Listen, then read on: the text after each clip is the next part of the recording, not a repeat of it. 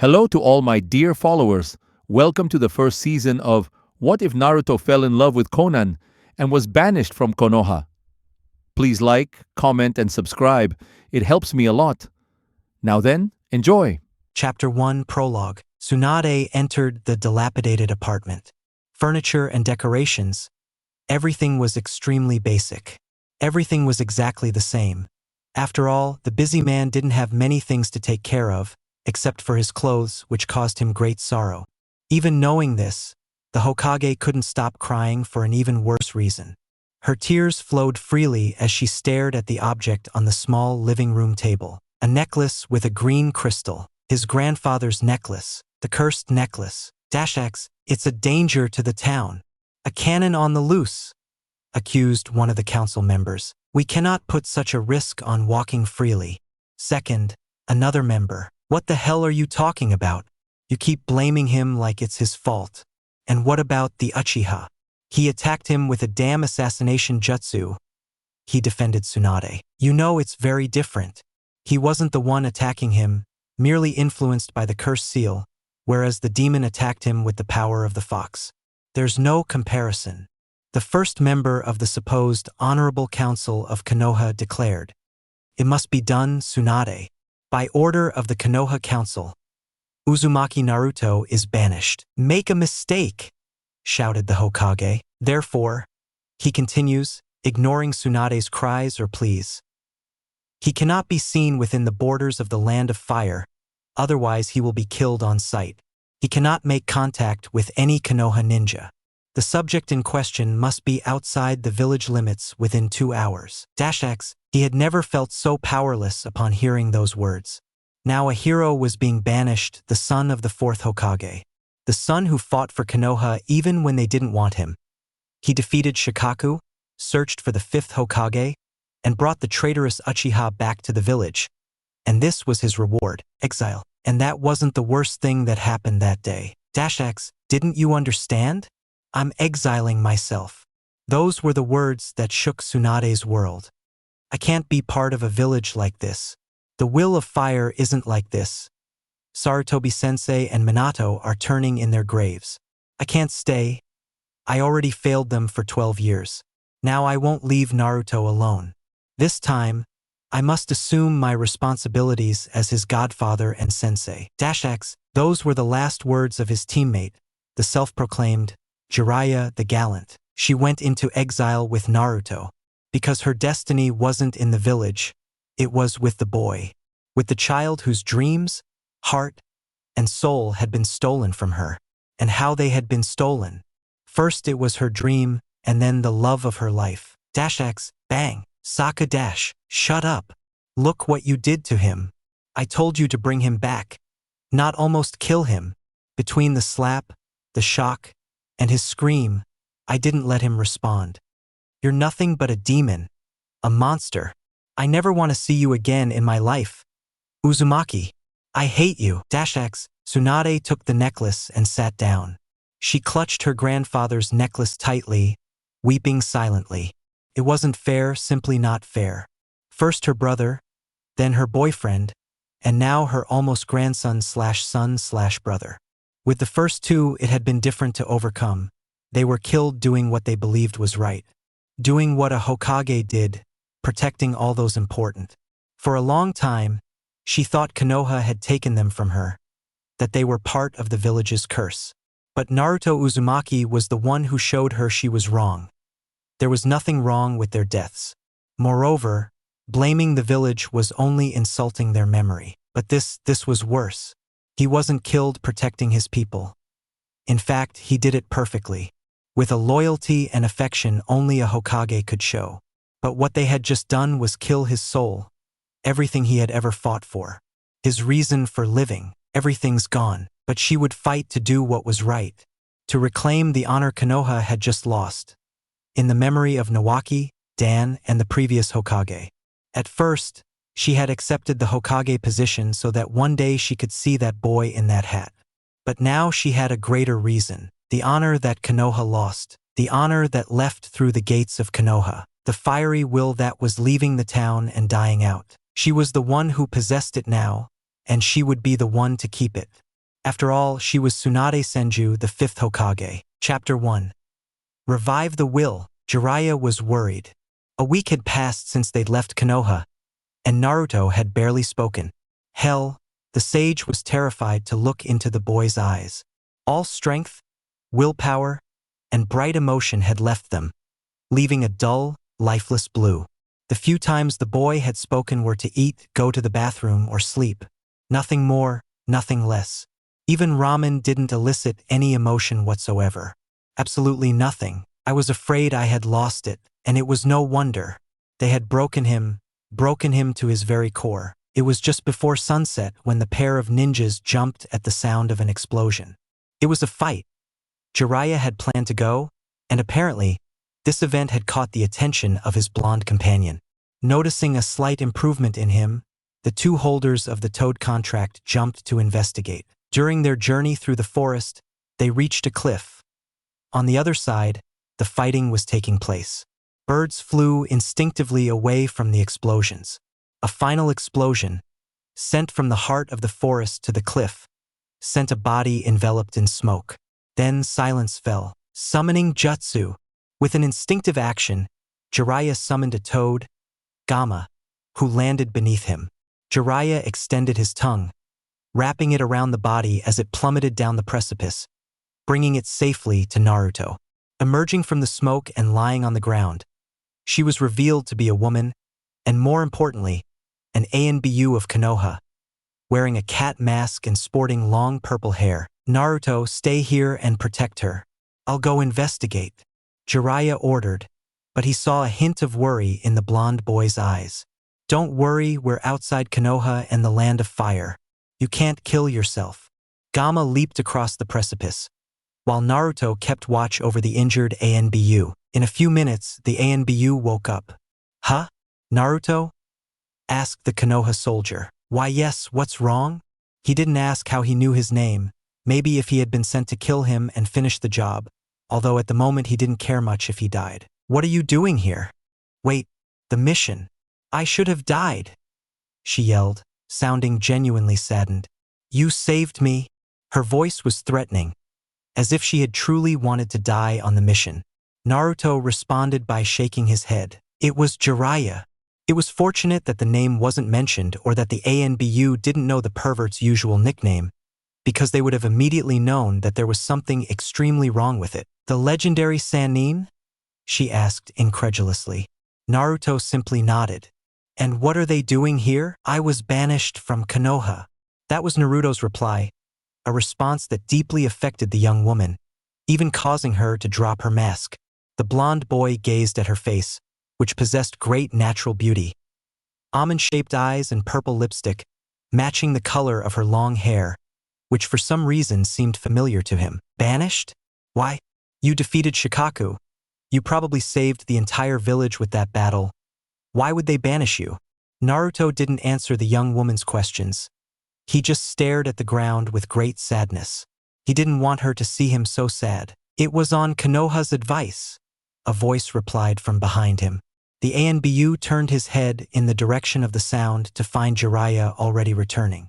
That bunch of bastards are too afraid of the fox to see the truth, he explained with noticeable contempt for the group of elders. Lord Jiraiya, she said, surprised to see him. I found no trace of your squad, and your targets are dead, the sage explained. There's no squad, Mr. Jiraiya, the ANBU member quickly added. I was entrusted with this mission alone. You alone? But solo missions are usually S-rank and suicidal. Jiraiya almost shouted, horrified to see a young woman waste her life like that. Why did you request this mission? I don't want to talk about it, she replied sharply with a dull look, avoiding the man's gaze. What's your name? He interjected, trying to soften the subject a little. Yugao Yuzuki, ANBU captain of Konoha, sir. The young woman replied mechanically. Calm down, we're no longer part of Konoha. You owe me no respect. The sage retorted in response to such an attitude. Aren't they part of Konoha? Now the topic became even stranger. Why was Naruto banished? I went into exile with him. I can't work for those kinds of bastards. For now, the only decent members are most of the clans and the Hokage, but the elders, Danzo, and the civilian council are responsible for this atrocity. I fear Konoha is rotting from within. Yugao stared in shock at the cold response from the so-called Toad Sage. He was supposedly one of the most loyal to Konoha, and now he was going into exile? Had things gotten that bad? For now, I can treat these kinds of injuries. You'll be better in a couple of days, and you can return to Konoha. Jiraiya glanced at Yugao, noticing the sad look in her eyes as she thought about returning to Konoha. With a soft sigh, Yugao nodded. Great. I'm dealing with two depressed people. I hope I can cheer at least one of them up. X, disappointed and saddened. That could sum up Yugao's feelings after hearing Jiraiya's story. The group stopped beside a river. Yugao and Jiraiya sat around the campfire, while Naruto sat in a distant spot, gazing at the stars across the river. The same dull expression, the unsettling silence. Why? Yugao cried. He completed his mission, he returned to the Uchiha. No, most importantly, he stopped Orochimaru from obtaining the Sharingan, the very thing he died for defending the third Hokage, and those idiots banish him for taking a little chakra from the fox. As if that weren't enough, he defeated Shikaku completely single-handedly beforehand. Many harbor resentment toward the nine-tailed fox and know that civilians don't understand seals. Plus, it was the perfect excuse to escape Atatsuki. It would be very dangerous to have a Jinchuriki within Konoha's walls with such a high-ranking criminal organization. Or at least that's what they hope. So, now that they don't have a Jinchuriki, they no longer have a reason to attack and they believe they're safe. The question is, what do they want the Jinchuriki for? That explanation was a nod to Yugao. As an ANBU captain, she had to think strategically. It was obvious that the organization wanted the tailed beasts for a purpose.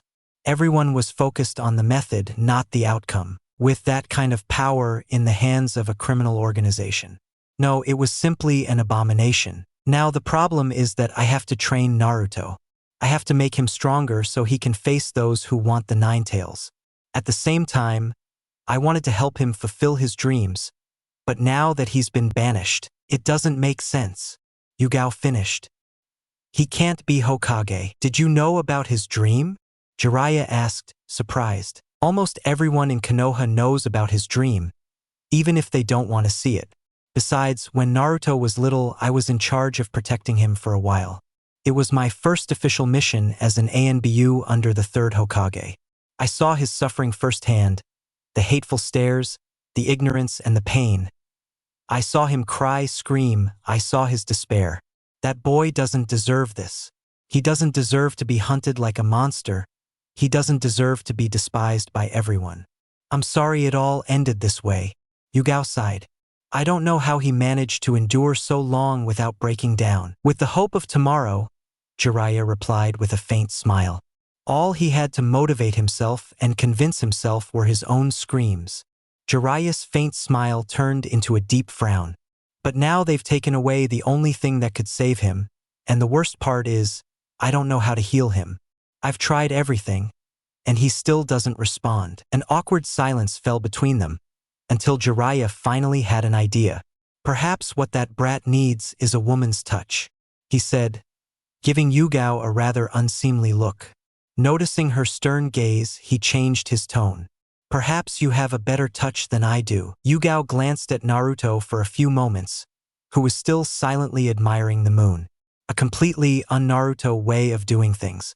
I'll try. The young woman stood up and walked over to the boy, sitting down next to him by the river. Hey Naruto, I asked, glancing at her. Her eyes, besides being a dull blue, showed slight dark circles. What are you thinking about? I just don't know what to do, Naruto replied, almost in a whisper. His voice sounded broken, as if it might crack at any second. All emotion and enthusiasm were gone. Yugao gazed silently at the moon, lost in thought, and perhaps, just perhaps, she had a chance. What did you want to do? I asked her again. I wanted to be Hokage, but, shoo. Yugao silenced herself, interrupting the blonde boy's impending lament. Why? Naruto watched her for a few moments. At first, I wanted to be recognized, to be someone, and to be treated with respect. It felt strange saying this to someone again, but more than anything, at this moment it hurt to see Yugao's headband, constantly reminding him that it was no longer on his forehead. I sense a but is coming. Complete Yugao. But everything changed during our first C-rank mission. What happened there opened my eyes. I understood that I wanted to protect what's important to me. My precious people, Konoha, and my friends, and that with time I would achieve it. To become stronger. Then, I feel like that was taken from me.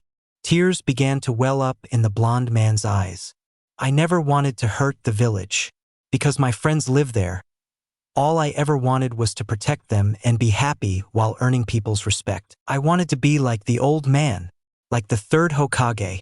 I wanted to follow his teachings, to remind future generations of them, to be as strong, wise, intelligent, and happy as he was. He was happy because he lived protecting his precious people, his family. That's all I ever wanted. And then he let it all out. He wept. Naruto hadn't cried since he was banished. He had only broken down silently. Now the pieces shattered in the form of sobs, pain, and screams. Yugao hugged him gently. Naruto ignored it because of the pain. He simply hugged her back, clinging to the comfort and warmth she gave him. He cried for what seemed like hours, releasing all his suffering at once, until he finally stopped. Yugao continued the conversation. So, why don't you look for that place? Huh? Was the sound made by Naruto, the place where you can find what you just described. A place where you can have precious people, where you can take care of them, become strong for them, follow the third Hokage's teachings. A place where you can be recognized by those you care about, where you can have what you call family, where you can be happy. Naruto remained silent for several minutes after hearing that. It gave him new hope, a new reason to live. The bottom line is that he wanted to be happy. He wanted to belong, to use his strength to protect those who were important to him. It's true that he would never forget Konoha, the good and the bad, but if he could find people there he considered precious, he could do it all again. He could be happy again, and he would be strong enough to protect them. Yes, he shouted, jumping to his feet. Now not only Konoha will see it, the whole world will. I will become strong. Very strong. I will make the old man proud and show the world what he taught me. I will not give up. Naruto raised his fist in a victory gesture. A new Naruto Uzumaki is born today. Jiraiya observes the whole affair, now smiling. In the end, it wasn't just Yugao. In the end, it was the third Hokage himself who rescued him, and his teachings, remembering them and keeping them in mind.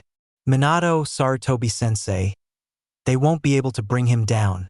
Not while he has the will of fire. Yugao happily observed that the boy had returned to normal, at least partially. She could see a bit more seriousness in him, and a certain glimmer of innocence in his eyes had faded.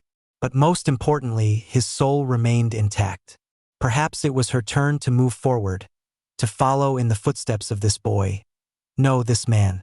Because at that moment, that boy was showing himself to be more of a man than most of the people she had ever met. Hey, it's true that being in Konoha is incredibly painful, but I think it was for a reason.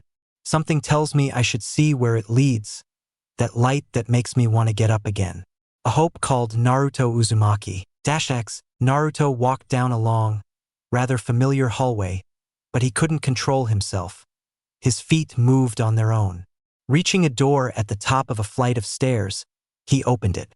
It was the Hokage's office. The office owner's chair was turned toward the window, which offered a magnificent view of all of Konoha. Naruto was intrigued because a thin wisp of smoke seemed to be rising from it. Grandma Tsunade? Do you smoke too? Naruto asked doubtfully. Only the blonde boy didn't expect who was sitting in that chair when he turned around. There he was, with his pipe and Hokage robes. Looking at him with a sincere smile, Hiruzen Sarutobi. Old man, Naruto shouted when he saw him. The blonde boy jumped onto the desk, landing on the old man to give him a warm and strong hug. He returned it with the same warmth and affection as always. Naruto wept in his arms. You have no idea how much I miss him. Me too, Naruto, he replied sadly. Naruto stood up from his chair to look at him. I'm sorry. I feel like I've let you down. He added in an embarrassed tone. You didn't do anything, old man. It was my fault for relying on the fox. And besides, I know how much they hate me. But don't worry, I won't try to get revenge or anything like that against them.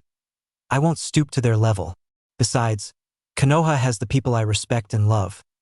Granny Tsunade, Irika-sensei, Kakashi-sensei, Konohamaru, Udon, Moegi, and all the rookies, or at least almost all of them. He added, recording what Sakura had said. You have no idea how proud I am of you, and I'm glad you think that way. The Hokage affectionately patted the blonde boy's head. Naruto, always remember that. You have valuable people by your side, like Jiraiya. He's my foolish pupil, but he's finally seeing the error of his ways. Now, just focus on becoming an excellent shinobi. You bet it. Really? The blonde man assured. All right, keep that enthusiasm. As horrible as your memories of Konoha were in the end, don't forget them and hold on to your values. He advised again. Don't let hatred guide you and always remember the will of fire. You may not be part of the village, but you'll always carry the spirit of the Hokage with you if you remember it. Naruto affirmed, still looking at him. Stay a good kid, grow strong, and don't forget to find yourself a good girlfriend despite your inner prisoner. That will be quite difficult. Sakura, what Sakura thinks doesn't matter. She doesn't know what's going on inside her, and I'm sure she didn't mean to say it. So don't hold a grudge against her for what she said without thinking. She's 13 years old, and girls that age don't think things through. Naruto, who had memorized the painful words from the pink-headed girl, nodded. Besides, remember there are plenty of fish in the sea, and now you have the whole world to explore with Jiraiya. I'm sure you'll find someone. Don't rush things. Finally, don't let Jiraiya's habits rub off on you. You're telling me? I've seen your books 1,000,000 times on your desk. The Hokage blushed at the blonde man's accusation. Yes, well, you understand. Sarutobi smiled. Well, my time is up. I just wanted to see how you were and apologize for the village's foolishness. I think this time they've done something irreversible. Don't worry. I'll keep going and become someone strong for my precious people, just like you did. I'm glad. Now I can leave in peace. The Hokage stood up from his chair, leaving the blonde man in it. Just this once, I'll give you what you wanted, to try on the Hokage hat. The old man took off his hat and placed it on the blonde man's head. Yes, it fits. The room began to brighten more and more until it blinded the blonde man. Perfectly. You would have made a magnificent Hokage. Goodbye, Naruto. X. Naruto woke from his sleeping bag, groggy from the dream he'd just had. It was the Hokage telling him how proud he was. A farewell he'd never had the chance to receive before. For the first time in a long time, the boy genuinely smiled, still savoring the words. I'm going to make you proud, elder. Coming out of his reverie, he noticed Jiraiya had already packed his things, while a recovered Yugao was up and ready to leave. I see you're awake, Gaki, the white-haired man said with amusement. If Naruto glanced at Toad Sage. I'd like to ask you a favor. His tone carried a hint of respect, something Naruto had never done before. Please make me your apprentice, he pleaded, much to Jiraiya's shock. Without a doubt, Naruto proved to be the #1 unpredictable ninja. Naruto, in case you hadn't noticed, you're already my apprentice, Jiraiya replied playfully. What? Since when? The blonde man said, bewildered. Since you signed the Toad contract, of course. Jiraiya declared as if it were the most natural thing in the world. Really? You're not lying to me? Jiraiya's smile was all the answer Naruto needed. Thank you. Thank you. Jiraiya-sensei. The blonde boy bowed to the now complete shock of the white-haired man. This made it clear that the boy's exile from Konoha had truly changed him, perhaps irreversibly. It won't be easy. Listen to your new dream from last night, but before you can fulfill it, you must defeat Adatsuki. Naruto's eyes widened. Remember, they seek what's inside you. That's why my goal is for you to surpass me and the 4th Hokage, he declared sternly. Better you? Better you and the 4th one, he said incredulously. That's right. I'm confident you can do it. But believe me, the real training begins now. Naruto rarely saw Jiraiya act so seriously. These weren't just empty words. He truly believed he could do it. So, what are you waiting for? Gather your things and let's move. As we walk, I'll tell you how we'll begin your training. Naruto obeyed without a word, silently astonishing the Toad Sage for the third time that morning. Well, Yugao, it seems you're now fit to return to Konoha. This is where we part ways. Thank you for your help with Naruto. Jiraiya began his farewell. It was really nothing. I think he helped me more than I helped him, she replied cordially. But I won't be returning to Konoha. What? Jiraiya asked incredulously. Why? Konoha holds many painful memories. My friends from my academy days have already appeared during several missions, and my fiancé died during the Sound and Sand invasion. She confessed the latter in a rather depressed tone and paused to reveal her final intention. On this mission, I had planned to die and end all my pain, but you and Naruto saved me. Yugao gave a slight bow, while Jiraiya had already suspected her suicidal intentions.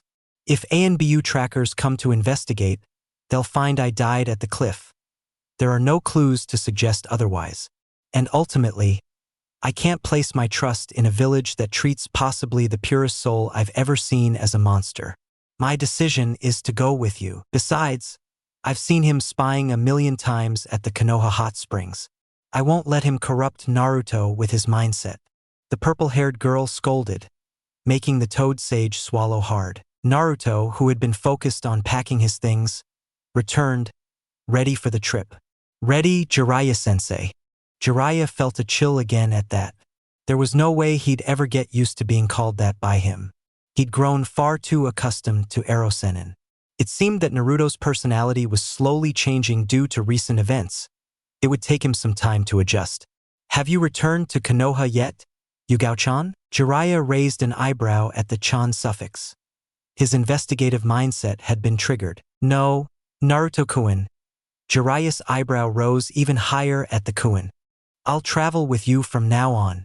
Someone has to guide you away from this guy's perverted ways, and I'll get to see a bit more of the world too, he replied, amused by Naruto's surprised expression. Following this, Yugao removed and put away her Konoha headband. I'll have to buy clothes in the next village. I can't keep dressing like an ANBU. Excellent. Now, Jiraiya-sensei, what training will I be doing from now on? Jiraiya's deductions will have to wait. We'll begin with 3 parts: knowledge, taijutsu, and chakra control. He began wisely. Knowledge includes tactics and intelligence. It's true that you're very resourceful and inventive in battle, but you can't leave everything to chance. My duty is to improve your knowledge. At the same time, we'll work on taijutsu, teaching you the Toad style, and also chakra control, teaching you to manage it better by completing the Rasengan unaided. All of that at the same time? I asked, somewhat shocked. Sure, but only by showing you the secret of the shadow clone jutsu that you apparently haven't discovered yet. Secret? I asked doubtfully. That's right, make a clone. Jiraiya instructed, and his student happily obeyed. Jiraiya seemed to whisper something in his ear, and by the time the clone finished, a stream of blood gushed from its nose and dissipated. As it vanished, the real Naruto also bled and fainted. What the hell was that? He shouted, recording the perversion in Jiraiya's whisper. Did I learn what the clone did? That was the main objective of the shadow clone technique, to gather information and infiltrate. But with your abnormal amounts of chakra, you can begin training like no other. However, the clones can only control chakra and knowledge, while the real you works on taijutsu. Clones cannot accumulate muscle memory. Despite the shortcomings, Naruto was amazed. Now he could advance much faster. Yugao was equally shocked. Once we finish those 3 points, we'll begin with your elemental affinity, but we're a long way from getting there. For now, let's focus on the first part. With these words, Naruto's new life began, unaware of the challenges the future held. Chapter 2, A Forgotten Clan. 8 months later, Jiraiya was sweating bullets. It was strange, extremely strange, completely strange. As if overnight Naruto had transformed into a hybrid of Minato and Kushina. While training the boy, he took on a personality identical to Minato's. He listened intently to his instructions without question, focused intently on his ideas, and most dangerously of all, he was actually progressing prodigiously, as if all the boy's raw talent had finally reached its peak. During their conversations, he would adopt many of Kushina's qualities. Cheerful and fun-loving, creating quite pleasant chats with Yugao, who would genuinely seem entertained by the blonde boy. They would laugh reminiscing about their stories from the Ninja Academy or their genin teams, the latter a few months later, having overcome the pain of Sakura and Sasuke. At first, he thought it was due to the mental shock and post-traumatic stress of being banished. So many consecutive events must have taken their toll. He'd been struck by a Chidori not once, but twice. Upon his return, the girl he'd been in love with for so many years rejected him in the worst possible way. And, to top it all off, his dreams of becoming Hokage were shattered. Once the period of relief passed, he thought he'd return to normal. But no. During his breaks, recesses, and walks, the boy would chat with Yugao, and the worst part was that she would return the conversation. Naruto didn't chat like he used to.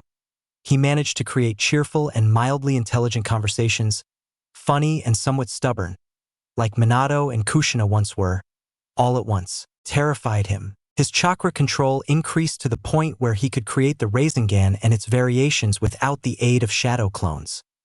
Rasengan, Otama Rasengan, and Rasengan. The latter had only been used by Minato before, and he hadn't even suggested the idea to Naruto.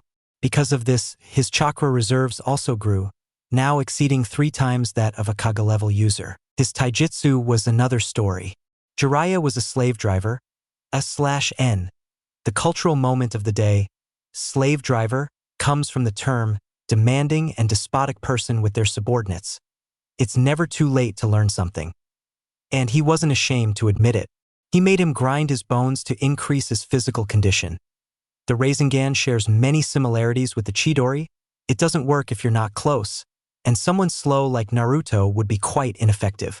This training also increased the effectiveness of the shadow clones. By increasing their speed, defense, and individual strength, they managed to increase their durability in battle by avoiding blows that would disintegrate them. Then Jiraiya added tactical training to his repertoire. With this new knowledge, he became a true commander of his shadow clone technique, developing genuine strategies as if he were a Chunin-level strategist.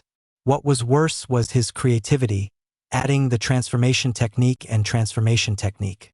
He would replace the original Naruto with one of the clones or transform clones into weapons. Seeing this, Jiraiya decided to teach him a new technique, the shadow clone technique. He still had the scar on his cheek when Naruto used it against him. It was just a practice battle when Naruto pulled off his newly devised technique. He transformed a clone into a giant shuriken, then threw it and used the new jutsu. The result was over 70 giant shuriken against the Toad Sage. Jiraiya didn't see it coming. That's when I noticed it. There are 2 types of prodigies. The intellectual type, which was generally like Minato, Sasuke, or Neji, and the other recently discovered type, the creative genius. Naruto was undoubtedly the creative genius. He could give more than 100 uses to a single jutsu. He was living proof of what his sensei had said, and precisely what Orochimaru was fighting against. It's not the quantity of jutsu that matters, but how you use them. Jiraiya's fear transformed into pride. We've finished your basic lessons. Jiraiya began, and Naruto sat down on the floor. You've improved at a rate I never imagined. My initial calculations when we started your training were that by now you'd be at a high Chunin level. Now you're really at a mid-Jonin level.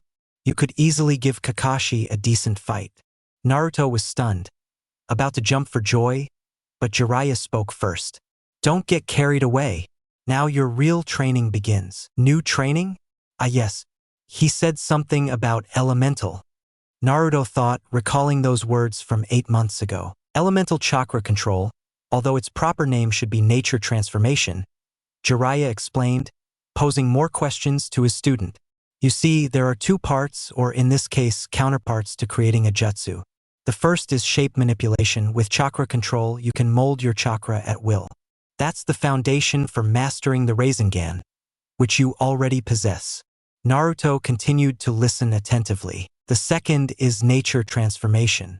You know there are 5 elemental types in jutsu.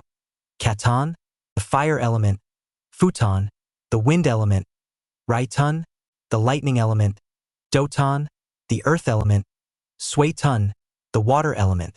With proper chakra control, you can manipulate your chakra nature into one of these elements. This is easier to do if we see your elemental affinity. Jiraiya pulled out a piece of paper.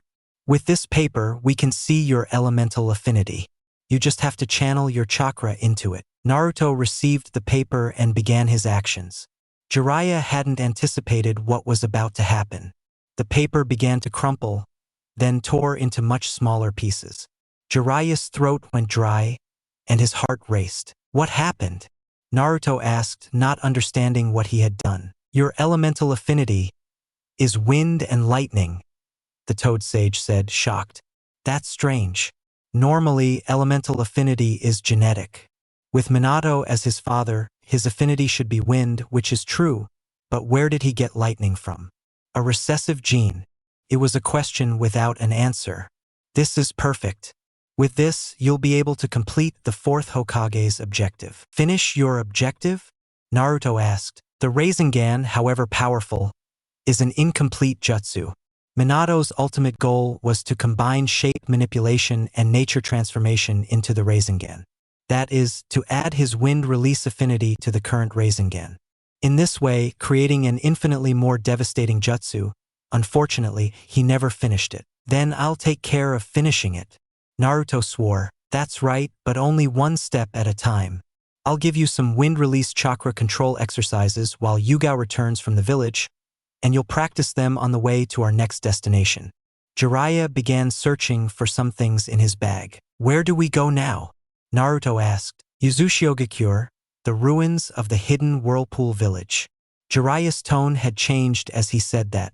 It was clearly a serious matter, which only intrigued the young man further. Don't worry about it for now. I'll explain everything when we arrive. X, to Naruto's surprise, they were on the edge of the Land of Fire, on a nearby island. The dense forest of tall trees was visible from the ship. For some strange reason, Yugao was nervous, glancing at Naruto out of the corner of her eye. What is it that worries you so much? It was the ever-present Jiraiya who spoke. Do you think it would be wise to tell Naruto, Lord Jiraiya? Of course, Jiraiya knew Naruto was his concern. After all, the two had grown close lately, chatting away. Naruto could say that for the first time he knew what it was like to have a friend, or in this case, a best friend. I've been thinking about it, and there's no point in hiding it anymore. Naruto has grown incredibly in these 8 months. Tsunade must have already told the village the truth about Naruto, both the 9 Tails to the younger generation and his family to everyone. I'm sure the council members must be tearing their hair out when they find out. But there's no going back now. What they did is unforgivable, and they'll have to live the rest of their days knowing they banished the son of the greatest hero Konoha has ever known. Yugao learned that Naruto was the 4th Hokage's son during her mission to protect him. It wasn't hard to see, not from a neutral perspective without the hatred for the fox in the way. Now, they were only minutes away from arriving, and she couldn't stop thinking that something might go wrong. X, the trio of former Konoha ninja traveled through the dense forest until they reached what appeared to be the ruins of a village. They could see collapsed walls and houses, as well as other structures that were completely intact. Importantly, it was entirely deserted. Is this it? Naruto asked. The accompanying duo didn't answer. As they passed through the entrance gate to the village, something else caught the blonde boy's eye. It was a symbol that was constantly repeated on all the abandoned buildings. It was a circle with a red spiral. Ha! Naruto looked at his shoulder in surprise, noticing the same symbol on his jacket. That symbol is on my jacket too. Now that I think about it, I remember it on the back of all the Chunin and Jounin jackets in Konoha. Why? Naruto's cunning hit the nail on the head once. Jiraiya didn't answer until they reached what looked like a park. It didn't look like one because vegetation was already reclaiming the area. Take a seat, Naruto. I'll tell you everything now. I'm going to ask you to remain silent until the end. The trio sat down on the short grass. The hidden whirlpool village was once Konoha's greatest and strongest ally. They were renowned worldwide as masters of Fuinjutsu, the art of sealing. feared in all elemental nations for their creations, they were far superior to me and the fourth Hokage, even though it was our specialty. As a reminder of the alliance between our two villages, the Chunin and Jonin still wear the symbols on their backs. Lately, everything surprised the boy, especially this revelation, and something told him that it was only the beginning. It was because of their extensive mastery of the seals that they were the first to be attacked during the Third Shinobi World War. All our enemies focused on this place, completely destroying it. Unfortunately, Konoha arrived too late. Everything was in ruins. Konoha only managed to save one red-haired girl. Her name was Kushina Uzumaki. The blonde boy's eyes widened. Your mother, Naruto. My mother? Did she live here? Naruto, I'm not finished yet. Naruto's stuttering was silenced by Jiraiya's continued serious demeanor. Later, you would grow up in Konoha and eventually meet your father. Naruto gasped at those words. What I'm about to tell you is the hardest part. We didn't tell you who your family was to protect you. The man who was your father was very powerful, and as such, he made many enemies. They would have done anything for revenge, even kill you. He. Jiraiya's gaze silenced him again. Your father was so powerful that he was the first to appear in the bingo book as, at sight, flee. He decimated entire armies and practically won the Third Shinobi World War single-handedly. All because of his special technique that earned him the nickname Kiroi Senko, the great man known as the fourth Hokage who defeated the nine-tailed fox. My apprentice, Minato Namikaze, your father. Time froze for Naruto in what seemed like hours to Jiraiya and Yugao. His expression shifted in succession. Confusion, surprise, joy, surprise again, and finally sadness. Why? Why did he do that to his own son? It was Naruto's contained fury. His eyes turned red, and a faint leak of the Nine-Tails chakra could be felt. Jiraiya acted on instinct before things got worse. He grabbed Naruto by the shoulders and pinned him against a tree. What would you have done? You who always wanted to be Hokage. What would you have done if you had to face the nine-tailed fox? Would you have dared to ask for a random baby? Naruto's fury froze, staring into his sensei's serious eyes, which glared back at him. He didn't want this for you. He wanted Konoha to see you as the greatest hero. Oh, I'd like to see your pathetic faces when you find out you banished your own son from your beloved hero, but it was all to protect you, because your father trusted you. I mean, why wouldn't he? You're his son. I saw him jump for joy when he found out Kushina was pregnant. I've never seen him so happy, and they both eagerly awaited meeting you. Even Jiraiya shed tears.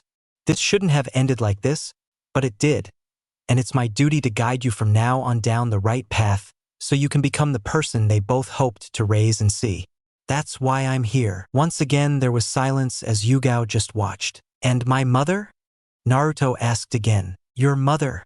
She was the Nine-Tails Jinchuriki until you were born. Again his eyes welled up with tears. Jiraiya released Naruto from his restraint, and they both stepped back. You should know that the seal weakens during childbirth, and even though Sarutobi-sensei and Minato took every precaution to prevent its escape, something went wrong. The only witnesses died, and the other was just a baby. We never found out what happened. The fox broke free and attacked Konoha. Naruto remained silent. In the end, Minato used the Reaper Death Seal to seal the Nine-Tails inside you. While he was doing so, Kushina stopped him with her special chakra. They both died protecting what they loved most. You, not knowing what to say, Naruto slumped down, leaning against the tree behind him. So much information overwhelmed him. He wanted to cry, laugh, hate, love, so many feelings at once. Jiraiya and Yugao waited for some reaction from him, 10 minutes passing in the same spot until he decided to speak again. I'd like to be alone. I have a lot to think about. The blonde boy stood up, his voice muffled as he walked away to a nearby stream. With a sigh, Jiraiya set about setting up camp, while Yugao watched him from a distance. Let him gather his thoughts. Until then, help me set up camp. But Yugao remained motionless, watching Naruto. X hours had passed since the revelation, and everything remained the same. Jiraiya had heated soup for everyone, while Yugao sat by his tent, watching Naruto's orange silhouette stand out in the moonlight. Deciding that too much time had passed and unable to remain idle, she got up to look for him. Jiraiya smiled as he watched the young woman walk toward the boy. The Toad Sage knew it was only a matter of time before she went looking for him. Without a word, the young woman sat down next to the boy, who was still staring blankly at the moon. So many bad emotions in such a short time. The boy didn't deserve this, but if there was one thing she knew, it was that it would have been worse if he found out about this when he was older. "Do you feel better?" Yugao asked. "No, I don't know what to think. Should I love them? Should I hate them? It's all so confusing." The boy tormented himself. "Perhaps what you need is to organize your thoughts. Let me give you some perspective," the young woman suggested. Naruto watched her, perplexed. "You know they loved you and you know who they were. Do you really need to know anything else? That doesn't change who you are. It only changes the fact that you have an origin, a background, a family, and even a clan to make proud. Don't you think that's enough?" The blonde boy's bewilderment was compounded by the simplicity with which Yugao presented the situation. Naruto finally gave a sad smile. "Yes, I suppose you're right. Now I know I'm part of something bigger. Of the Uzumaki clan, right?" Yugao smiled. They both remained silent, gazing at the bright full moon, until Naruto's honesty got the better of him. "Hayate is your fiancé who died during the invasion, isn't he?" Yugao's humor evaporated. How dash. You always say his name in your sleep or start crying." Yugao was about to reply, but Naruto didn't give her the chance. "It's another life that bastard Orochimaru ruined. Wasn't it enough for him to kill the old man and destroy my team?" Despite Yugao's emotions regarding Hayate's delicate nature, they were overshadowed by Naruto's latest depressing comment. "What do you mean by your team?" There were indeed rumors about something else the Snake Sannin had done, but nothing concrete, just rumors. "Orochimaru attacked us during the second stage of the Chunin exams. We were in the Forest of Death when he appeared." Yugao had heard something about it, but she didn't think the corrupted Sannin would dare to appear before mere genin. He marked Sasuke with his cursed seal. It was the seal Anko carried. Of course, all the Jonin and ANBU knew about it. "I took all of Sasuke's desire for revenge and amplified it. And because the idiot was so desperate for power, he accepted it without a second thought. That led to the reason I was banished from Konoha. And then everything fell into place. The puzzle was solved for Yugao.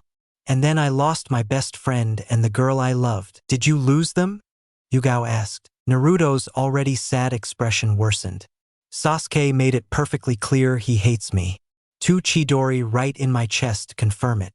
Yugao was speechless, her throat going dry.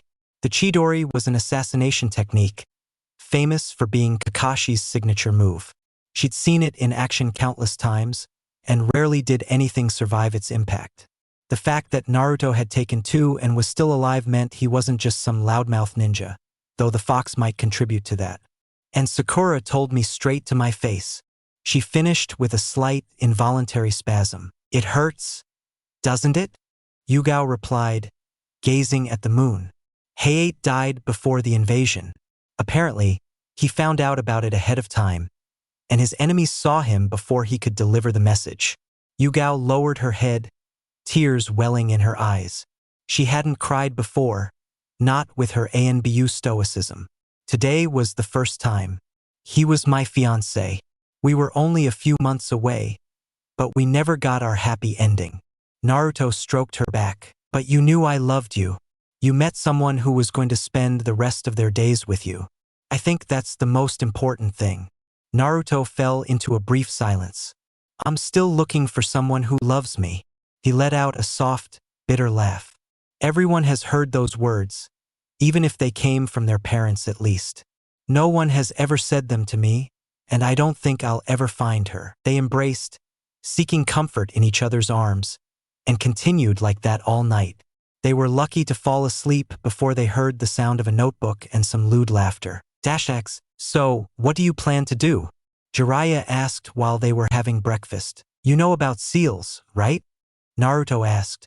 The Toad Sage nodded. "Then teach me. I want to continue with the Uzumaki clan." Maybe not here, but I will make them rise from the ashes and remind all the villages why the Uzumaki clan was one of the strongest in the world. That's what I wanted to hear, Jiraiya exclaimed, as Yugao smiled. She truly felt much better since last night. The pain of losing Hayate had vanished, and despite sleeping in Naruto's arms, she had the most restful night's sleep she'd had since his death. Now, I know I'm a master of seals, but I'll never be on the level of the Uzumaki clan members. Naruto looked dejected, but Jiraiya maintained a confident smile. That's why we're here. But this is in ruins. What could we possibly salvage from here? Naruto asked. The Uzumaki clan members weren't idiots. I'm sure they were aware of the danger they were in. This place was an obvious strategy to win the war, being Konoha's strongest ally. They must have hidden their techniques somewhere for an Uzumaki master of seals to find, Jiraiya explained. I may be an Uzumaki, but I'm no master of seals, the boy retorted. You're an Uzumaki, I'm a master of seals. Between us, we can find something. With those words, the depressing mood disappeared. So, where do we look? With Yugao's final question, the group began their search for the unknown, ending up in the most obvious place. The village leader's office, or at least what was left of it. There was a bookcase and a desk, but strangely it was on a lower floor. Jiraiya found this suspicious. Asking Naruto for a little help, they moved the desk. There was only a wooden floor, or so it seemed to Naruto and Yugao. Jiraiya noticed a picture of the village on the wall directly in front of them. Suspicious, he moved it and found a seal. It was a concealment seal designed to hide a specific object, but it was only part of it.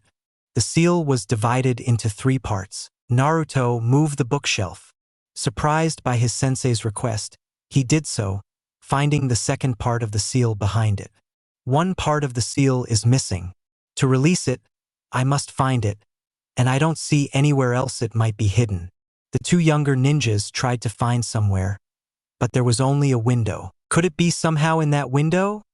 The blonde man suggested, searching the worn glass for something suspicious. Perhaps not in the same window, but outside of it, Yugao added. Looking through the window, they saw a tree perfectly aligned with it. Upon reaching the tree, they saw nothing out of the ordinary. It took the keen eye of the group's AMBU member to spot the detail. That area of the bark appears to be shorter than the rest. Jiraiya drew a kunai to scrape the surface. There it was, carved into the very bark of the tree, which had been concealed by the regrowth. What a place to keep a seal. Truly, the members of your clan are astonishing, Jiraiya remarked, performing a counterseal on the 3 identified parts. As he removed it, a glow was seen inside the office. At the base of the floor, where the desk had been, the lines of the wooden planks shimmered. Naruto pulled the planks apart to reveal a final seal. This is a blood seal, the seal expert explained. Give me your hand, Naruto. The duo glanced at the old man with curiosity, though in the blonde's case, it was pure terror. It was then that Jiraiya saw the double meaning in his words. Not like that, you idiot. I need your blood. Naruto bit his thumb to rub the seal and pour some chakra into it. The seal glowed and disappeared, revealing a hidden door. Excited by this revelation, Naruto didn't hesitate to open the door and enter the office basement. Yugao and Jiraiya followed him. Upon reaching the bottom, they saw something incredible. This is a library? The blonde man asked, disappointed. Jiraiya rushed to one of the shelves to examine what he'd found. This isn't just any library. It's the vault of Uzushiogakure. All the clan and village techniques are here. All the knowledge of the ninjas of this village. Ninjutsu, genjutsu, taijutsu, kenjutsu, and most importantly, fuinjutsu. Jiraiya looked at Naruto. This is your legacy, Naruto. Chapter 3. Disappear. Naruto stood still, carefully observing his new surroundings as he digested his sensei Jiraiya's words. His legacy. This belonged to him. His family, his clan had done this, but he wasn't greedy in that thought. It wasn't exclusively his. This belonged to his clan, and as the last known member, he would be responsible for recreating that clan in order to deliver this information, their legacy, theirs and his, those who came before and those who would come after. It was an indescribable feeling, "So Naruto, what are you going to do now?" Jiraiya asked his beloved student. "Well, guess what? I have a mission now. I have to restore the Uzumaki clan. I don't know where or when, but I'm going to do it. It's a life promise." He swore solemnly in his usual tone. The white-haired man smiled sincerely at first, filled with pride in his determination. After a few seconds, that smile turned perverted, even eliciting lewd chuckles. This was heard by the two other people present, but they ignored it. "In that case, I'll help you, Naruto." Those were Yugao's comforting words. Now Jiraiya's perverted laughter was accompanied by the sound of a pencil scraping against paper. They both turned to see the Toad Sage writing animatedly. "What are you writing, you pervert?" Yugao asked, a part of her feeling she wouldn't like his answer. "So you'll help him restore his clan, huh?" he said, wiggling his white eyebrows suggestively. The younger pair, one younger than the other, noticed the double entendre in his words. Naruto squirted a huge jet of blood from his nose, his eyes rolling back as he immediately lost consciousness. Yugao, on the other hand, blushed and then began hitting the pervert. "Not like that, you dirty old man." Dashax, having awakened, they set about continuing with the plan. Jiraiya suggested sealing all the information and then keeping it safe on Mount Myaboku. They did as he said, although Naruto took a little longer since he was also reading to learn what kind of techniques his family possessed. There wasn't much ninjutsu or other techniques. It was mostly fuinjutsu, though after a few days he came across a rather interesting section of the library. Kenjutsu, the Uzumaki swordsmanship. Apparently, a certain branch of his clan had specialized in this peculiar sword-fighting style. Called fencing, it encompassed 7 different styles, each with its own distinct aspects depending on the specialization. Influence of mood, maximizing defense, variety against multiple or single opponents. It was incredible how much these diverse styles covered. Jiraiya advised him not to begin yet. First, he would finish with the elemental transformation, and depending on how that went, they would see what to do next. 2 weeks after the discovery of the secret library, they finished their work, sending the last batch of scrolls to Mount Myaboku. It was timely because Akatsuki arrived at that very moment. Jiraiya's surprise was no longer Itachi and Kisame. The sage looked at the pair of invaders in astonishment. The only way to know they were members of Akatsuki was by their attire. The black cloak with red clouds. "We finally found you, Kyubi Jinchuriki." The gruff voice came from the masked member, who wore a Takigakure headband, as Jiraiya had deduced. What was most striking about the man were his completely green eyes. Pupils and irises were indistinguishable. "Look at you, making our job so easy. Without Konoha's protection, this will be child's play. This is bad. I feared it would happen, but not so soon. If Akatsuki finds out about Naruto's banishment, they know they won't get any support. Now Naruto has become a primary target." The sage thought nervously, hiding his thoughts from his dangerous opponents. "All of you will be a great offering to the god Jashin. What are we waiting for, Kakuzu-chan?" His initially exaggerated and opportunistic voice lent a psychopathic air to his otherwise unserious personality, but the mocking tone at the end, coupled with the contempt shown to his partner, revealed his lack of respect for anyone except the so-called god himself. These were the characteristics of the second member of the Akatsuki organization, distinguished by his neatly slicked-back gray hair and his gigantic scythe. He wore a headband from Yugakure. "Everything in its own time, Haiden. We're keeping an eye on Jiraiya. It won't be an easy fight if you underestimate him like this. We have to attack at the same time," replied Kakuzu. "Naruto, Yugao, group up." At Jiraiya's stern command, the pair grouped together beside him. "This isn't the time for a battle. I highly doubt we can defeat them if they attack us all at once." The sage began performing various hand seals. Kuchios, Gamaguchi Shirbari. In a burst of smoke, the group consisting of Jiraiya, Naruto, and Yugao was enveloped in a gelatinous mass, a toad stomach, leaving Haiden and Kakuzu outside. This was the second time Naruto had seen this technique, but the Toad Sage wasn't finished with his jutsu yet. Gyaku Kuchios no Jutsu. In a second burst of smoke, to the surprise of the Atatsuki members, the enormous organ-like mass vanished along with the people inside. This made them both groan. Somehow, it had slipped through their fingers, and now they had no idea where they were. X, the darkness created by Jiraiya's technique was quickly dispelled by a bright light. A light at the end of the tunnel, as they say. The group followed the sage to the end. Yugao nearly vomited. They were emerging from a toad's mouth. Naruto, more accustomed to his sensei's crazy techniques, only felt disgusted for a moment. Once outside, they noticed the extreme change in the environment. It was clear they were no longer in Yuzushiogakure. "Where are we?" was Yugao's quick question. "This is Mount Myobokuzen, the home of all summoned toads." That answer surprised Naruto even more. Immediately before them appeared Naruto's favorite little friend, his first decent summon. "Hello, brother," said the red toad playfully. "Gamakichi. It's been a while, you've grown a bit," said Naruto, though in truth he had grown almost to twice his size. "So this is where you live? It looks very exotic." "Jiraiya-chan, I warned you not to bring people who hadn't signed the summoning contract." Though more perplexed than angry, Jiraiya was truly ingenious. Originally, the reverse summoning jutsu required a toad to perform it, but what Jiraiya did was use the jutsu to force Ueyato, the largest toad on Mount Myoboku and the one whose stomach was used, to return to the mountain with Jiraiya and his companions inside. A brilliant escape idea, even if some of them hadn't signed the contract. "I know, I had no choice. It was that or Akatsuki would have eliminated us." It was the old man's somewhat embarrassed reply. "Akatsuki? I see. I suppose I could forgive you this time. The good thing is that I have the opportunity to meet our new summoner, Naruto Uzumaki." The old toad hopped onto the blonde boy's shoulder. "I've heard about you from Gamabunta and Gamakichi." "Huh? Who are you, old man?" I asked, puzzled. "Naruto. Show some respect," Jiraiya shouted in horror. Instead, the old toad began to chuckle softly. "Nonsense, that kid's got attitude. He reminds me of you when you were young, Jiraiya."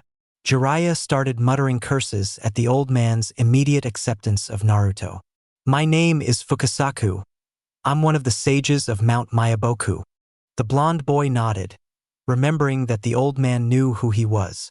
"So, Jiraiya-chan, what do you plan to do now?" "I had my doubts at first, but now that Akatsuki knows Naruto was banished, he's an easy target. I intend to leave the elemental lands so I can train Naruto properly." "Your duty is to stop Akatsuki," the toad sage replied. "Yes, he has to." "Are you going to teach him senjutsu?" the toad asked again, which caught the attention of Naruto and Yugao, although the latter preferred to stay away. After all, she was an unwelcome guest in this place. "What's this senjutsu thing?" the blonde man asked. "Something you're not ready for yet. You need to progress further in normal shinobi skills first. You've only just begun your elemental training, and at the same time you want to progress in Fuinjutsu. No, it's still too early for you to know about senjutsu." Jiraiya noticed Naruto's excitement growing. "No, I won't tell you. If I do, you'll insist on learning it. You're not ready yet." He emphasized the words seriously. "You'll learn it in due time. Then tell me your plans, Jiraiya. You know I'll help in any way I can. In the meantime, let's go to Shima. I'm sure she'll want to meet Naruto." The toad turned his gaze to Yugao. "And you, young lady, you can come too. Jiraiya has kept in touch with us. I know the initial rules are strict for those without a toad contract, but you chose to follow Naruto and Jiraiya, and even though you were an ANBU from Konoha, you were welcome." The toad roused the girl from her composure by accompanying them to the house of the other toad mentioned. He also clarified the toad's position regarding Konoha's decision about Naruto. They sided with those who had signed their contracts, and the alliance the toads had with Konoha was broken. This greatly reassured the former ANBU member. The two older people discussed the future while Yugao and Naruto listened, though the latter was easily distracted by Gamakichi's antics. X, 1 year later. Since the Akatsuki attack, the group avoided all large cities, taking refuge in small villages while gathering supplies before disappearing deep into forests or other inhospitable environments. Naruto often wondered how he got to this point, a year having passed since he discovered his family's vault. A year since he, Jiraiya, and Yugao had to live this way. Why? Without a village to back Naruto up, Akatsuki decided they would be a prime target. It was true that the Toad Sage was with them, but before, the fear was that the village would send some kind of reinforcement. Without that support, needless to say, Jiraiya decided they would have to escape the elemental countries to an unexplored area, and by unexplored, he meant explored by Jiraiya. It was mostly forests that shared a resemblance to the Forest of Death, but being on a much larger scale, they were nowhere near the hidden villages. During that period, Jiraiya taught him to control his elemental affinity, wind release, futon. This arduous training allowed Naruto to incorporate it into his Rasengan, developing and perfecting the fourth Hokage's jutsu, now called wind release, Rasen Shuriken. At that time, the technique was classified as a kenjutsu, force technique, due to the damage it inflicted on the user, damage that even the Ninetales could not regenerate. However, Naruto could utilize variations of the Rasengan with the added chakra, wind release, Rasengan and wind release, Rasengan. This indicated that Naruto already possessed a level of mastery comparable to a Jonin specializing in this technique, a rare breed. He even demonstrated that he was vastly superior to Asuma Sarutobi himself, as Yugao herself stated. As a reward for the distance Naruto had traveled, the proud Jiraiya gave him a pair of chakra blades like Asuma's. The only difference was that instead of a curved edge, they were straight and thin. This meant that when channeling elemental chakra, they didn't form a wide, curved blade, but rather a straight saber or sword, quite thin and sharp yet solid. Perfect for his Uzumaki-style training. That was Yugao's surprise, while Jiraiya had a vague idea of it. Naruto could block a real sword with it or any kind of edge as if it were solid steel. So he began his swordsmanship training. Swordsmanship? Yes, Uzumaki swordsmanship. Now that the blonde boy could form a saber at any time, it was appropriate to begin with his style, but this was at a slow pace, aided by intense duels with the ninjato specialist during her ANBU days, training duels that always ended in a beating for the blonde boy. It would probably take him years to fully master the styles, as it was a matter of perseverance, just like his development in Fuinjutsu. The difference was that Naruto wasn't a prodigy in those areas. Ninjutsu, Kenjutsu, Taijutsu, and let's not even mention Jinjutsu. They only focused on ensuring Naruto could detect and eliminate them. Ninjutsu progressed rapidly on its own, and we repeat on its own thanks to his shadow clone technique. Kenjutsu and Taijutsu progressed thanks to Yugao and Jiraiya respectively, and of course, to nothing more than the blonde ninja's sheer dedication and unwavering determination. But every ninja must have a hidden talent, and I'm not talking about the extreme creativity that Jiraiya, already a genius in it, spoke of. No, his greatest talent, specialty, and natural ability was sealing techniques. Even the Toad Sage repeatedly tried to beat himself up for not having thought of it sooner. Of course, Naruto would be a genius at Fuinjutsu. It was in his genes. The Uzumaki talent of generations was ingrained in the blonde boy's DNA. The boy devoured the initial lesson books, and he did so with great interest. This was another trait inherited from their parents.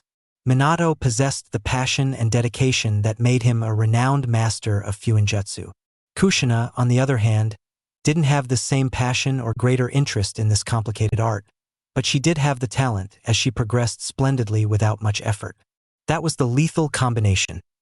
Minato's passion and Kushina's talent. He advanced at an astonishing speed on his own. Now, don't exaggerate. Fuinjutsu takes years to master, even in the hands of hard workers or talented individuals.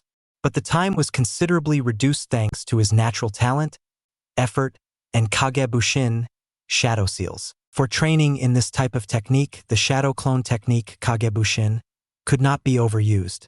The massive amount of information could overwhelm the creator, so initially, Naruto's progress was limited to 3 clones, and once he had become accustomed to it after 6 months, to 5 and no more. And with the discovery of Naruto's Fuinjutsu talent, a new weakness was also discovered: calligraphy. It's well known that performing a hand seal correctly requires both a steady hand and good handwriting, and for a ninja specializing in combat, speed is also essential. Unfortunately, this was Naruto's weakness. His initial training at the Ninja Academy was notoriously neglected. Only in his later years did he manage to progress thanks to Iruka's impartial teaching. But the damage was done, so Jiraiya and Yugao had to teach him to write correctly, and then work on increasing his speed. This training could not be done with Kagebushin, since writing requires muscle memory, and topics such as kenjutsu and taijutsu were added to the list of subjects not covered by this technique. Naruto thought he would have more free time once he finished perfecting his elemental affinity, but he was wrong.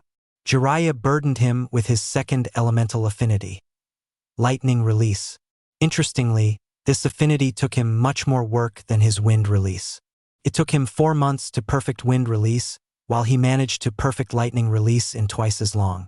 Only recently did he manage to add elemental affinity to the Rasengan, and he encountered an incredible surprise. X, focus, Naruto. You've trained for almost 6 months in lightning release chakra control. Now you should be able to integrate it into the Rasengan. With Jiraiya's words in mind, Naruto focused his lightning release chakra into his palm, following the nature of the form he had learned for the Rasengan. It was much more difficult and unstable than wind release, since with air it was possible to follow a fluctuation simply by increasing its rotation. With lightning release, this seemed much more difficult. Naruto opened his eyes upon hearing an extremely familiar sound, a sound accompanied by a painful tingling in a scar on his chest, above his lung. He almost stopped performing the technique in surprise. Of course, his chest ached unconsciously. After all, he held in his hands the one partially responsible for that trauma. The sound of birds was characteristic of it. The Chidori? Naruto said in surprise. How is that possible, Kakashi-sensei? He was your father's student, so it's only natural that he'd want to teach him the Rasengan. And of course, he suggested finishing the technique, since if he couldn't do it with wind release, Kakashi would have a chance with lightning release. Jiraiya explained, noticing his student's surprise. Unfortunately, Kakashi couldn't finish it. Instead, he stumbled upon the Raikiri assassination technique, albeit an incomplete one. Even more incomplete than the Rasengan. The sage observed that, surprised, Naruto stopped using the technique. Don't get distracted. You're very close. Concentrate more elemental chakra. Naruto focused his concentration on his technique once more, strengthening the electric aura. Don't forget to apply the rotation. The blonde boy recalled the steps of the Rasengan. Rotation and power were crucial. The Chidori grew once more, spewing lightning in all directions. Gradually, with a groan from Naruto due to his exertion, the lightning began to spiral into a circular perimeter around him. The blonde boy recognized the technique again. It was a step beyond the Chidori. It's the Raikiri, he murmured in amazement. Naruto, don't lose focus. We're just a little further. Apply more rotation. Jiraiya ordered again, demanding his student's attention. Returning to his task, the blonde boy let out another groan, accelerating the chakra rotation in his hand. This caused the circular perimeter formed around him to gradually shrink, and the birds chirping to become more incisive. Finally, the elemental chakra ceased to form a circle and condensed in his hand. The birds chirping fell silent, then took on a deeper tone. Suddenly, the chakra became more unstable, exploding in Naruto's face. He was sent flying backward, crashing into a tree behind him and losing consciousness. Jiraiya sighed as Yugao went to investigate. He still has a long way to go. I hope I don't have to make a bet with him or force him to fight Kabuto to finish him off. X, which brings us to the current situation. Jiraiya, Yugao, and Naruto find themselves in a mountainous and rugged terrain, riddled with underground caverns, located in the far north of Kaminari no Kuni, the land of lightning. Not to be confused with Unreikyu, the Valley of Clouds and Lightning. It was unnamed due to the area's unexplored nature, but it possessed a unique characteristic known to very few, discovered by Jiraiya during his travels. This place possessed a unique magnetic quality that caused a perpetual climate of rainless thunderstorms, which also enhanced the power of lightning release chakra techniques. It was the perfect place for Naruto to finish perfecting his second elemental affinity. Naruto was currently positioned atop one of the many elevated rocks in the area. He began to gather his attack, focusing all his concentration on it. Sparks formed and concentrated in his hand, sounding like 1,000 birds. Chidori, he thought as he rapidly progressed. The sparks spread toward the ground, forming a circular perimeter thanks to the rotation, their sound intensifying. Raikiri. The more he rotated, the tighter the perimeter became, while the bird-like sound grew sharper. In an instant, the sparks stopped jumping, forming a sphere in Naruto's palm. The birds fell silent, producing a deep sound, similar to that emitted by high-voltage power lines. Jiraiya-sensei, Yugao-chan. I did it! Naruto exclaimed, raising his new jutsu variant to the sky for all to see. The pair, who were currently setting up camp inside one of the nearby caves, came out to observe the blonde boy's progress. This is the lightning release, Rasengan. The pair of shinobi admired the jutsu with great respect, especially the white-haired man. 8 months ago, he had officially surpassed Minato in ninjutsu when he completed the task of mastering his technique, something his father hadn't been able to do in years. Now, 8 months later, he had officially surpassed Minato's disciple, Kakashi, in the same field, completing the technique entrusted to him by the 4th Hokage for the second time. It was true, the technique wasn't yet fully developed like the wind release Rasen Shuriken, but with the foundation in place, it was only a matter of time before he encountered the next stage of the jutsu. Then Jiraiya frowned, looking at the clouds above Naruto.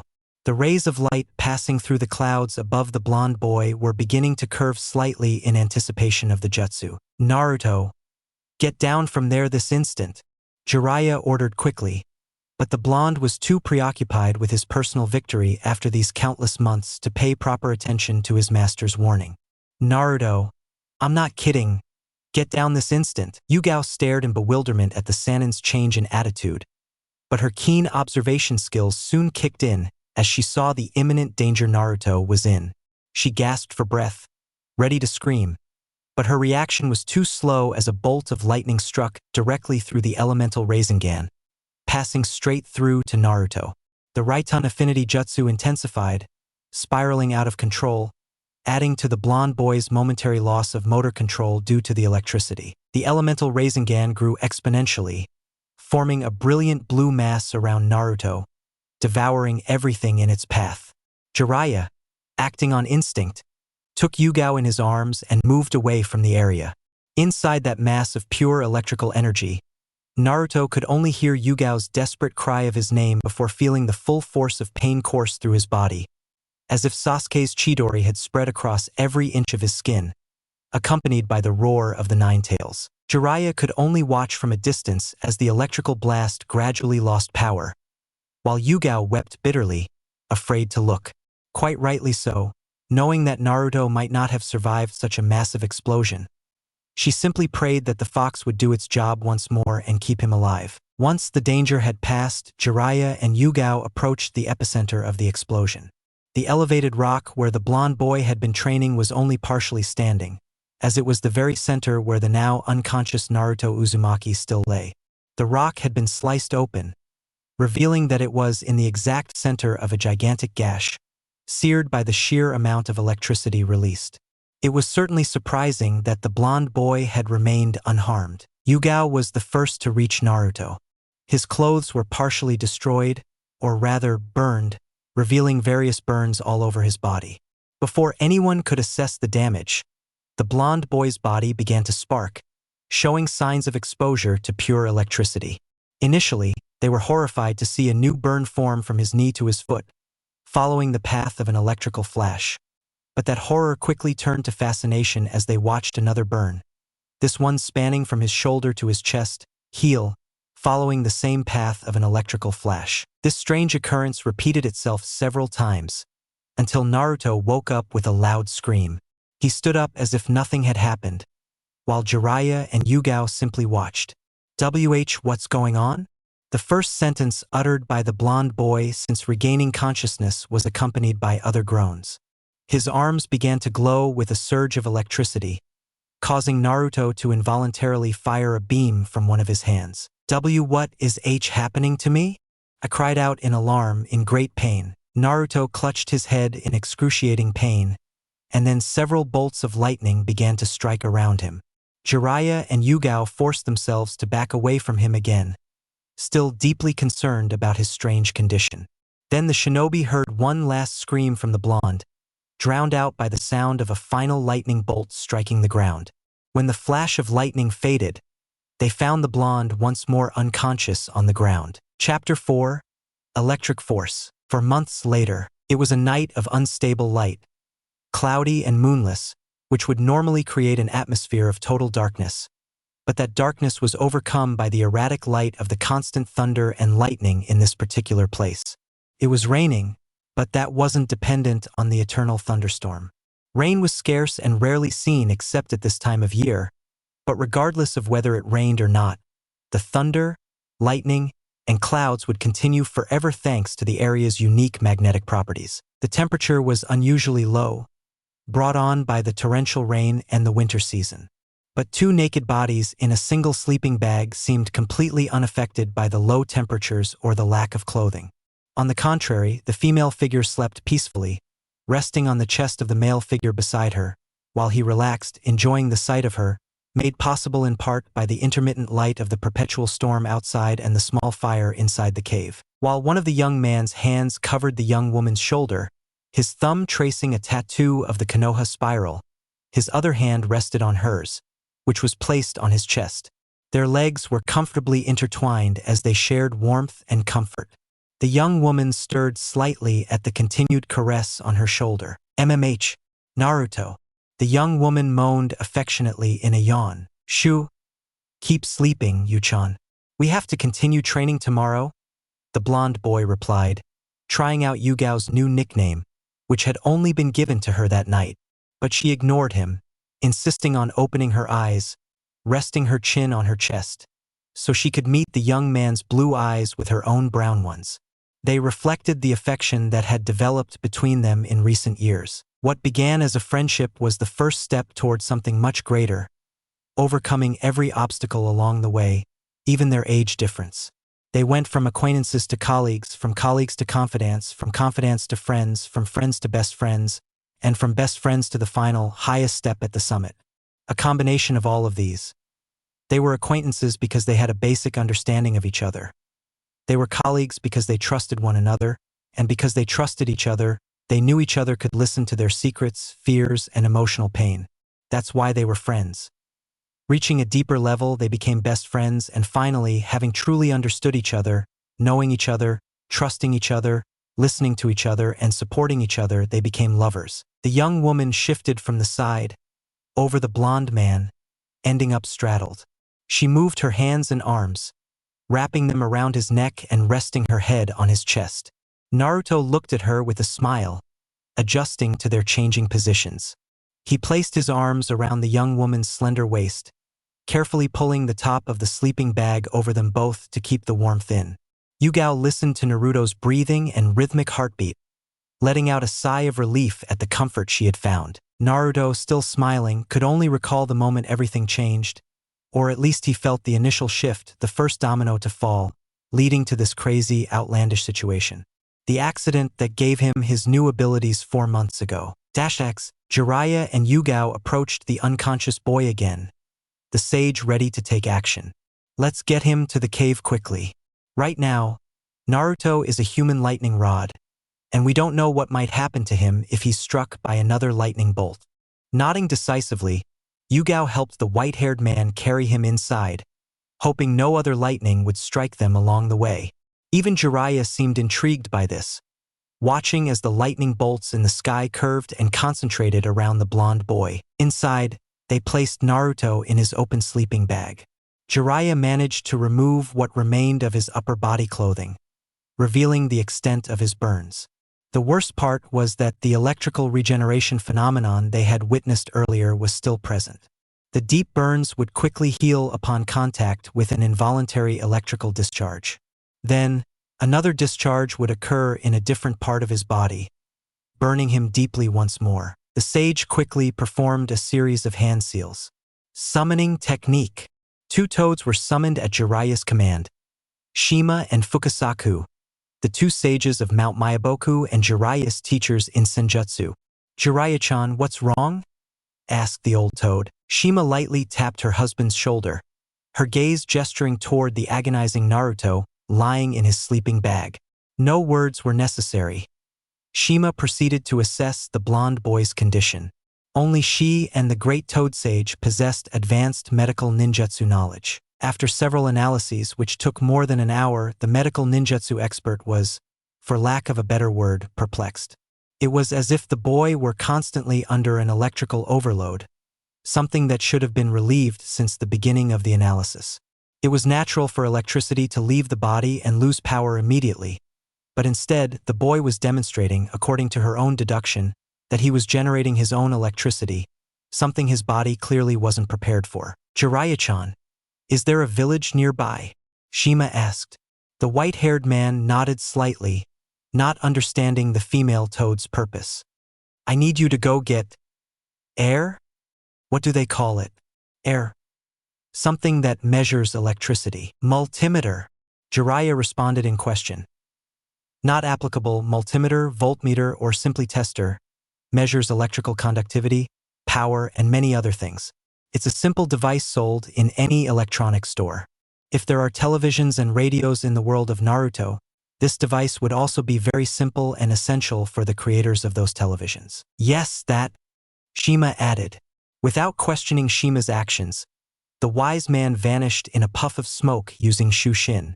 The village wasn't too close, and if his godson was in any kind of danger, he didn't have time to lose.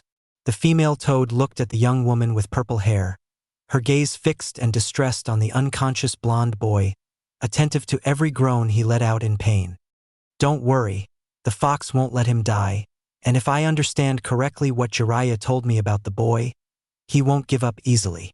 She tried to reassure the young woman. "I know, but we've spent so much time together. I worry about him, and I don't know to what extent. I haven't felt this afraid since my fiancé," Yugao confessed sadly. It distressed her that she couldn't touch the boy because of his constant driving, that she couldn't hold his hand to show him he wasn't alone. "So, you love him?" Shima asked with a smile. Yugao looked surprised. "I may be just a toad, but I know about feelings. I can see in your eyes how much you care for him, and that's not something that can be hidden." "I don't know," she replied with a nervous smile. "I haven't thought about it much. We've spent a lot of time together and we know each other very well. Although now that I say it, it sounds crazy. I'm 7 years older than him, and he also has a clan to revive. In any ninja village he settles in, they'll ask him to rebuild his clan with multiple wives.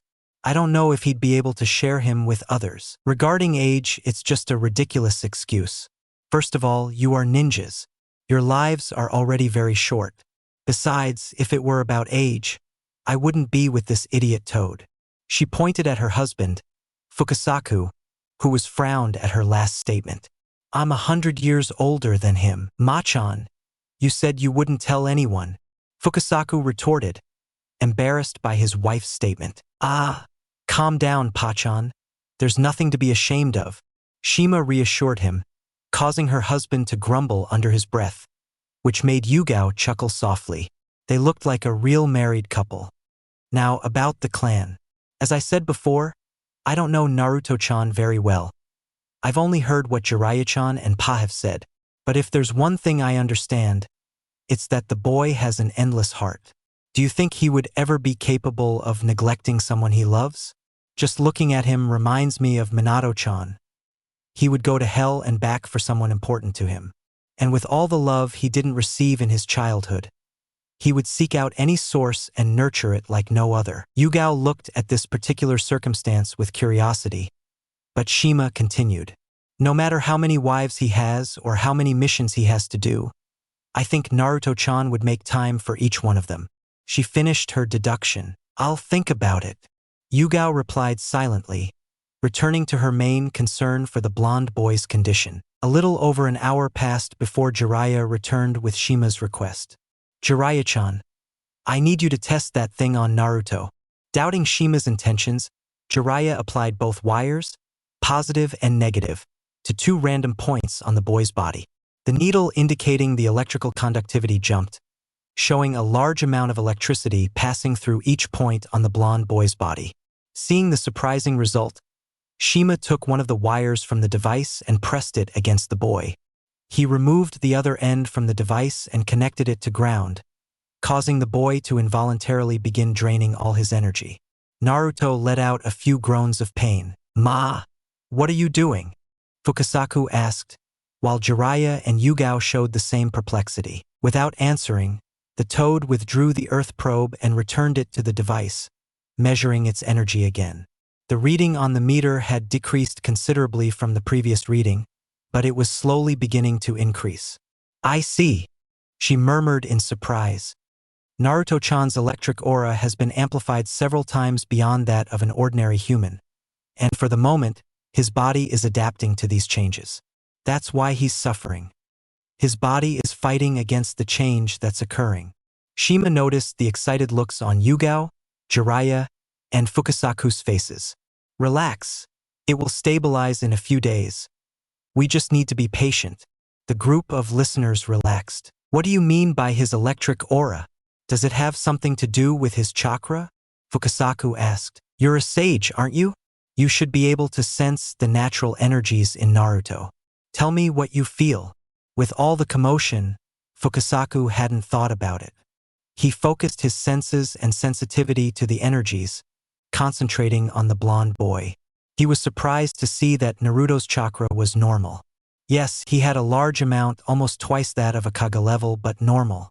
Instead, he could sense the electricity in the blonde boy. Electricity is an energy present in nature, and as such, it could be sensed by a sage's senses. "It's incredible," murmured the wise man. "What's going on?" Jiraiya asked. "It's just like Ma said, his electric aura is hundreds of times, no, thousands of times stronger than that of an ordinary human. We all have an electric aura, a minuscule amount of electricity surrounding us, but Naruto has amplified it far beyond that. A pure energy, completely independent of his chakra." Everyone except Shima stared at Fukasaku, shocked by the news. "We are witnessing the development of a new Kekkei Genkai. -X. Naruto remembered the pain, being trapped in a tremendous explosion combined with thunder, as if every part of his body had been attacked by Sasuke's Chidori. The last thing he could recall was the roar of the nine-tailed fox in his mind. He opened his eyes, his vision blurry at first, noticing the darkness of a cave. Then the blonde felt himself enveloped in a powerful embrace. "Naruto," the voice whispered in his ear. "I'm glad you're awake." It was Yugao. Although the former ANBU special hunter was quite good at hiding her emotions, he could sometimes see traces of amusement, anger, or sadness in her presence. This time, she momentarily let her mask fall, revealing her concern for him.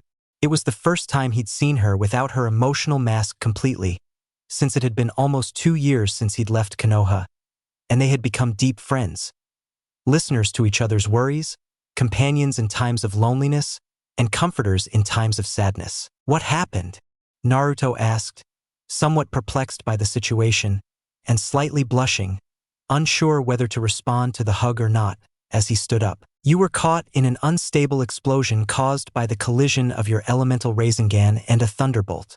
We tried to warn you, but you didn't listen," Jiraiya explained, forcing himself completely to remain inactive despite the tender scene between Yugao and his student. His mind screamed, "Record this! Important information for a future book. New abilities." As if Naruto's body were answering her questions, a random spark flew toward one of the machines. Then his hand was enveloped in pure electricity, causing Yugao to cautiously back away. "What is this?" "A Kekkei Genkai. That's right. A new one, never seen before." Jiraiya continued his explanation. "Your electric aura has been enhanced to an unnatural level, adapting to your bodily functions and granting you potentially unknown abilities. You must learn how to use these new abilities and..." Jiraiya approached Naruto, taking advantage of the boy's bare chest and forming a seal with his fingers, pressing them into his skin. "I've just blocked your chakra. You won't be able to use any ninjutsu from now on." "What?" Naruto shouted. "How do you expect me to continue my training if I can't use ninjutsu? Because you don't need them. This new ability you possess doesn't require chakra. It's electrical energy in its purest form, and it's coursing through your entire body. The best thing you can do from now on is focus your efforts on controlling this power. Then, when it returns, you'll combine these abilities with your chakra to become unstoppable. The blonde boy himself couldn't believe what his sensei was saying. Excited to develop these new powers, he jumped out of bed. It was strange.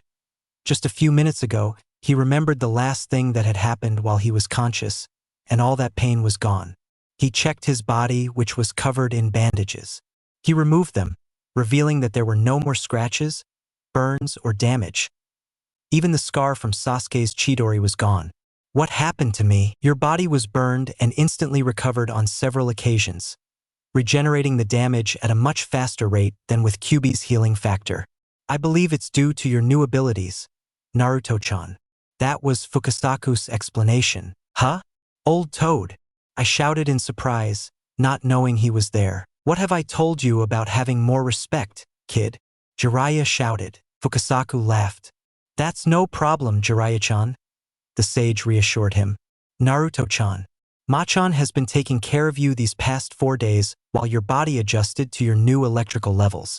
During that time, the latent electricity in your body damaged it and subsequently regenerated it countless times. That's why you can't find any scars. Most of your skin is new, and combining the fox's regeneration with electrical regeneration, your recovery time is much longer, perhaps comparable to Kabuto Yakushi's. Naruto had a faint memory of how that traitor regenerated from his Rasengan during their last encounter. Don't get confused, Naruto-chan, the toad concluded. You can only regenerate at that speed if you have pure electrical energy to burn. Otherwise, it's only equivalent to Kyuubi's. I understand. The blonde man replied consciously. First of all, how do you feel with all this new power? Anything different? Jiraiya asked this time. Naruto closed his eyes, concentrating on what he was currently feeling. Physically, nothing new. Maybe a little weaker from sealing his chakra. Huh? My chakra? What's wrong, Naruto-chan? Fukasaku answered Naruto's concerns. My chakra is sealed, right? Jiraiya nodded. Then, shouldn't I feel weak without chakra to sustain me? That sparked everyone's excitement. I don't feel as strong as when I had my chakra, but I don't feel tired or even weak. I feel like I could run, jump, swim, and climb without getting exhausted. Naruto focused his attention on his senses, closing his eyes again. I can even sense all of you, old toad. Jiraiya frowned. Jiraiya-sensei, Yugao-chan. I can even feel the storm above our heads. I think I have an answer for that. You can feel the electricity around you, our auras, and the electrical storm. It's very similar to a chakra-sensing ninja type or even sage mode. That final term caught the blonde man's attention. Wise mode? I asked with noticeable interest. Not yet, Naruto, you're not ready yet. Jiraiya immediately protested. Wait, that's exactly what you told me when I asked about. What was his name again? Senjutsu, he shouted, finally remembering. Yes, and I told you then, and I'll say it again now, you're not ready. It's nothing you need to know now. Jiraiya insisted, trying to dissuade him. It's important that you research your new abilities now. I'll be leaving in 2 weeks to attend to matters related to my spy network. And in that time, I need you to delve into what powers you have and how they work so I can figure out how to help you before I leave. But first, you should get some new clothes. You've grown quite a bit these past few months. Even when you were wearing your pants and jacket rolled up, Yugao suggested, amused by how short the orange pants he was wearing were. It seems these new skills have caused you to grow a lot. That was true. The blonde boy was now only 3 centimeters shorter than Yugao, showing his adolescence at almost 16 years old. The young woman, who had been partially shrouded in the darkness of the cavern, emerged into the light of the exit. In her hands, she carried Naruto's new outfit, along with something hanging over her shoulders. The blonde boy didn't pay much attention to the latter, as he was more focused on the clothes, or perhaps even thought it was Yugao's own ninjato. I went to the village a couple of days ago to buy it, just because I ordered you to leave Naruto's side so you could eat and sleep? He asked, amused by the young woman's embarrassed expression. Naruto seemed equally embarrassed, his face turning slightly flushed. He picked up the new clothes, which even included an orange backpack. AA/N. This is Cole's backpack. It's nothing fancy. For more details, look up the infamous 2 Hero Edition, which includes a life-size replica of the backpack. There are pictures online. Thank you, Yugao-chan. The blonde boy said happily, taking his new things to go to the back of the cave. It only took a couple of minutes. His new outfit consisted of a matching black jacket and pants, both featuring orange stripes along the edges and numerous pockets on the shoulders and sides of the jacket zipper. His pants also had a zippered pocket at the top of the jacket. N/A. Search black/orange Endure jacket on Google Images. Naruto's complete outfit should appear. It's incredible. The blonde man was amazed by his new clothes, which he didn't ignore, his usual orange, and which in his opinion looked very good. That's not all. Yugao approached the blonde boy. Jiraiya-sama told me he would seal your chakra, so you wouldn't be able to practice your Uzumaki swordsmanship with your blades. That's why I brought you this. Then the young woman presented Naruto with a straight sword and its scabbard. It's a Gen sword. It should be useful with your fighting style. Naruto gazed at the sword in wonder, taking it from its scabbard and swinging it from side to side. It's very elegant, but I don't think I'll get used to the counterweight. Elemental chakra doesn't weigh anything, though for a sword, it's very light. Unexpectedly, the blonde boy dropped his sword, placing it on his sleeping bag on the ground, and hugged the young woman. Thank you, Yugao-chan. She blushed, as did he, but gladly returned the hug. It was warm and comforting, granting complete security and boundless affection. Of course, Naruto expressed his gratitude this way because he had rarely received gifts before. He was lucky if he'd received anything from Hiruzen, Iruka, Kakashi, Jiraiya, and Tsunade in that order, and sadly, he could count them on his fingers. You're welcome, Naruto-kun.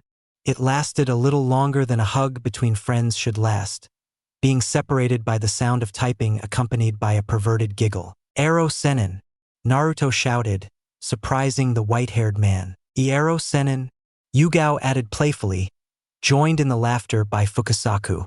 They had never heard that nickname from the blonde boy before, but it certainly suited him perfectly. What? You're calling me that again? I thought you'd forgotten. Jiraiya complained. This time you deserve it. X. 2 weeks had passed since Naruto awoke, and he dedicated all his time to discovering his new abilities. Unfortunately, the first thing he discovered was his extreme weakness to water, which he discovered accidentally and painfully while trying to take a bath. Water caused an electric shock upon contact, involuntarily draining all his electrical energy. With this discovery, Yugao forced him to train to overcome this weakness so he could bathe again. Starting with the basics, he discovered he could strike using the electricity in his body, enhancing his taijutsu to a potentially dangerous level. Then there was the ability to fire lightning bolts from his hands. Jiraiya, upon seeing this, stated that if he could classify it as a jutsu, it would be Class C. They weren't very powerful, but they were capable of creating cumulative damage if used in succession. Naruto used this ability to the point of exhaustion, which led him to discover a third ability. He was able to recharge his electrical supply from any available source, including the perpetual storm above them. He could summon lightning at will from the clouds, acting as a human lightning rod to replenish his own energy without harming himself. With more practice over these weeks, I managed to create a kinetic voltage wave, which I simply call a kinetic wave. It lost power quickly, but at short range it was quite effective, useful for sending several opponents flying. And finally, with considerable practice, I managed to concentrate energy at a point on my hand, then throw it like a grenade. After a few seconds, the concentrated electrical flash exploded like a low-power explosive scroll. Jiraiya was now preparing a final report regarding what Naruto had discovered. I found a lethal weakness, Naruto confessed. Jiraiya raised an eyebrow, curious. Most attacks, like the grenade and the kinetic wave, consume a lot of electrical charge, and as you know, electricity isn't everywhere. Although I can charge myself, it takes a long time. If it weren't for the storm, I wouldn't be able to recharge. I need a constant source. Yes, I noticed that immediately. Do you have any idea? It was important for Jiraiya to measure his students' logical ability. Otherwise, they would have to review that area. I thought about Fuinjutsu. Jiraiya twisted a slight, proud smile, trying to hide it from his student. At first, I thought it would be useful if I could store energy in special seals, but then I realized that the moment I ran out of seals, I wouldn't be able to continue using energy in a prolonged battle. Jiraiya had to suppress his pride with all his might. Naruto was thinking far ahead. Then I thought about engines. There are some that can multiply or transform energy when applied to them, like generators or amplifiers. Would it be possible to create a seal with those characteristics? A seal capable of multiplying electrical energy when applied sounds interesting, and it certainly sounds like a specialization. The man exclaimed, using his hand to ruffle the blonde man's hair. Specialization? He repeated doubtfully and somewhat annoyed by the strange caress. That's right. Fuinjutsu covers a wide range of topics. Look at your father, for example. He was an expert in space/time Fuinjutsu. I specialize in storage seals of all kinds, though you could say I dabble in a little bit of everything. Don't you want to specialize? Minato earned his nickname because of it. Jiraiya explained his case. So I have to investigate? The blonde man said, almost shouting. That's right. I'll give you my help, a few pointers and tips, but this is your area of expertise. You must understand it yourself. Jiraiya smiled. I had already considered this and was waiting for you to reach that conclusion on your own. The man pulled a scroll from his back with a storage seal. Applying chakra, he released its contents, books and scrolls on advanced physics, quantum physics, thermodynamics, kinetic energy, potential energy, conduction, and other subjects, along with, of course, Uzumaki scrolls on sealing, force multiplication, storage, and certain special cases that applied physics to them. What does this mean? Naruto asked in his usual excited tone. I'm a ninja, not an engineer, he protested angrily. You'll have to be one to do what you want. Jiraiya replied, amused by his student's angry expression. See you. Hey, wait. Do you want me to learn all this? All complaints fell on deaf ears. And don't forget to practice your kenjutsu and taijutsu. Jiraiya, using Shushin, disappeared in a puff of smoke, leaving a grumbling Naruto buried deep in all those advanced texts. Of course, they taught him basic physics at the academy, which he'd been forced to review with Jiraiya for several months now, but this was a whole other level. I can't even use Shadow Clone Jutsu. Believe it, -X. For months later, night was falling. He was engaged in a heated battle against Yugao. What had begun as kenjutsu practice, which Naruto considered unfair due to his inability to use chakra unlike his opponent, had now become a full-blown confrontation. In these 4 months, the blonde-haired boy had discovered much about his conductive powers, as he called them. He learned to bathe in a month, overcoming his weakness to water by focusing all his efforts on it under Yugao's supreme orders. While perfecting this control, he also discovered new and surprising things about his abilities. What began as a simple, low-power beam could now create several types. Alpha Beam, being the first, was its basic ability to fire beams at a steady speed. Pincer Beam, so named for its ability to fragment into 3 others and then rejoin on a single target, though there was a certain interval after which it couldn't fire again. Magnum Beam, which took longer to fire consecutively like Pincer Beam, but concentrated a large amount of energy that, despite being low, didn't dissipate over great distances unlike the previous ones. And the last, which in Naruto's opinion was a low-class but very useful one, was Lightning Flux. It had very low power but could be fired in large quantities almost without pause, like a machine gun. Regarding grenades, the Alpha Grenade, so named because it was the first to be discovered, was an explosion just like before, only its power had been improved. Then there was the Sticky Grenade, their greatest fun so far, the same as the first grenade, only capable of sticking to targets, and finally the Group Grenade, one capable of, when thrown in seconds later, fragmenting into several parts capable of sticking to the target just like its predecessor, creating several simultaneous explosions. Kinetic Waves. Alpha Wave, named the same as all the others because it is the first with the same capacity as always. Detonator Wave, a cluster of concentrated kinetic energy that sticks to any surface to trap any target and then explode. Graviton Wave, similar to the Alpha Wave but with the ability to polarize targets for a few moments, causing the Earth itself to repel them. As much as perfecting the old, he also managed to invent new things. Missiles. True masses of concentrated electrical energy that exploded on contact, causing great damage, and which, like grenades and shockwaves, consumed a lot of energy. First, there was the Alpha missile, as always the first to be discovered, a simple mass of energy that travels in a straight line, exploding on contact. Besides requiring a large amount of energy, it was very slow. Then there was the homing missile, a combination attack, initially launched at a fairly slow speed, but after launch, if Naruto fired a small electrical beam at the target, it was possible to magnetize it so that the missile traveled precisely in its direction. Based on this principle, but at a much more advanced level, was the sticky missile. Unlike the previous one, this one was capable of using the opponent's own electrical aura to remotely track them. It could then fragment into 3 parts to attack multiple targets, and once it reached the opponent, it exploded. This attack, in particular, exhausted Naruto. Then there were those individual abilities. Kinetic pulse, the ability to use electrical energy to lift objects and then throw them. Static propulsion. Using static electricity, he was able to momentarily defy gravity, granting him the ability to float briefly during jumps, allowing him to stay airborne longer. However, once gravity took hold, he was forced to descend slowly. This was useful for achieving long-distance jumps. Finally, the Giga Swords. Based on his chakra-based ability to create swords, he attempted to repeat the process with electricity. They weren't very stable and consumed a lot of energy, but upon contact, they were as devastating as a Chidori or even a Raikiri. But more than anything, the important thing was to increase his energy storage capacity, a system very similar to the chakra scrolls that increase in size through exercise. At the same time, he was making slow progress with his Fuinjutsu.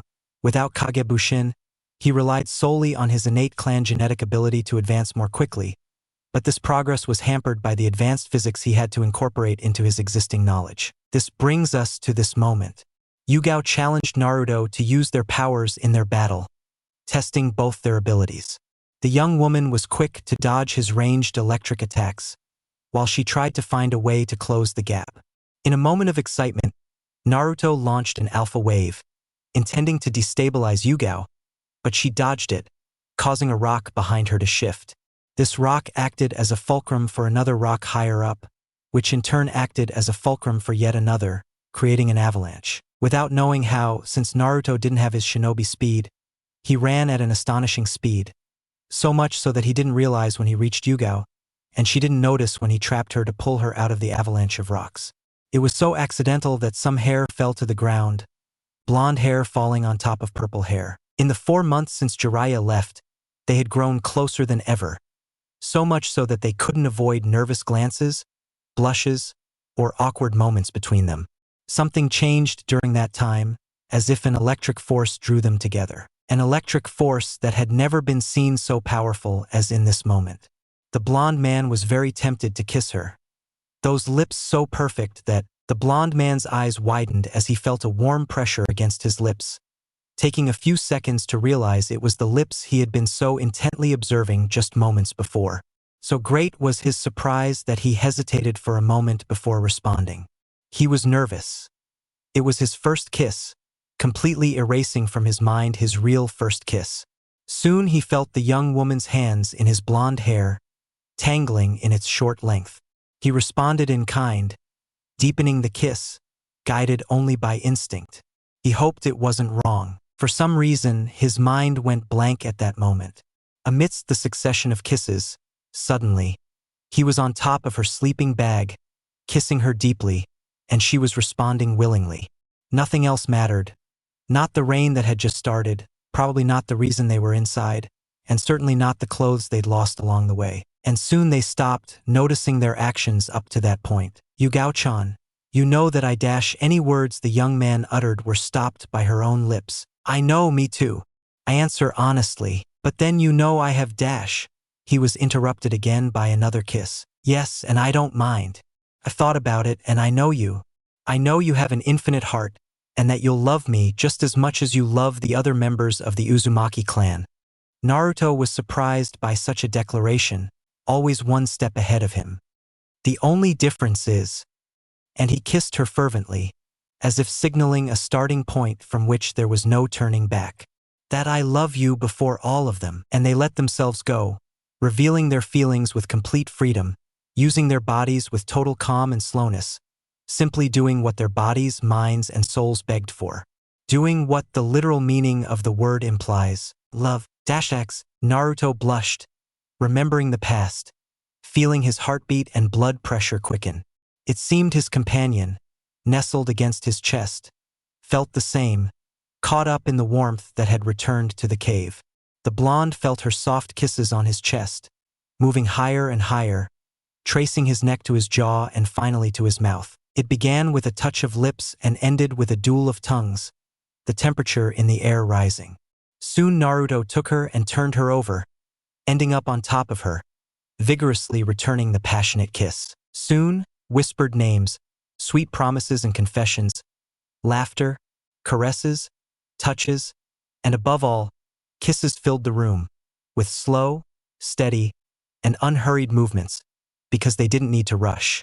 What they had planned was slow and lasting, restarting the dance their bodies had begun minutes before with the same love, depth, and attention, with the same electric force and intensity they felt during their first kiss. Chapter 5. Neo Gamma Sennin. Naruto was jolted awake by the chill of the morning mist. It took him a few seconds to remember why he was in his current state. Some nocturnal activity had pulled off the top of his sleeping bag, leaving his and his female companion's bodies partially exposed, warmed only by the heat they shared while embracing. Annoyed at being forced to let go of Yugao, he pulled his sleeping bag back up to cover himself. The young woman, despite being asleep, didn't waste any time before snuggling back to her source of warmth. The blonde boy happily reciprocated. He spent the next 10 minutes recalling the events of the previous night. He remembered everything in vivid detail. The words spoken, the moans, the laughter, the sighs, the caresses, the kisses, and of course, that act of love in which their bodies danced freely for much of the night, repeatedly. When the 10 minutes were up, he remembered his training. Reluctantly, he tried to get up again, but Yugao's body pressed against his, stopping him. "Don't get up," the young woman with purple hair murmured. Naruto watched her, impressed. "Were you awake?" Naruto asked, partly surprised and curious. "Since you woke up, you're not as subtle as you think," the former AMBU captain mocked simply. "Now, don't get up." She reiterated her order sternly. "But I must continue training," the blonde man objected. "When was the last time you took a day off to rest?" Her serious tone made Naruto swallow hard, almost choking on the words. He should remember in the future not to challenge or anger her. His instincts told him that Yugao could be worse than Sakura in Sasuke-kun defense mode, something she'd learned the hard way day after day. "A month ago?" he said doubtfully, unable to recall an exact date. "That's my point. You shouldn't overexert your body, or instead of progressing, you'll decline. I don't want Jiraiya-sama to return to find a pile of broken bones and have to confess that those bones were once his promising student." Noticing the displeasure on the blonde's face, the naked kunoichi shifted, tightening her embrace and leaning her weight completely toward him. She moved her arms around the back of his neck, finding her comfortable spot at the base of his chin. "Besides, I never said you could train in other areas, perhaps in body exploration." She emphasized this by kissing his neck. The blonde man's skin prickled at the soft kiss against his, adding to the sensation of the young woman's body now resting against his chest. But for a moment, all innuendo was forgotten, forcing him to burst into laughter. Yugao frowned. "What's so funny? Nothing. It's just that I didn't think you had such a mischievous side." The blonde was tempted to let out another laugh at the pouty look on Yugao's face. He quickly pulled her closer, placing his hands on her waist. "Don't worry. I think I'll enjoy this exploration training, and maybe I'll see some new sides to Uchon."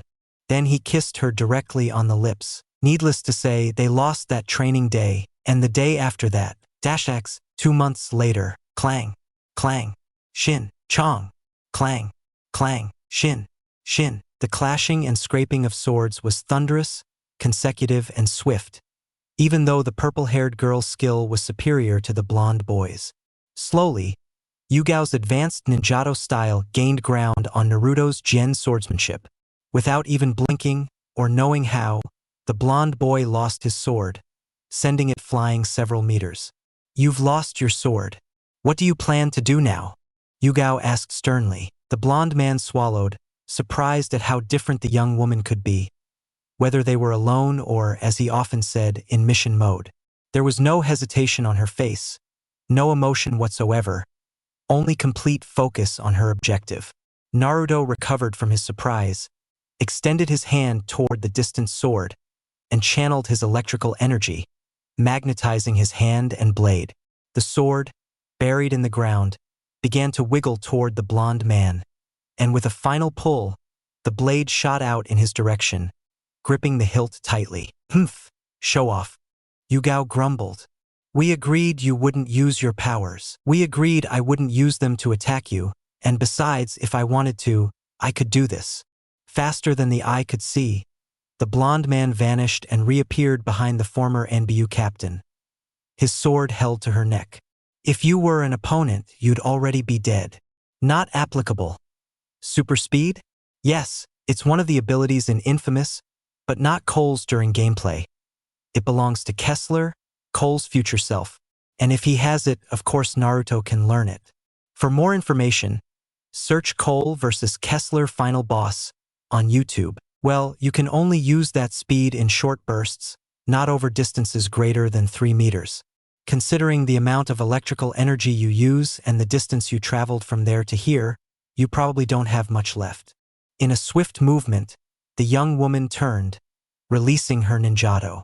She used her hand to force Naruto's wrist free, then used her other hand to grasp the blonde boy's wrist. Their brown and blue eyes met at the same level, a result of the growth spurt the developing adolescent had undergone in the last 6 months. "What will you do now?" she asked sternly. "This," he whispered gravely. He barely finished the word before pressing his lips to hers forcefully, moving them in perfect sync. Yugao was forced to let out a moan, compelled to respond to such a magnificent kiss. Passionate and relentless, their lips rubbed together in an act of mutual discovery. Naruto's wrists were freed so Yugao could bury her hands in the blonde's spiky hair.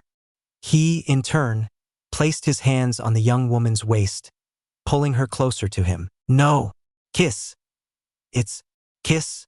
Fair," the young woman said, releasing her lips in slight pauses. "Life, kiss. Isn't kiss fair?" Naruto responded in kind. It only took one of them letting their tongues touch each other for the passion to intensify. Yugao, caught up in the moment and blinded by the act, stopped caressing the blonde's hair, grabbed him by the collar of his jacket, and pulled him toward a nearby rock. Naruto joined in, throwing himself against the same rock, trapping the young woman between it and his own body, both of them knowing what was coming next. Of course, they both knew what was coming. After all, they'd had 2 months of practice. Naruto was no longer inexperienced.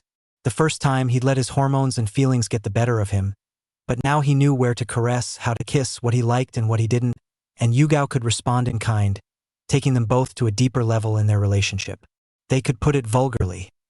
They were having sex, only that word would be an insult to the act they were performing. While the pleasure they derived from it was immense, it was so much more than that.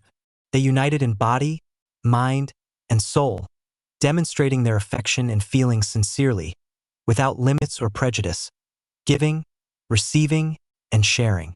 Because it was something mutual more than just physical intimacy. They both moaned, feeling the tension of the situation build, their moans mirroring each other as they tried to use their hands to explore each other's clothing. Soon, their hands became useless, getting in the way. The moans and kisses intensified, accompanied by lewd laughter and the sounds of writing, perverted laughter and typing sounds. The duo abruptly separated, realizing they weren't the only ones present. They looked up to see Jiraiya writing enthusiastically on a high rock, his nose dripping with blood, unashamed of being caught in the act the young people had just spotted. "Ero Sennin," they both shouted. If it weren't for the situation, Jiraiya would have been surprised, given that Yugao also called him by the same name as her student. "I knew things would get heated once I left, but I didn't expect it to get this bad," said the wise toad with a smile. "Ero Sennin," they both reiterated. "Ah, so I know my apprentice surpasses the master by obtaining a woman of such beauty. I continue to ignore any complaints." "Ero Sennin," they shouted, pushing them to their breaking point. Even Naruto crackled with electricity, showing his level of anger. Jiraiya stopped laughing and jumped down from the high rock in front of Yugao and Naruto. If looks could kill, the man would be dead. Yes, I understand. Jiraiya tried to lighten the mood, then took a serious look. Naruto, I'd like to see how much you've grown with your Kekkei Genkai. The Toad Sage took a few steps back, assuming a fighting stance. Attack me with everything you've got. Naruto nodded and glanced sideways at Yugao. Understanding what the blonde boy was indicating with his eyes, he picked up his ninjato from the ground, jumped, and landed on the same elevated rock where Jiraiya had been observing the test. The student took his gen and resheathed it behind his back. He didn't like carrying it at his hip.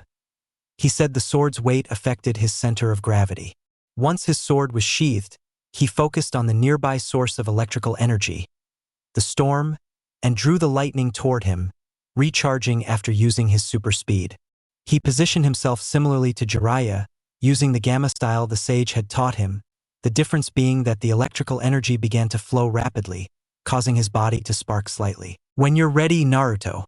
That was all it took for Naruto to begin using his lightning stream, as 6 small beams were heading in Jiraiya's direction. The sage easily dodged them. Is that all you've got?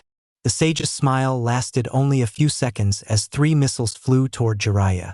Using his shinobi speed, he moved to the side, only to be struck by a small beam. Huh? This would barely wake a baby. Is this all your power? I was just marking you. Naruto replied. Mark. Jiraiya looked back as the 3 homing missiles headed in his direction. The first backward jump avoided the first missile, which struck the ground beneath the sage's feet. The second backward jump evaded the second, but the third was coming dangerously closer. He was forced to leap high into the air to avoid it and get out of the blast radius, which was only half a meter. Once airborne, he noticed a flash on his shoulder. He had seen this before. It was one of Naruto's explosive grenades, and it was stuck to him. The sage's eyes widened, and he scolded himself. He had been so preoccupied with dodging the missiles that he hadn't had time to see what Naruto had been doing in the meantime. Boom! By the time the grenade explosion dissipated, a rock was revealed. Jiraiya had used a substitution technique. Naruto focused his electrical senses, searching for Jiraiya's electric aura. Took him no more than a couple of seconds to find it.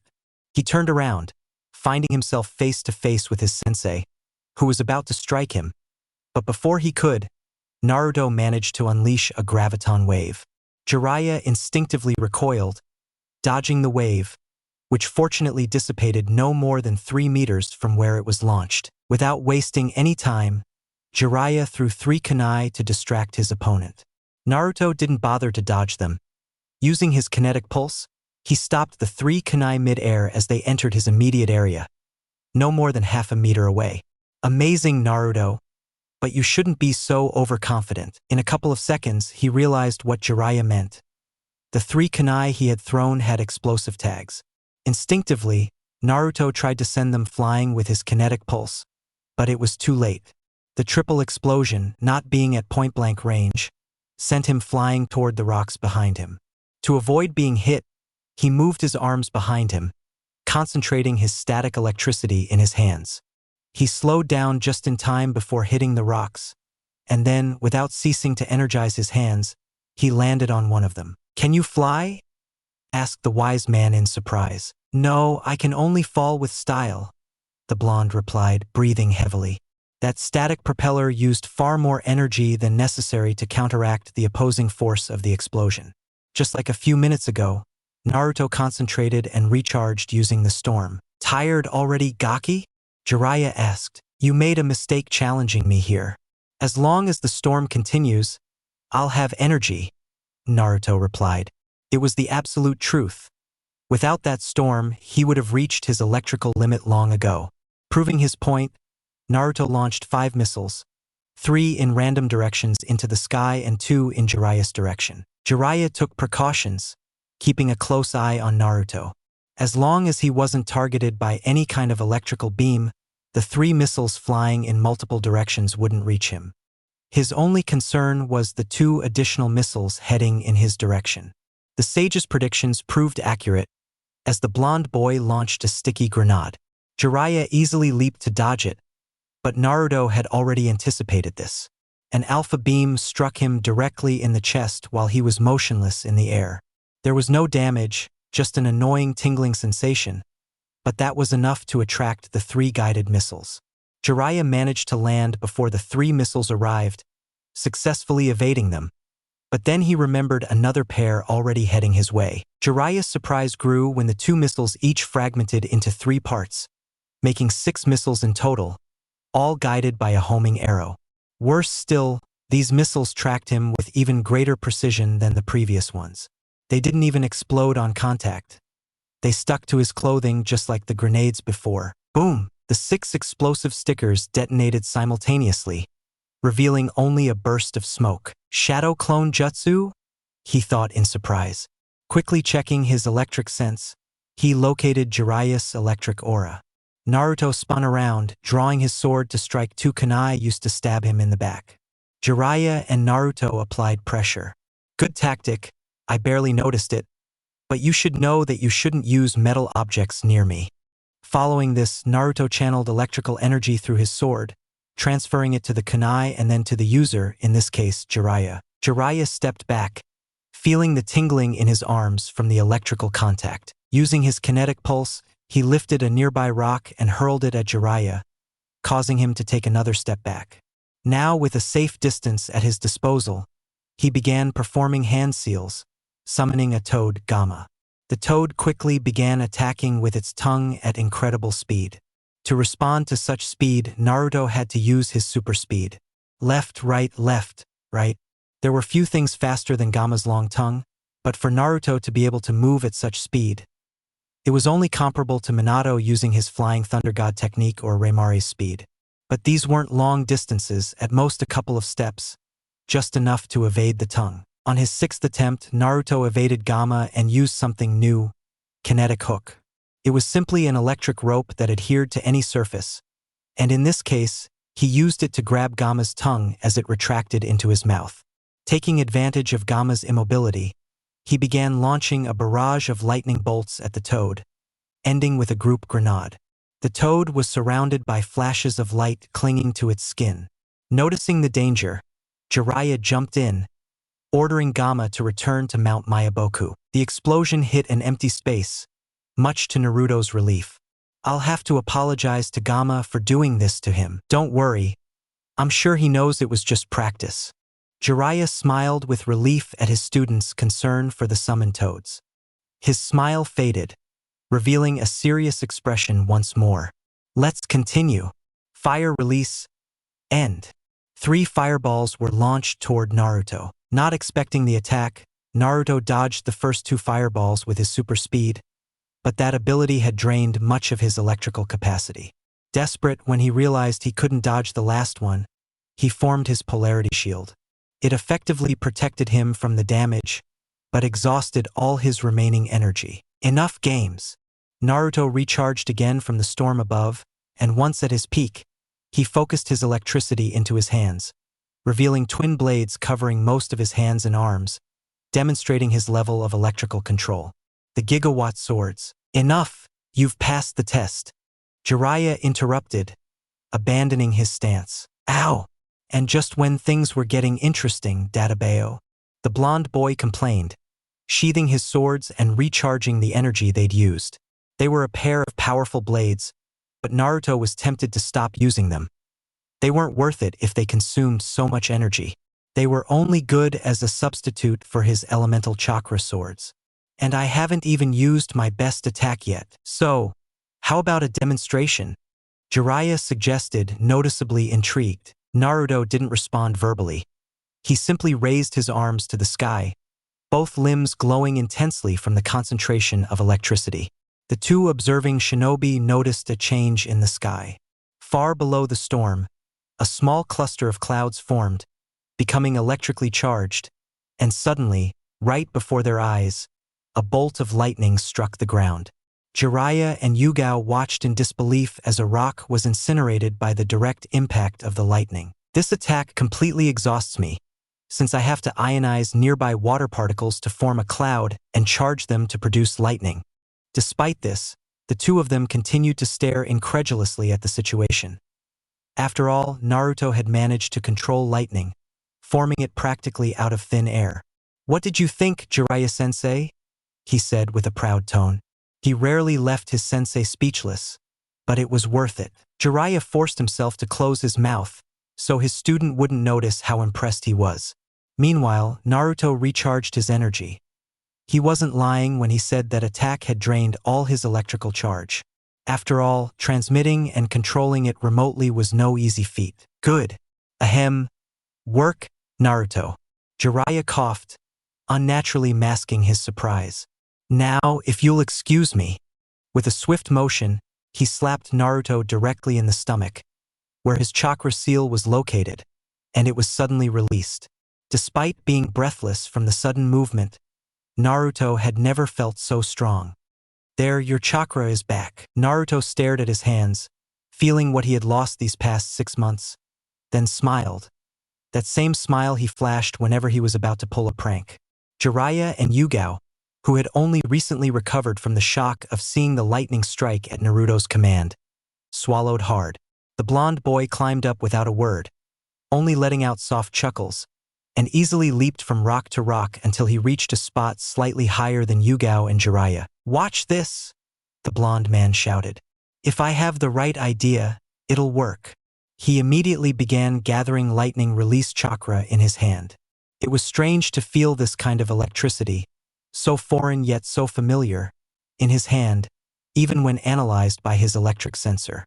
In just a couple of seconds, he had lightning release. Rasengan in the palm of his hand, but he soon began gathering more chakra, simultaneously applying rotation to accelerate the process. The observers watched in terror as the sphere expanded and then contracted in a spiral. Even the electrical forces in the storm above were affected by the electrical concentration.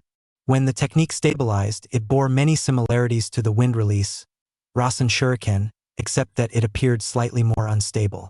The white core was replaced by a blue sphere overflowing with lightning, which stretched out into chaotic blades, unlike the orderly Rasen Shuriken. The surprises didn't end there, though, when Naruto did something none of those present expected. "Should I launch it?" the incredulous onlookers shouted.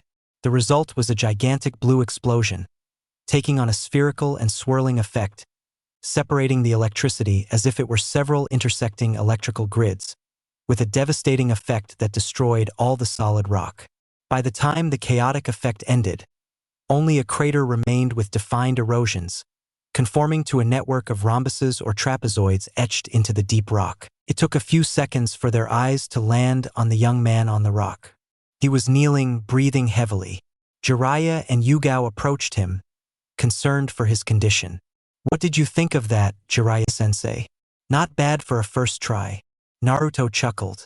The truth was, in all this time, the blonde had gained a greater understanding of electricity, which meant better control of lightning release chakra. "I managed to finish the technique with lightning release without hurting myself. I just got exhausted."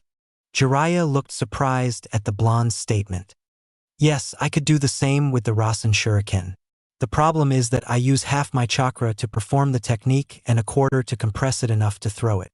That explained Naruto's exhaustion. He now only had a quarter of his total chakra remaining. "And what do you call it?" Yugao asked, surprised. "Raitun Rasen Denkai," he said proudly. EA/N. Lightning element. Spiral electric field. It was incredibly difficult to find a decent name, especially since I don't know Japanese. I spent hours using Google Translate trying out different names. Originally, it was going to be called Spiral Lightning Sphere, as a tribute to Infamous, but I couldn't find a catchy translation. In the end, I came up with this result. If there are any Japanese readers out there and it's misspelled, I apologize. I'm completely clueless about this stuff. I can only rely on the translator. That's a good name," Jiraiya confessed. The sage took out his backpack and pulled out a couple of items. To Yugao and or Naruto's surprise, it was a new pair of chakra blades. The design was the same as the previous ones, except that in the center of the joint between the blades and the hilt was a blue crystal. This is your reward for completing your mastery of lightning release. You know I don't like jewelry, Naruto complained, looking at the crystals on each blade. It's not a piece of jewelry crystal. It's a very rare type of mineral found in Iwagakure. Few know of its existence, even fewer know how to refine it, and far fewer know what it's used for. Naruto took the leaves and, as usual, channeled wind release chakra, revealing his strange wind blades. Now try channeling your lightning release chakra. Why would I want to channel? The question hung on his lips as he withdrew his wind release chakra to channel lightning release. The crystals reacted to the chakra, emitting a deep sound, and the crystal released a steady, straight beam of light. Naruto watched it with fascination. It was a lightsaber. A /N. What would Uzumaki swordsmanship /Jedi style be without lightsabers? That's right, girls. The lightsaber craze is here to stay. No, there won't be a Jedi, an Emperor, or anything like that, but I thought it would be fun to see Naruto fight in Jedi style. Besides, Jedi swordsmanship was based on traditional swordsmanship, kendo, and many other styles.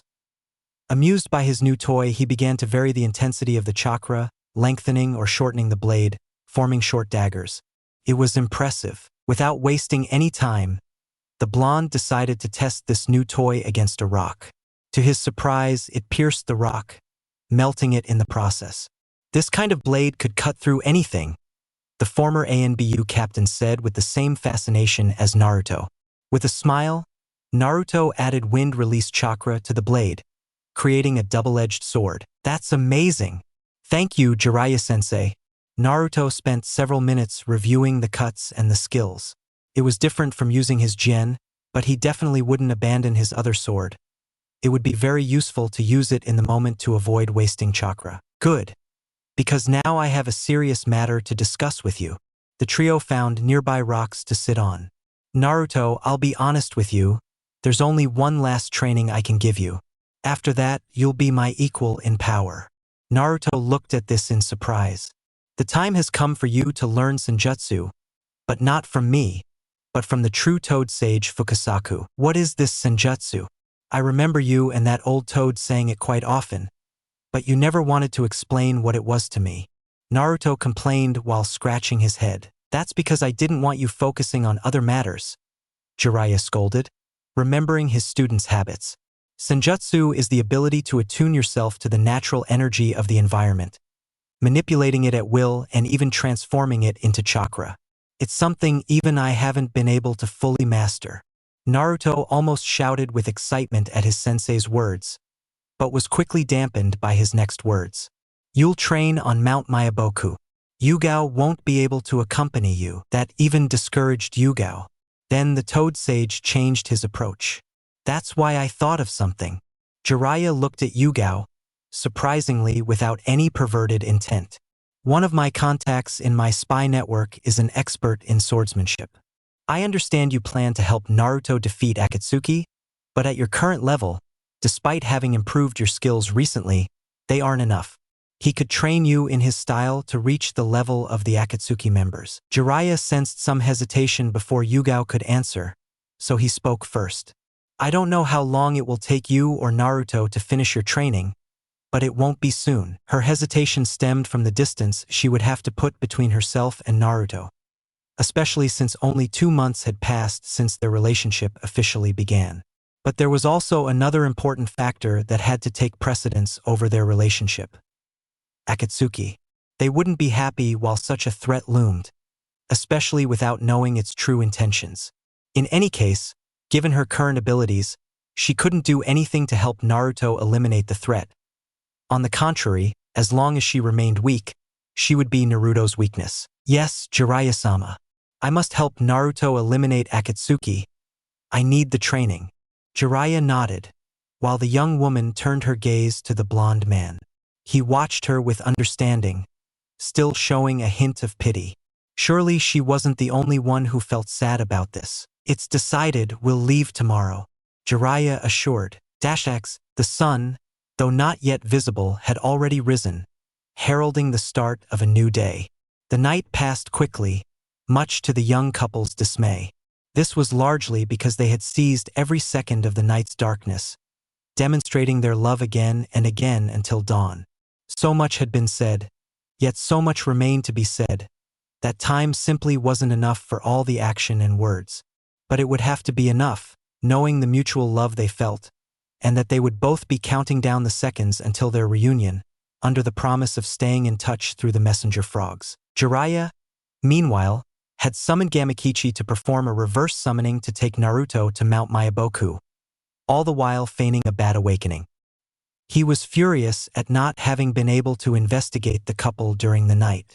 It was blasphemous that he had returned his student's chakra, thanks to which the blonde had managed to perform several intimacy and mimicry seals. Not only had he failed to hear or observe the couple, but he also hadn't been able to find them until just a few minutes ago. The air of satisfaction that both Yugao and Naruto naturally exuded was gnawing at him. What had he missed tonight? He cursed himself repeatedly. Once the preparations were complete, the group said their goodbyes, or rather, the couple said their goodbyes.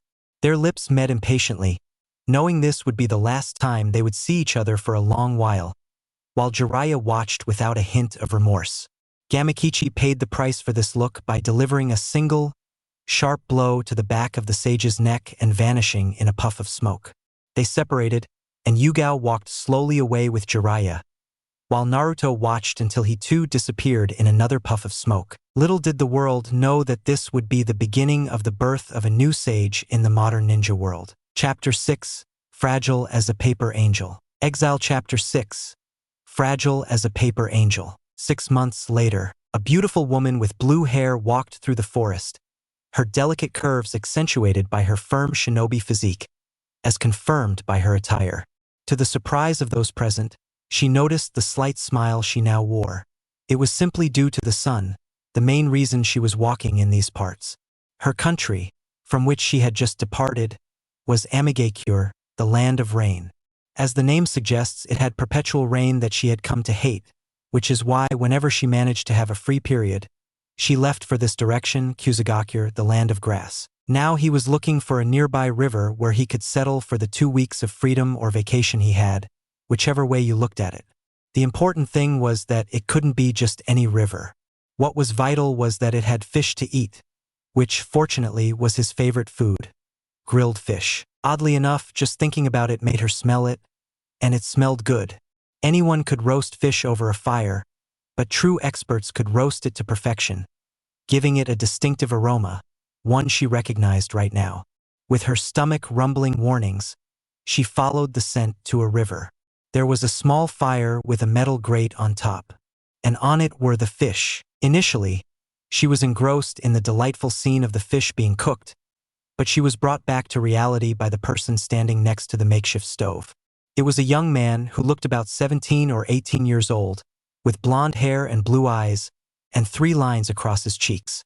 There was no doubt he was handsome for his age. "Hungry?" the young man asked, pulling her from her thoughts. Just then, her stomach growled, confirming his suspicions. He chuckled as the blue-haired girl blushed, embarrassed by her telltale stomach.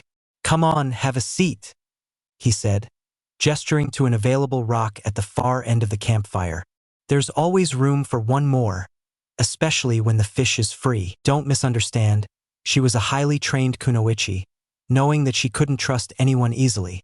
But between her hungry stomach and her favorite food being offered, cooked perfectly, there were reasons enough to make her doubt all her teachings and be tempted to eat the tempting offer of food. Slightly regaining her ninja perspective, she looked at the young man, searching for any ulterior motive or malice in his eyes. At least he wasn't lying. Still on guard, she approached the fire and took a seat in the designated spot. The young man presented the fish to her, even serving it on a plate with the proper utensils. She examined her food, attentive to its aroma and texture, searching for any possible poison, but nothing registered on her internal radar. Slowly, she put the fish in her mouth, savoring its perfectly seasoned flavor. It was spectacular. This man certainly knew what he was doing over the fire. Unable to resist her hunger, she quickened her pace, finishing the fish in less than a minute. Once again, she felt ashamed of her mistake. Blushing, "Thank you, she began, but soon recorded that she had no idea the stranger's name. Naruto, the now not-so-unknown, was introduced. Konan, he replied in kind. Then I noticed. This was extremely strange. She would never so casually reveal her name or confide it to a complete stranger, just like that. But there was a certain air of tranquility about her, as if the boy exuded confidence. I could see that his soul was pure. Good, Konan. Would you like more? He asked, taking the now empty plate. Embarrassed by the situation, she nodded slightly, and the boy gave her another serving. This time, the young woman ate more moderately, getting used to its delicious flavor. Thank you, may I ask? Where did you learn to cook like that? Konan expressed her question. The young man chuckled. Let's just say I was in a place where the inhabitants didn't eat things humans could digest. Just thinking about Shima's food nearly made him throw up all the fish in his stomach. I already knew some things, but in that place where there weren't many common foods, I had to hone my skills. It was a great relief to find cooking scrolls in the Uzumaki library. And why did he offer it to me, since I was a stranger? That was another of her questions. Well, I know what it's like to go hungry. The young man didn't seem happy to say that. I wouldn't want to see anyone go hungry. Truth be told, he spent 2 months on the streets of Konoha, between being expelled from the orphanage for unknown reasons and being found by the Hokage in one of the alleys, completely malnourished. Konan, understanding this herself, decided not to pursue that question further. She knew the blonde boy's gaze. It was the look of an orphan. She knew this because she saw it in the mirror every time. Just like her, Naruto was another person who had suffered in some way in his past. Why are you traveling?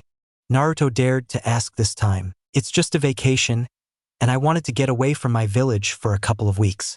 I come from Amigakure, and as the name suggests, it only ever rains.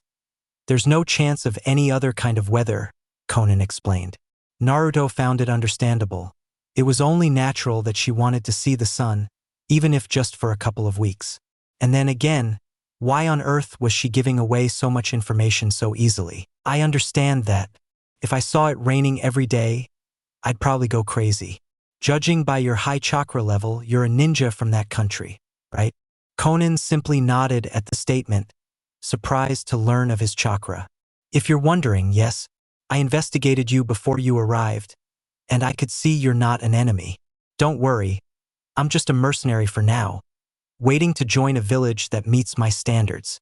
This time, it was Naruto who was surprised. For some reason, it was extremely easy to approach the new person in their presence. Mercenary? She asked curiously. Just small missions to earn some money and experience, although I sometimes sell stamps to get a little more.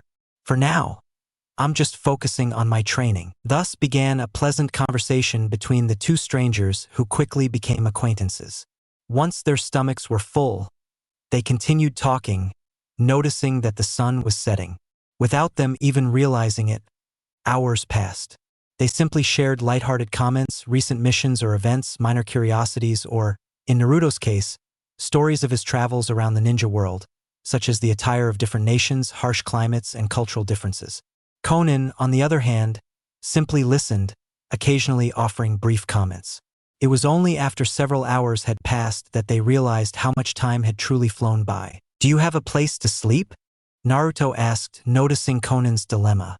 You can leave for a nearby village tomorrow, or if you prefer, you can stay at my cabin. I have a spare room, so that's fine with me. Konan was going to refuse. That's what her ninja side told her. Fine, if it's not a problem. And then she realized what she'd said. Why had she accepted? Her head began to throb with so much conflicting thinking. Today she'd made several mistakes that would have cost her her life in another situation. But then there was this strange individual. He offered without losing anything in return, and without any sinister intentions. Adding to the feeling was the aura of optimism and tranquility that the boy exuded, even though he sometimes displayed extreme sadness. Naruto led her back into the deep forest, until they reached an area of thick bushes. To Konan's surprise, the boy performed a hand seal, concentrating his chakra. As if by magic, a small cabin appeared on the spot, having been camouflaged by the bushes until that moment. I know it's not a mansion, but it's my home until I manage to expand my storage seals, or until I find a village to belong to. Konan entered at Naruto's invitation. Once she knew his words were true. It was a kitchen/dining room. Besides the stove, there was a counter for storing a few dishes and other utensils, and a small table with 4 wooden chairs. At the back were 2 closed doors. The door on the right is my studio. The one on the left is my bedroom.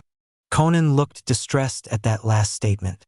"Don't jump to conclusions, Databeo," she shouted, adding the suffix she'd heard a couple of times that afternoon. It seemed the blonde had tried to avoid it, but in tense situations it slipped out uncontrollably. "I have a bed in my studio. Maybe you haven't noticed, but I'm a bit excessive with my training," he confessed sheepishly. It was then that 10 clones of the blonde boy emerged from the same studio. I think that's it for today's study," the original Naruto quickly added. Then, one by one, the blonde boy slowly dissipated, an action that took a few minutes to complete. "I apologize for that last bit. I can't disperse all the clones simultaneously, or I'd most likely fall into a coma." Konan initially looked surprised. During their earlier conversation, she understood that the young man was specializing in Fuinjutsu, but it was clear that his learning method was much faster thanks to his apparent clones. After that, Naruto showed her his room, which, fortunately for Konan, had a small bathroom. It wasn't spacious and only had a shower, but it was enough to keep her clean for the next 2 weeks. Noticing how late it was, he said goodnight for a night's sleep, but the blue-haired girl wanted to ask one last question. "Why are you doing all this for a stranger? I just don't understand." I reaffirmed her belief. "First, because it's the right thing to do, and second, don't ask me why, but I feel like I can trust you," the young man declared simply. Stunned by the answer, Konan simply entered her new room. For some reason, she felt the same way, as if she could trust him.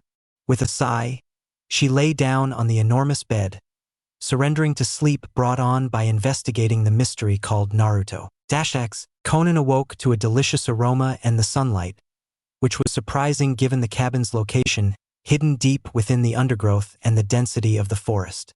Curious to discover the source of the scent, she went to the bathroom and then dressed.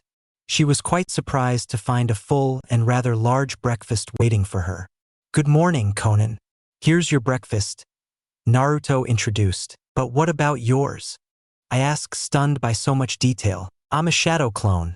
The real one has already eaten breakfast and is training outside," the clone replied with a smile. Once the clone noticed Konan had started her breakfast, she began cleaning up.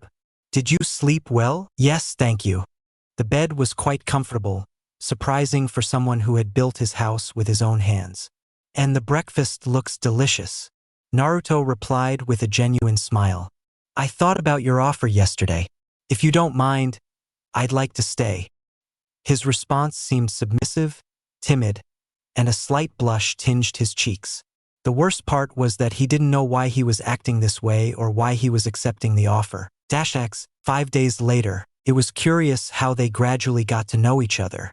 They didn't talk much about specific or important events from the past, just details, side stories, and funny anecdotes. Deep down, though, they were both happy. Neither of them had many friends, but this presented a big problem. They didn't want to go any further. Konan because the stories would involve Akatsuki, Naruto because they would involve Konoha. But at some point, one of them had to slip up. This took quite a while, given their ninja precautions, but it was inevitable when the blonde-haired boy revealed certain information. One example is Konan telling him about her intense passion for origami and her food preferences, which Naruto clearly noticed when they first met. Naruto revealed his intense love for ramen, as well as the location of her research room, which wasn't a secret. This was the place where he planned his future research and specialization, Fuinjutsu, sealing techniques. "So you specialize in Fuinjutsu. There aren't many experts because it requires much more time and dedication than ninjutsu, genjutsu, or taijutsu." The conversation, initiated by Konan, took place during lunch, sitting by the river where they met. "Of course, I plan to follow my clan's tradition and undo its destruction," I stated confidently and proudly. "Restore your clan?" she asked curiously. Well, it's embarrassing to talk about and I don't like the idea, but if I want to establish my clan in a village, I have to follow their rules. For a clan to be established, it must have a large number of members. If they're short-staffed, they have to resort to multiple marriages to quickly produce a large number of heirs. In a village, they would automatically assign wives from a list, but you can look for them beforehand, and I don't want a loveless marriage. Naruto explained in as much detail and as respectfully as possible. That way, my clan will once again be known around the world. Believe it. Initially, Konan disapproved of Naruto's situation, but on the other hand, she saw that the young man was trustworthy and honest.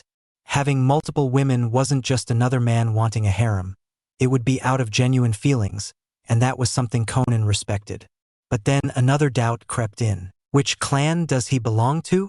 I asked doubtfully. Uzumaki, he shouted with pride. Uzumaki? He repeated, familiar with the name. The answer came quickly. You're Uzumaki Naruto. Kyubi Jinchuriki. The amber-eyed woman accused directly. Her dramatic change in demeanor revealed the blonde boy's suspicions. So you're Jiraiya-sensei's apprentice? Naruto replied, ignoring the hostility. Konan, one of the 3 orphans from the village hidden in the rain. Konan was shocked to be identified. Jiraiya-sensei told me he suspected the Akatsuki leader was in Amigakure because of its tight security. Although he considered you 3 were quickly ruled out as leaders, since he'd been informed you were dead. Konan stared, unblinking her defensive stance. I'm not going to attack you. I have no intention of doing so, but I will defend myself. I just want to talk. I could tell from the beginning that you don't have bad intentions, and it's even possible that the organization you 2 seem to have founded was based on good intentions. Who's the leader? Nagato? Yahiko? But there was no cooperation from the blue-haired girl. Of course, the woman's mind was at war. The part of her that was logical wondered why she wasn't attacking Naruto so she could capture him, though she also cursed herself for not noticing him sooner. I mean, blue eyes, blonde hair, and the lines on his face. A boy who must be somewhere between 13 and 17 years old, and to top it all off, he'd even given her his name. Then there was the part which she assumed was sentimental. He was just another human like her or anyone else. The only difference was that he had a beast sealed in his stomach. Who was she kidding? She had never attacked a target with the important factor of knowing them beforehand, except for declared enemies. This, on the other hand, was a mistake. He wasn't attacking her, he was merely asking for dialogue. Why was everything so strange about this boy? Could you at least tell me why they're after us? Naruto persisted, but she remained silent and on guard. Please, I can see in your eyes that you're a good person, just like Jiraiya-sensei said. Besides, we're apprentice siblings, we have the same teacher, we should be able to understand each other. And that was the trigger. Understand each other? He asked, his tone a mix of shock, disbelief, and, more than anything, sarcasm. The moment you understand true pain, we'll understand each other. For a moment, Naruto felt like he was reliving his conversation with Hyuga Niji during the Chunin exams, causing one eyebrow to twitch involuntarily, a slight nervous tick.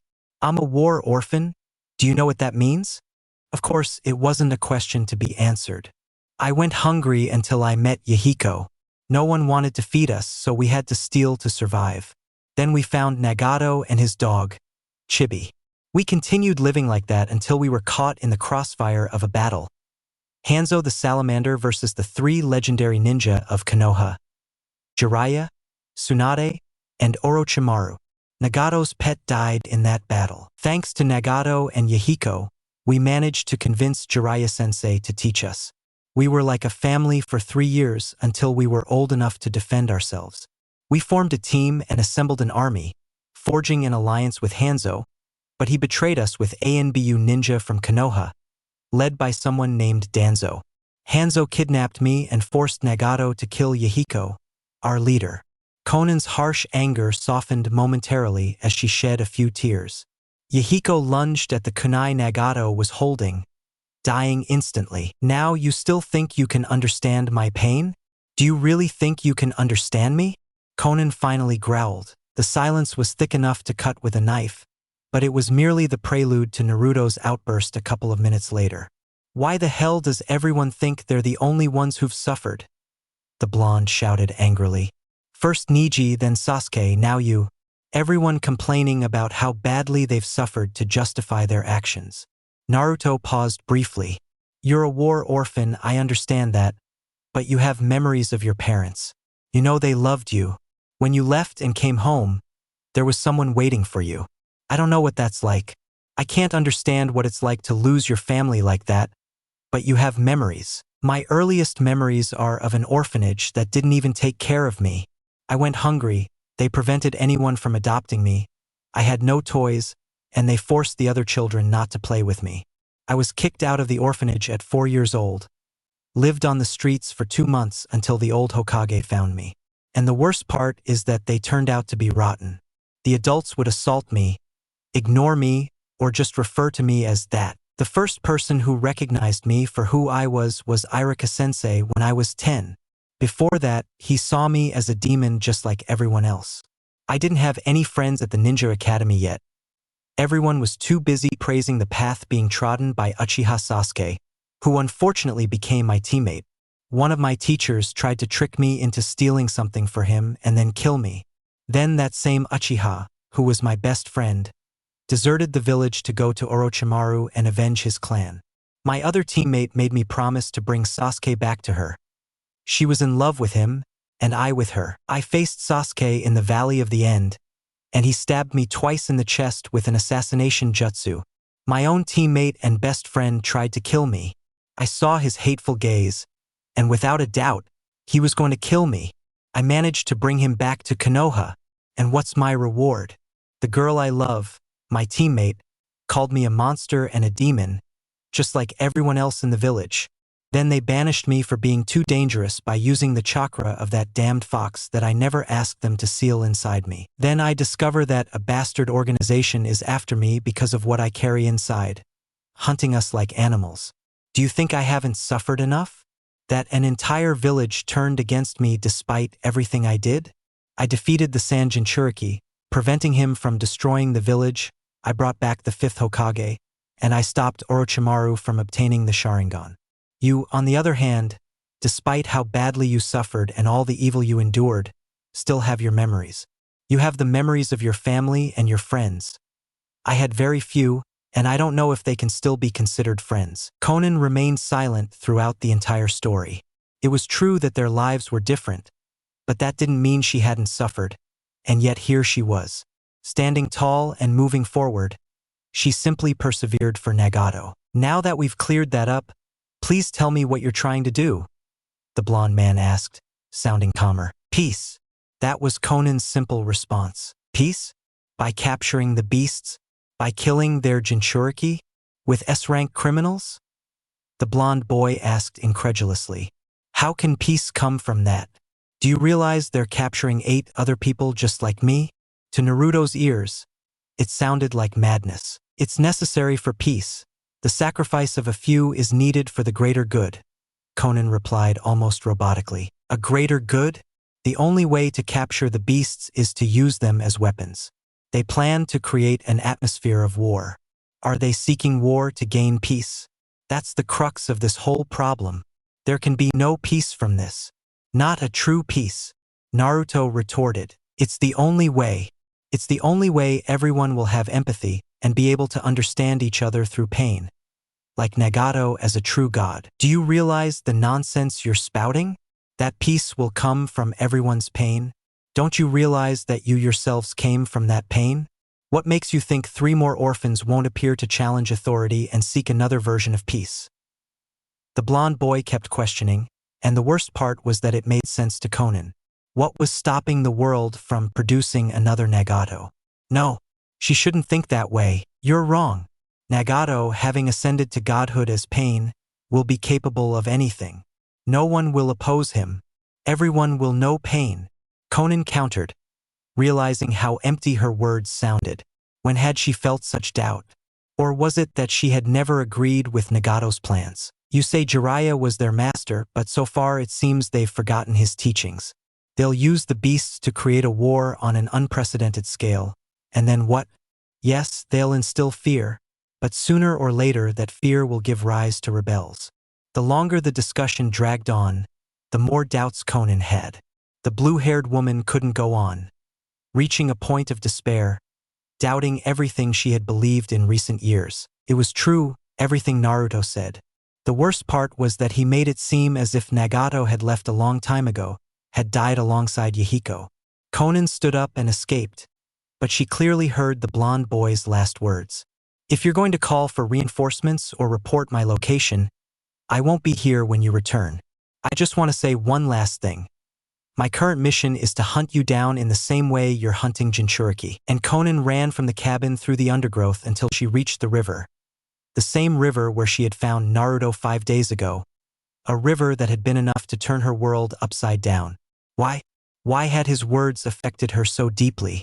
What was so special about him? She didn't understand, and the dampness on her face wasn't helping her think. Dampness? The young woman touched her face, realizing the incredible event that had just occurred. She was crying. Her cold, impassive mask had been shattered without her even noticing. The boy had broken through her defenses, and it had only taken 5 days. Then she returned to the questions she had asked herself every day she had been there. But somewhere in his subconscious he knew it. Yahiko. Naruto was just like Yahiko. And that's what hurt him, because seeing Naruto accuse him of all the crimes was like Yahiko doing it himself. No, not as simple as that. He knew that if Yahiko were alive, he would be confronting them in the same way about their methods and mistakes. Yahiko would never have allowed them to walk this path because, though it pained him to admit it, they were becoming just like the one who had manipulated them. Salamander Hanzo. Then, on the riverbank, Konan gazed at her reflection in the water, the moonlight her witness. Her face showed emotion once more, intense emotion. Her mask had begun to crumble the day she met Naruto, a gradual process that had culminated in this night. It was then that she confronted the truth of the matter. The grave mistake and current threat to the shinobi world. A beast created with her help that would affect everyone. A beast called Akatsuki. -X. Naruto sat on his bed, reflecting on recent events, and let out a sad sigh. I'll have to reseal the house and change my location, he told himself resignedly. He knew that when Konan revealed his location, the other members would move heaven and earth to find him. He had no time to lose, but before starting his tasks, he briefly returned to the previous conversation. I thought that as Jiraiya's student, I would understand his mistake. Before he could stand to begin his next move, he was approached by a body, as yet unfamiliar. Sobs could be heard against him. The house's electric light, courtesy of his first imperfect prototypes of electric seals, granted Naruto the necessary visibility. Konan had returned. Naruto hesitated before responding, but he held her close, hoping she would find some peace. It would take time because Konan was now facing years of bad decisions, of watching Nagato slowly succumb to the darkness, and of helping him do the same. It was awful to face such a reality, too, to face the fact that at this moment, she only had Naruto to lean on. The last of Jiraiya's students to follow in his footsteps. Then would come the moment to talk, the only thing that could ease her sorrow in this much-needed cry, with the only person she could trust. She was no longer sure of her life, her purpose, her future. She only had one friend. Naruto watched her cry, unaware of the consequences, for hours. Only when dawn broke did he notice Konan had fallen asleep. He gently laid her on the bed and covered her with the blankets, hoping she would find some rest and peace for her tormented soul. The blonde wondered if he would be able to give her any answers now. Technically, it was his responsibility to have changed the course of her life. He owed it to her as a friend and as a mentor. -X. Konan awoke in the familiar bed, trying to understand what had happened, though she couldn't recall the events that had brought her there. It didn't take long. The pain of her doubts and her mistakes were a weight that would stay with her until she could rectify them. She also remembered the calming sensation of Naruto's comfort. His warm embrace, combined with the already comforting atmosphere, made her feel that in that moment, in his arms, she would be safer than anywhere else in the known world. Far from the pain, from Akatsuki, from Nagato and his failings. Letting out a sigh, she noticed the aroma of breakfast. Realizing for the first time that it was dawn, Konan got out of bed and headed to the small dining room/kitchen, where breakfast was already being served. From experience, she recognized the real Naruto. He gave her a genuine smile. She could see that even knowing her origins and where she came from hadn't changed his opinion of her, his trust in her, or his feelings of friendship. In fact, it seemed the blonde boy's respect for her had only grown. "Good morning. I'm surprised at how much you slept. For a moment I thought you wouldn't wake up," Naruto confessed. "How long did I sleep? It doesn't seem like too long." Konan's curious contest. "A whole day," Naruto replied. Konan didn't respond. Surprised, she simply took her usual seat with Naruto sitting across from her. The blue-haired girl's stomach growled slightly, causing her to blush sheepishly. "Well, at least your stomach felt that day without eating." To her own surprise, Konan chuckled. It was something she'd been doing frequently these past few days. But this time, there was no sense of contradiction or struggle. It came out naturally, as if the little girl Konan, Jiraiya the gallant's apprentice, was slowly returning. There was something different in the air between them, too. Their friendship felt genuine. There were no digressions into dangerous topics or secrets feared being revealed. It was simply an honest friendship. And so the rest of the week passed, with him not daring to bring up the subject of Akatsuki until the very last day, when Konan would have to return, or else Pain suspected what he would do about her absence. Konan promised him she would be his spy, that she would come back whenever she had free time to rest. It was good to be able to reach a friend in a normal way instead of being in that hideout full of liars and murderers. The topic of revealing Naruto to the members was off the table. The blonde boy never asked her why he trusted her. Even she herself was surprised by this, because it was something implicit in their unofficial agreement. Naruto wouldn't always be home due to the small mercenary missions they had to undertake, but she already had the key to his seals. The blue-haired woman was amazed by the security levels of her temporary home. It possessed chakra concealment seals inside, privacy seals, and external camouflage seals, as she herself had seen the first time. It was more than clear that Akatsuki would never find that house without knowing its exact location, which relieved her. Now she had a place to call home, a place she remembered as she, Nagato, Yahiko, and Jiraiya had lived together. And it was an extremely happy and comforting feeling. Chapter 7. Encounters, Relationships, and Assignments. 2 months later, Naruto woke up, experiencing a sense of déjà vu. The experience was entirely familiar, but the person beside him was completely different. He awoke in a bed, accompanied by a woman, but she didn't have long purple hair. Instead, her hair was blue and cut to the nape of her neck. The rest of the circumstances were the same, including the activities they had done the previous night and the fact that they were both completely naked upon waking. The guilty part of the blonde boy calmed down as he recalled the warning he'd sent to Yugao with the help of her messenger toads, revealing his suspicions about his feelings. He had informed her about the feelings he was developing for his apprentice sister and friend. She simply reiterated their previous agreement. They both knew that Naruto had undertaken the mission to restore his clan. Along with the full report on Konan, Yugao responded with her consent and a wish of good luck, promising to visit him soon. He thought it would take him longer to admit his feelings, but the unpredictable happened when he saw that Konan had made the first move. Naruto pulled his companion closer, gently embracing her from behind, while she let out a moan, lying face down on the pillow, unable to stop herself from recalling the journey that had led to this situation. X, the blonde and the blue-haired woman continued to see each other frequently, as Konan was granted 2 or 3 days off every week or two. Prior to this arrangement, Konan had shared with him the information she knew about Akatsuki, the members' names, their abilities, and, of course, Nagato/Pain's Rinnegan. But that wasn't the most disturbing thing of all.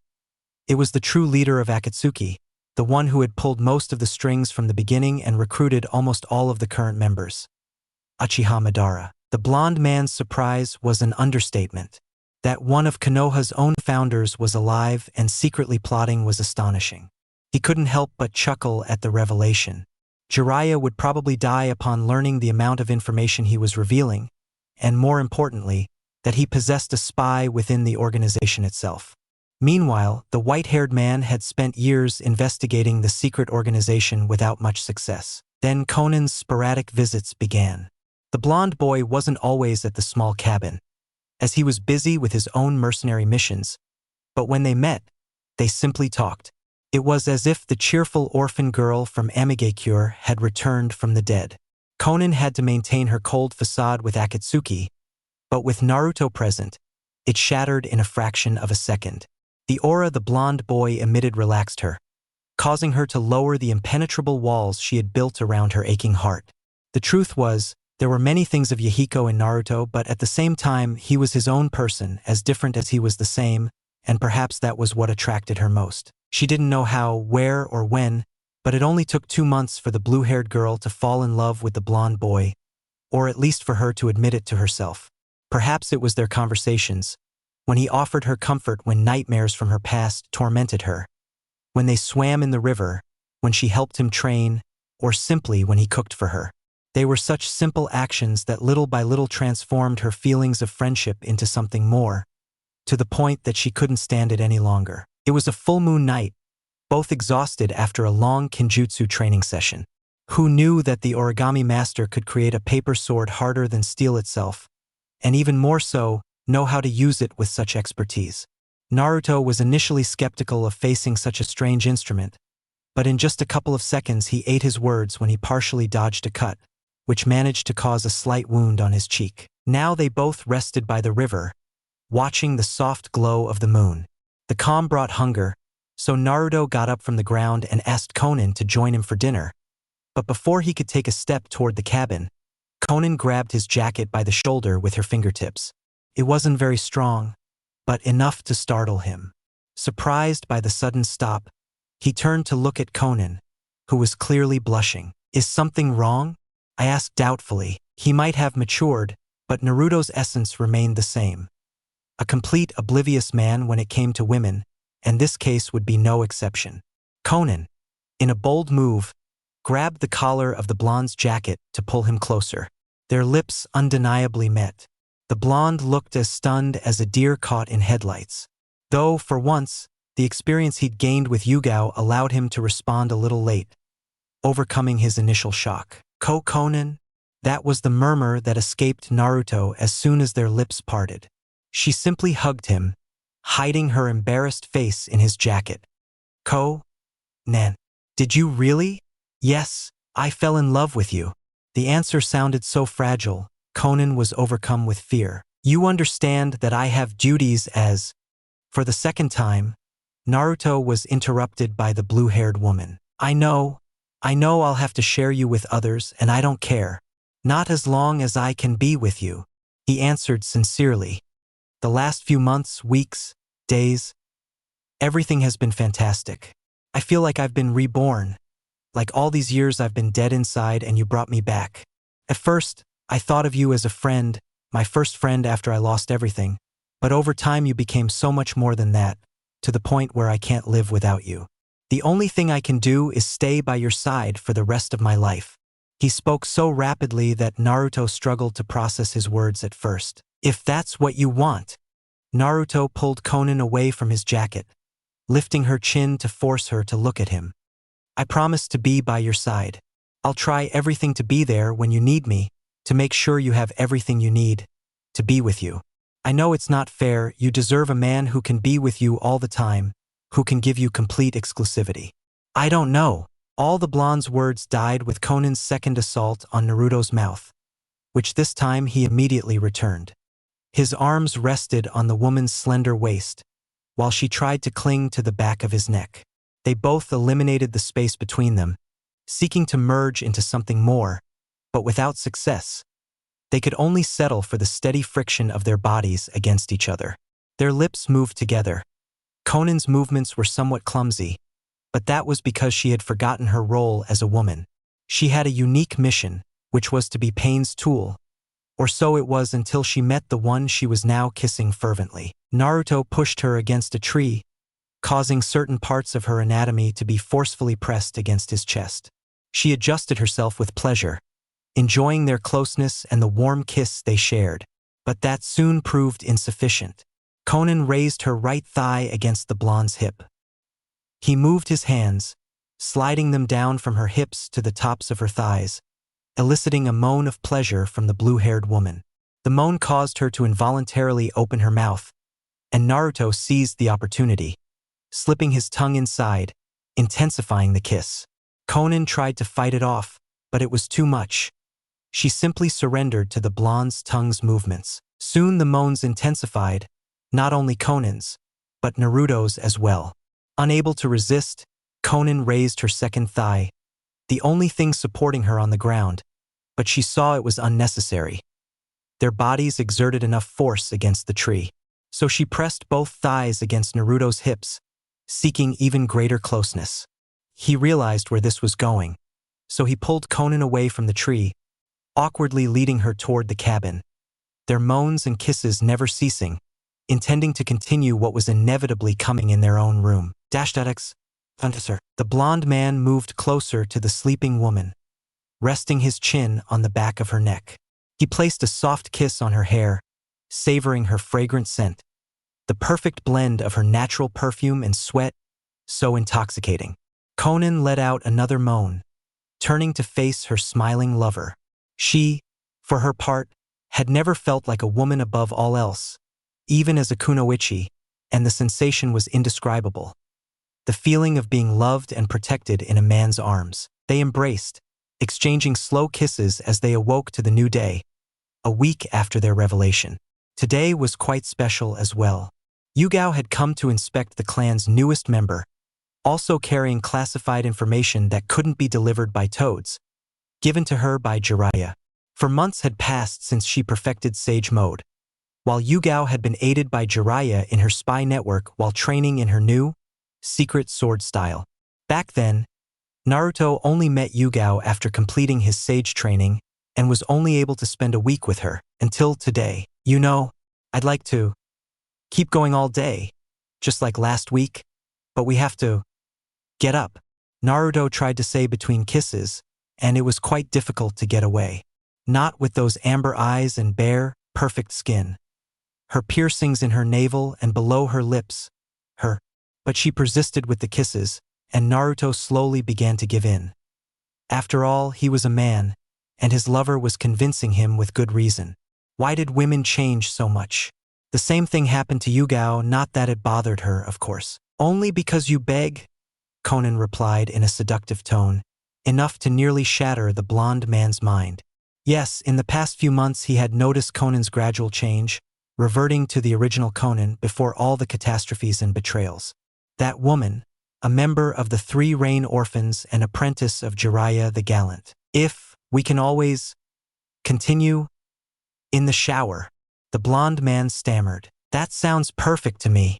He didn't know how or when, but the blonde man was pulled from the bed into the small bathroom. Small bathroom? Small shower. 2 bodies. What on earth am I thinking? The blonde man's perceptions were certainly being affected by the blue-haired woman. Although it was very pleasant to see her so happy, as if she herself were discovering a completely new side of herself. And yes, they took quite a while in the small shower. X. So just the things on the list? Konan asked. Naruto gave a reassuring smile. They had finished breakfast and Konan, as compensation for such a delicious meal, decided to go to the nearby village to buy the missing supplies for the house. The walk would also help her relax and take her mind off meeting another member of the clan who was arriving that day, Yugao Yuzuki. Of course, this was at her own request. Naruto obviously spoke to Konan about Yugao, aside from personal matters, just as he had spoken to Yugao about Konan under the same circumstances. It only took a few minutes to reach the nearby village, one of the main trading centers of the Land of Grass. There were many large warehouses, and fortunately for him, much to Konan's partial fury/joy, the blonde boy had much more than the required amount of money. Of course, Naruto was also busy tidying up the cabin.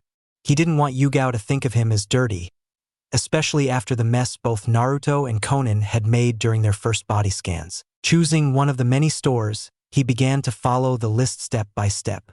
Food, certain cleaning supplies, and accessories like bath towels. Took several minutes, and finally, Only the last and most important item on the list remained.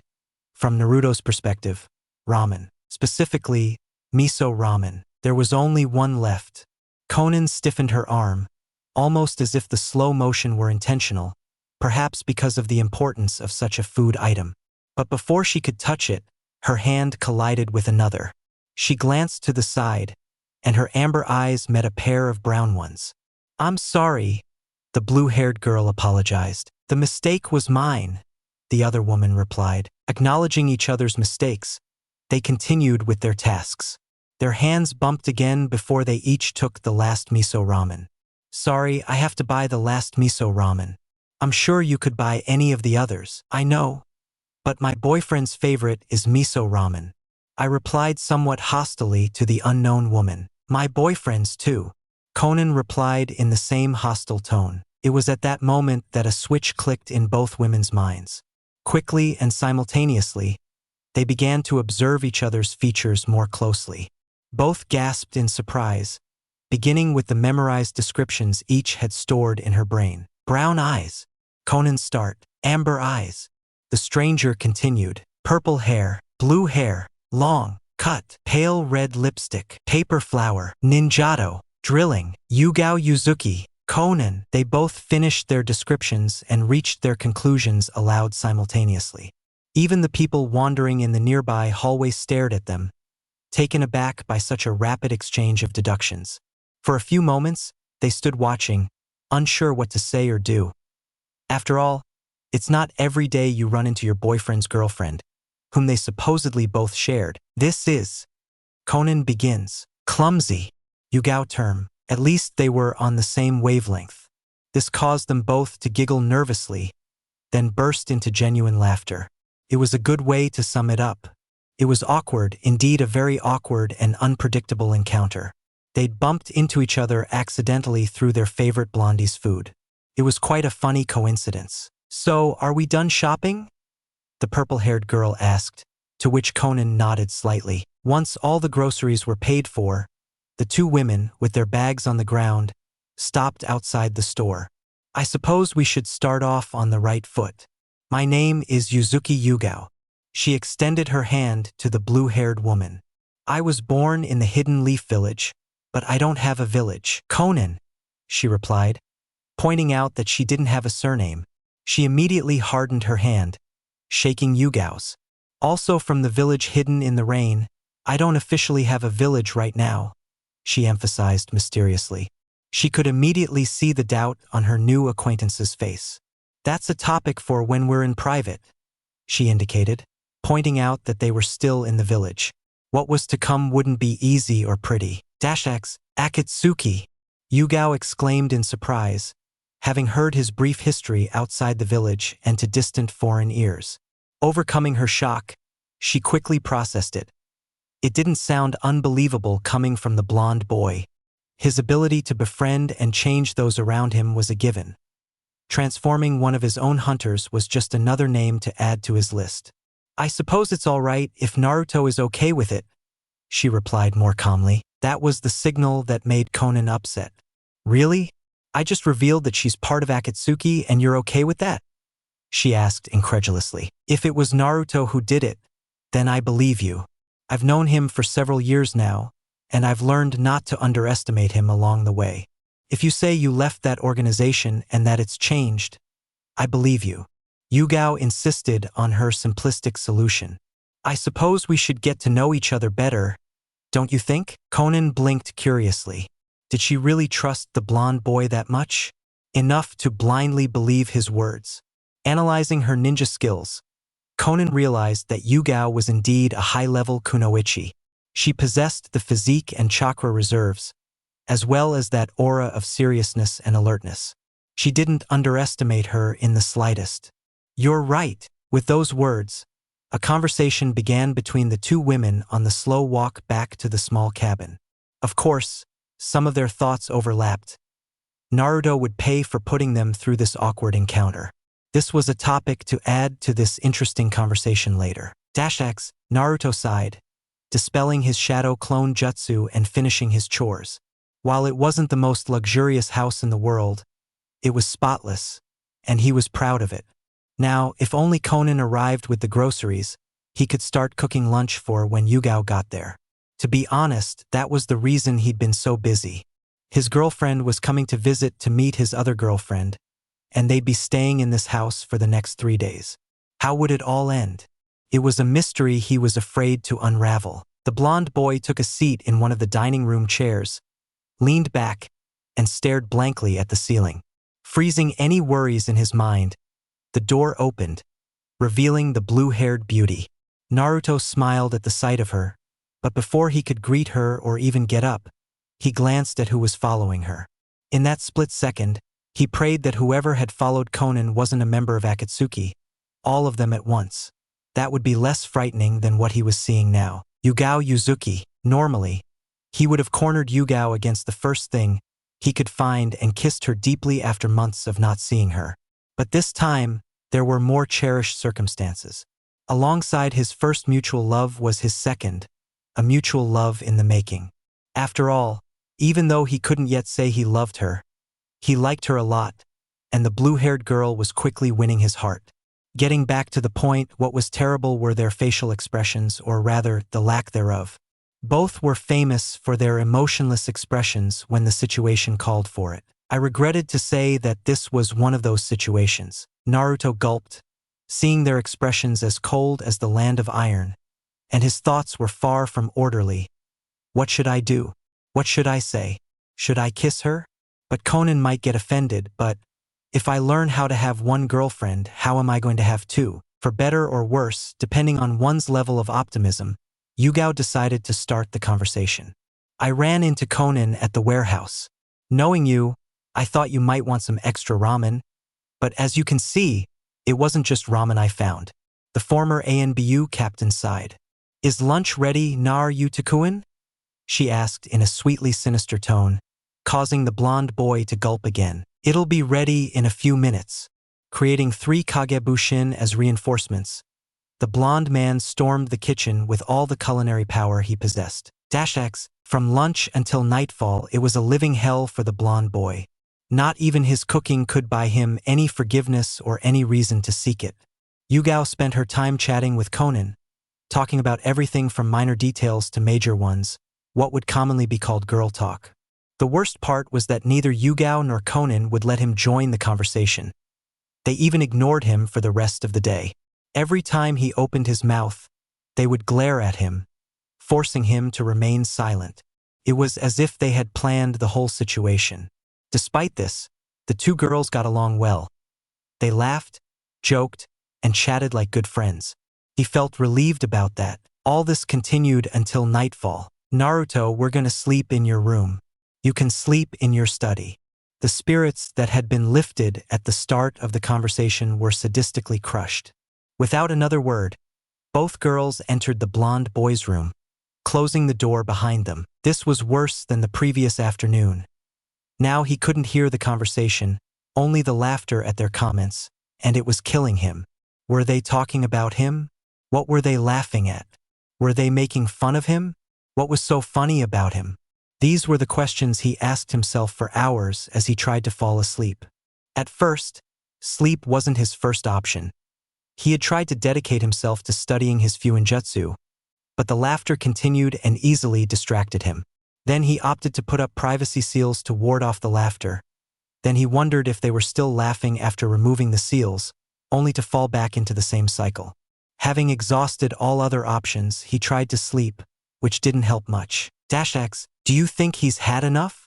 Konan asked. Although they chatted throughout the night, and their giggles weren't particularly loud, especially Konan's, the walls were thin and easily carried the sound to where Naruto was, resulting in his punishment. Yugao glanced at the alarm clock in the room. It read 4 in the morning. They had both decided on the silent treatment as punishment, combining it with the psychological trauma known as girl talk, which only intensified the man's ignorance. However, after a few hours, guilt began to eat away at them both. Unable to bear it any longer, Yugao answered Konan's question and went to the room where the blonde man was sleeping. What I didn't find was pretty. Naruto had managed to fall asleep, though his usually healthy eyes were covered in dark circles, and he groaned in his sleep. His expression was anything but peaceful. He was even covered with several manuals on seals, notes, and other instructions. The news of their boyfriend's situation hit them both like a ton of bricks.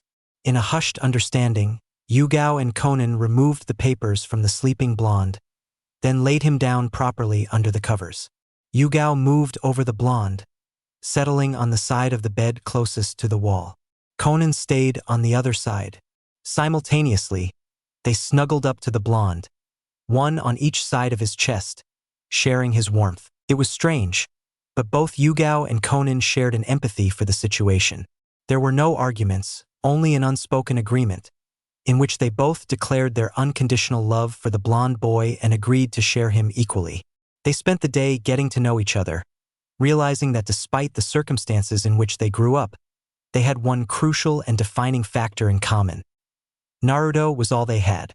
Both had friends and villages in various sad situations, but the blonde boy had rescued them. They both simultaneously kissed the blonde boy on the cheek, causing him to murmur a few syllables as his face fell, and he unconsciously used his arms to hug his two companions.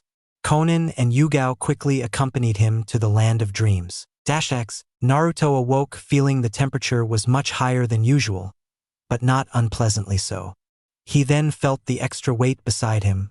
What was normally one body was now two. The scent was a vaguely familiar mixture, like two familiar scents combined. Opening his eyes, he looked down, noticing the blue and purple head above him. Then he made up his mind.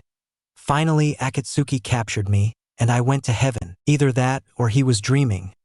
Those were the only options for waking up next to his two loves.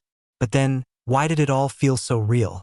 The last thing he remembered was falling asleep, struggling to get some rest despite the murmurs of conversation coming from the next room. When did they both get here? He wondered. But the doubts lasted only a few seconds. He had no intention of questioning reality.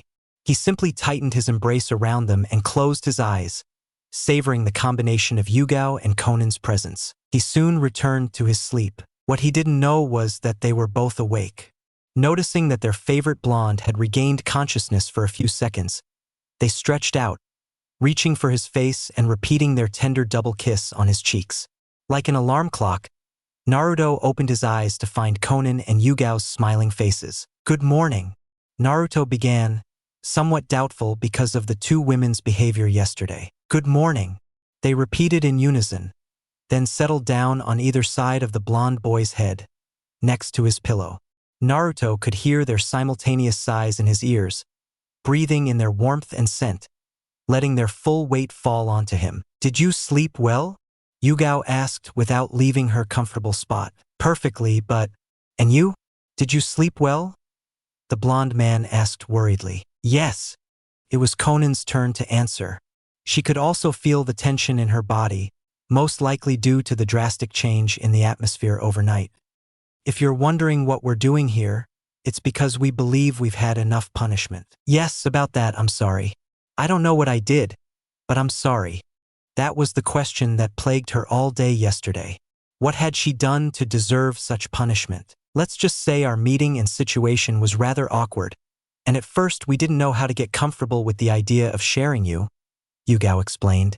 "On the way back, we started talking and came up with this punishment. That would also give us a chance to get to know each other better and see if this had a future," Konan continued. "We soon discovered we had quite a few things in common, and I think we got used to the idea of being with you pretty quickly. Last night we realized we were actually doing more harm than good. It's true we wanted to punish you, but we didn't think about how you would feel. I don't know if you've noticed, but in moments like these, you're our rock. I understood that yesterday with Konan. We've both lost everything. I attempted suicide, while Konan..." Yugao paused, realizing she shouldn't say that. It was a sensitive subject, even more so than her own suicide attempt. A shiver ran down her spine as she thought about Akatsuki and the fact that she would have to go back there tomorrow. "I know, the same thing happens to me. I have nothing, of course I have Jiraiya-sensei, but that's it. You are my heart, my dream, and my future. If I lost you, I would lose my reason for going on." The gentle hug Naruto shared strengthened during his speech. "You are my everything, my family, my future clan. With the words spoken, she simply let the tension dissipate in this gentle silence and shared rest. The first encounter of a future clan in the warmth of their embrace. X. The rest of the day passed with much more peace and joy than the first. He spent it in good company, whether by the river where Naruto grilled fish, just like the times he spent with Konan.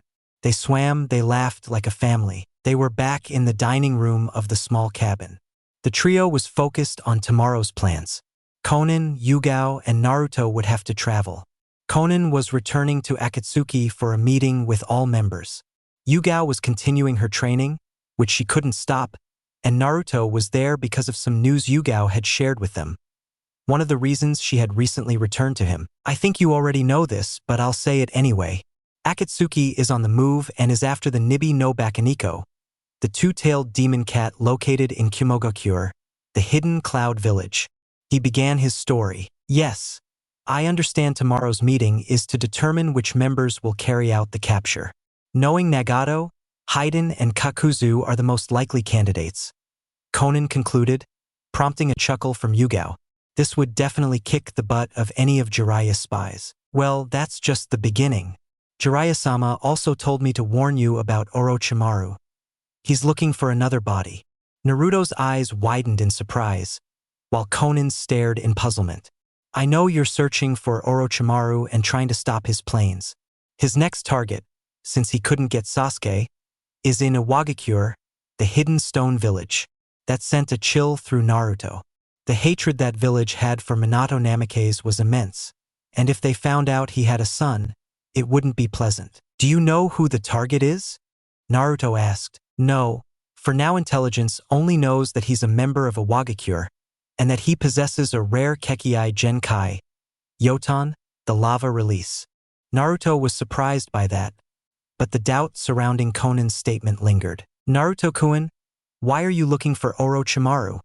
Was the blue-haired girl's question. He's a threat to the world and all its people, the blonde man growled, clenching his fists. He constantly exploits the hatred of other peoples to his advantage, committing more atrocities and harming them for his own selfish gain. He ruins thousands of lives without a second thought, all as a means to perfect his immortality jutsu. I will finish what Sarutobijiji started. I owe it to him for everything he did for me. Sarutobijiji? Konan asked again. It was the third Hokage. With that answer, the blonde boy made everything clear. Of course, Naruto had told him about the third Hokage. He was Naruto's surrogate grandfather, that precious person he had lost, the only person to acknowledge him until he was 10 years old, although it was the first time he had called him that. Before, he was simply old man. Also, according to Akatsuki's information, the third Hokage had died at the hands of Orochimaru. Now that he understood the message, the atmosphere calmed down again, and Naruto yawned. Tomorrow will be a long day, and it's already getting late. You can sleep in the room. I'll go back to the study. Naruto got up from his chair and headed toward the study, but a hand grabbed his shoulder, stopping him and forcing him to turn around. Standing in front of him were Yugao and Konan, but there was something strange about them. Konan didn't look him in the eye. She simply stared at the floor with a slight blush on her cheeks. Yugao also seemed embarrassed, but her determination was stronger than that feeling. Without saying a word, she pressed her lips to Naruto's in a passionate kiss. This is our last night together. I know it's a bit soon to experiment, but as ninjas, we must live every day as if it were our last. Yugao said, releasing the stunned blonde's lips, only to claim them again. What do you mean? The blonde man stammered uncertainly, pulling slightly away from the woman. The next thing the blonde boy didn't see coming. Taking Yugao's place, Konan kissed Naruto with the same intensity and courage as her now friend. What Yugao means is that we want you to sleep with us.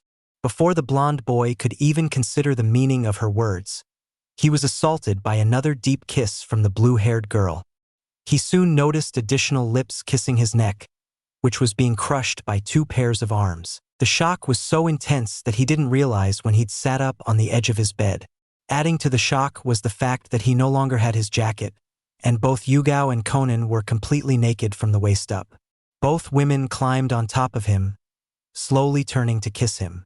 The next time his mind started working, he was naked from the waist up, but this time he was able to respond. Gathering his strength, he grabbed the two kunoichi and flipped them over on the bed, ending up on top of them. Now it was his turn to attack, and he began kissing them all over with incredible speed. He simply wanted to make them feel as good as they were making him feel. It was time to test if the Jinchuriki's resistance would be enough for the former ANBU captain and current spy in Akatsuki. -X, at some random hot springs in some nation, a man was blithely observing the naked beauties in the warm, relaxing waters, taking notes as research material for his next novel. But he was interrupted by what is commonly called a disturbance in the force. Because I have this urge to build a shrine to the kid. Jiraiya found it strange to feel this way. It wasn't as if Naruto had managed to add someone else to his future clan. Naruto had only had some initial luck with Yugao. It was impossible for him to find another of the same caliber. Well, it can't be anything important. I should get back to my notes, he muttered aloud, letting out a little drool and a trickle of blood from his nose. -X, it was the next day, and the group was ready to say their goodbyes on the banks of the river. Despite the separation, everyone present was happy. Naruto found himself in the infinite happiness of waking up for the second time in the arms of the two people he loved most in the world, this time with memories of a much more intense experience the night before. Each of them was in a similar situation. They had not only shared their love for the attentive man they had fallen for, but they had also found someone else to trust, a new friend and ally each. I guess this is goodbye for now, Naruto said somewhat awkwardly. Without saying a word, Konan was the first to say goodbye. Then a direct kiss on the lips followed by a tight hug, whispering in his ear, "Be careful and remember what I told you about their abilities. Akatsuki cannot be underestimated. I love you, Naruto-kun." Naruto gently pulled away, holding her by the waist and gazing into her amber eyes. Don't underestimate them either. At the first sign of being discovered, they'll escape without a second thought, he confessed directly. Remember, you'll only be a spy until you find a safe village to establish the clan. Hang in there until then. You know my messages through toads will only reach this cabin, Kochan. Testing out his new nickname, he shared one last passionate kiss, communicating his feelings not with his voice, but with that clash of lips. The blue-haired girl shattered into several pieces of paper, drifting away on the wind. I'm surprised how she does that, the blonde boy said, amused. Without giving him any peace, he was now embraced and kissed by the other woman present. I can only say the same as Konan. Be careful of Akatsuki and don't let your guard down for a moment. Remember the promise. Together we will form a family. It wouldn't be fair if I died now that you've also given me a new friend. They focused for the moment on the tender embrace. I'll be in contact with your messenger toads. Maybe I sent some to Konan-chan. I need someone else to keep in touch. Naruto simply held her by the waist, just like Konan, chuckling softly. He was glad things had gone so well between their girlfriends. The friendship they were forging was growing stronger, especially after last night's experimentation. Naruto had to suppress the thought for a moment. Things he'd seen last night had made his nose bleed just thinking about them, and he didn't want Yugao to think of him as a pervert. Besides, what other man in the world could say those words so calmly? With that, he supposed Nagato had a point after all. Pain really could bring people together. For the last time, Naruto kissed Yugao's lips, a kind of, "See you later. I love you, Naruto-kun." Naruto smiled. "Just like I love you, Yu-chan." He pulled away against his will and released her from his embrace. Yugao smiled optimistically, a nonverbal way of saying goodbye, before vanishing in a puff of smoke with a body flicker technique. Sighing at the momentary ache in his chest from missing his two girlfriends, Naruto began walking briskly toward Kumogakure. Konan had already mentioned that Akatsuki's communication method could be long distance. That meant Haiden and Kakuzu might already be there. Chapter 8. Back to the Ninja World. Exile Chapter 8. Back to the Ninja World. It had been 2 hours since Naruto crossed the borders of the Land of Lightning. According to Yugao's last message, Akatsuki was already on the move. Concentrating, he entered a meditative state, his eyes changing. His upper and lower eyelids turned red, and his pupils resembled those of a toad, signifying the activation of his sage mode. Now attuned to nature, he could partially locate any energy, both natural and chakra. This didn't take long. Soon an explosion of chakra filled his senses. It was hostile yet nostalgic. It felt dense and sinister, as if it would destroy anything it touched, and its fluctuation was aggressive. Even after all that analysis, the nostalgia remained. Naruto opened his eyes in surprise, revealing his toad-like pupils. It's like the Kyuubi's chakra, a Biju. Jumping to conclusions, Naruto deactivated his sage mode, beginning his swift journey toward the source of the chakra. Took him quite a while to arrive, but what he found was horrifying. He was in what appeared to be the ruins of some kind of demolished facility or building. Judging by the signs and the dust, it was recent, most likely from the battle that had been fought there. But that wasn't the source of his current horror. It was what he saw on the side. On a large remaining wall of the structure, a woman was being impaled by her hands on a single stake, like a sacrificial lamb. Her long blonde hair obscured her face. Hidden from everyone, suppressing his fury, Naruto searched for the culprits, and his answer came quickly. Before him stood two figures. One sat atop some rubble, simply observing the spectacle. Facing him lay another figure on the ground, encased in some kind of seal or symbol. It was bizarre, with its black and white colors and the spear embedded in its very center. Noticing their Akatsuki cloaks, he instantly recognized them. Haiden and Kakuzu, the same ones who had attacked him, Jiraiya, and Yugao during their time on the Land of Whirlpools. He had to act fast. The woman was still alive. The blonde man appeared before the two men, surprising them both. Without even speaking, he created 3 shadow clone techniques. While the 3 remained behind, the real one drew his Gen sword, positioning himself for attack. Alerted by the blonde man, Haiden stopped his ritual, stood up, removed his weapon from his abdomen without any sign of pain, and then glared at the annoying interruption. "Hey, Kakuzu, doesn't that guy look familiar?" he asked angrily. While they were talking, 2 of the 3 clones walked along the wall, swiftly pulling out the metal stake that connected their hands to the Great Wall, while the Naruto on the ground caught the body once it was free. His characteristics clearly indicate it.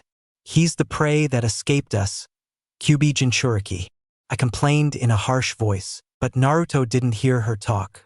"Is she still alive?" Naruto asked his clones. The 3 of them had already positioned themselves around the woman. "Yes, he is, but he doesn't have much time left," Alerto said, one of the clones worried. "We have to finish them off quickly." "Huh? Years ago you ran away like a damn chicken, and now you say you can defeat us all by yourself," Haiden mocked. "You'll be a great sacrifice to Jashin-sama," he shouted, pointing his triple-edged scythe at Naruto, which was attached to his waist by a cable. Kazuka said nothing, just stared again. The blonde man had come prepared to face these guys. But even so, it wasn't enough to overcome the strangeness of the situation. The Akatsuki member he faced, despite having been pierced by a spear right through his abdomen, didn't seem affected. All of this had already been announced by Konan in a list of each member's abilities, including how Kisame referred to them, the zombie team. Haiden pierced Naruto's scythe, initiating the battle. Naruto easily dodged, forcing Haiden to retract it using his wire. "I have to be careful he doesn't draw blood, or he'll use his ritual or I'll be done for." Naruto was faster than Haiden's wire retraction, giving him the opportunity for a direct attack. Before he could strike with his Gen, Haiden defended himself with the same spear he used for his ritual. Surprised, the Akatsuki member finished retracting his scythe, attacking Naruto from behind and successfully driving it through to the front. "I told you that you weren't opposites to me, chicken dash faggot." The pierced Naruto dissipated in a puff of smoke with a loud crack, revealing it to be nothing more than a shadow clone jutsu and a distraction. Rasengan. It was a direct hit from Naruto's attack, striking Haiden from behind and sending him hurtling toward the nearby mountain, where he became embedded in the rocks. "I understand he's immortal. An attack like that wouldn't hurt him. What could possibly stop him and force them to retreat?" Following Naruto's thoughts, Haydn emerged from his embeddedness in the mountain, revealing that he possessed no wounds on his body, only a wound to his pride. You must fall as a sacrifice to Jashin-sama. The man with the triple-edged scythe rushed toward Naruto, ready for a sword versus scythe duel. Naruto stylishly blocked Haydn's desperate attempts to cut. All his technique was useless if he couldn't offer any blood contact to trigger the curse. With a final block, Naruto buried his sword deep in the ground among the scythe's multiple blades, preventing Haydn from pulling it out. Let's see if we can withstand a second attack on the opposite point. Rasengan. With his free hand, he was about to strike Haydn with a second attack, this time at his forehead. It turned out that the blonde couldn't extend his hand, as Haydn exerted his force on the handle of his scythe, levering it against the blade, causing a result that Naruto didn't expect. The Gen sword was cut into 3 pieces by the levering action of the 2 blades of the triple-edged scythe. Naruto leaped back, armed only with the hilt and the tip of his beloved sword. Now you have no sword, leaving your defense open for my scythe. Haydn sneered, his voice unsteady, as the blonde boy regrouped. Uchon gave me that sword. It was so special, the blonde exclaimed, seeing the only remaining part of his girlfriend's first gift, before she was his girlfriend. I didn't want to show off my skills for fear of spies discovering my abilities for Akatsuki, the blonde said, stuffing the remaining fragment of his Gen sword into his backpack. It would strengthen his hands, which emitted a soft electric glow. But you leave me no choice. Using his electromagnetism, he summoned his 2 chakra blades with the embedded crystal, igniting their blades with his wind release. He quickly shifted his stance, holding his swords parallel to his arms behind him. You 2 won't leave here alive, that's a promise. The battle resumed, but this time Haydn was desperate. With his Gen Naruto, he was much slower, but now, thanks to the lack of a counterweight, his speed had doubled, combined with a dual blade style. Haydn had no choice but to stabilize on the defensive. Kakuzu had spent all this time studying the battle, searching for ways to improve the situation and anticipate future scenarios. Initially, he thought Haydn was more than capable of handling the Nine-Tails Jinchuriki on his own. His opinion was drastically overturned. It was clear that the boy he had met years ago hadn't been wasting any time. He quickly decided to intervene in the fight. He hadn't even taken a step when a terrible shift in the tide paralyzed him. In a display of explosive speed, with a sound like electricity crackling, Naruto moved from Haydn's front to his rear. It was strange, as if he'd become completely blurred in a millisecond. Without even realizing it, Naruto turned his back on Haydn and pierced him through the back with his wind-release sword. Haydn was about to laugh, saying it wouldn't have any effect, but it didn't end there. With a swift spin, using his free sword, he sliced Haydn diagonally, pulling out the previously inserted blade and repeating the process crosswise. In just a few seconds, he had segmented Haydn into several pieces, leaving only his head intact, much to the incredulity of the onlookers. Before the objects could be pulled to the ground by gravity, Naruto launched his right blade. A Rasengan sphere immediately formed, but it grew in mere milliseconds, initially the size of an orange, then a watermelon, /n.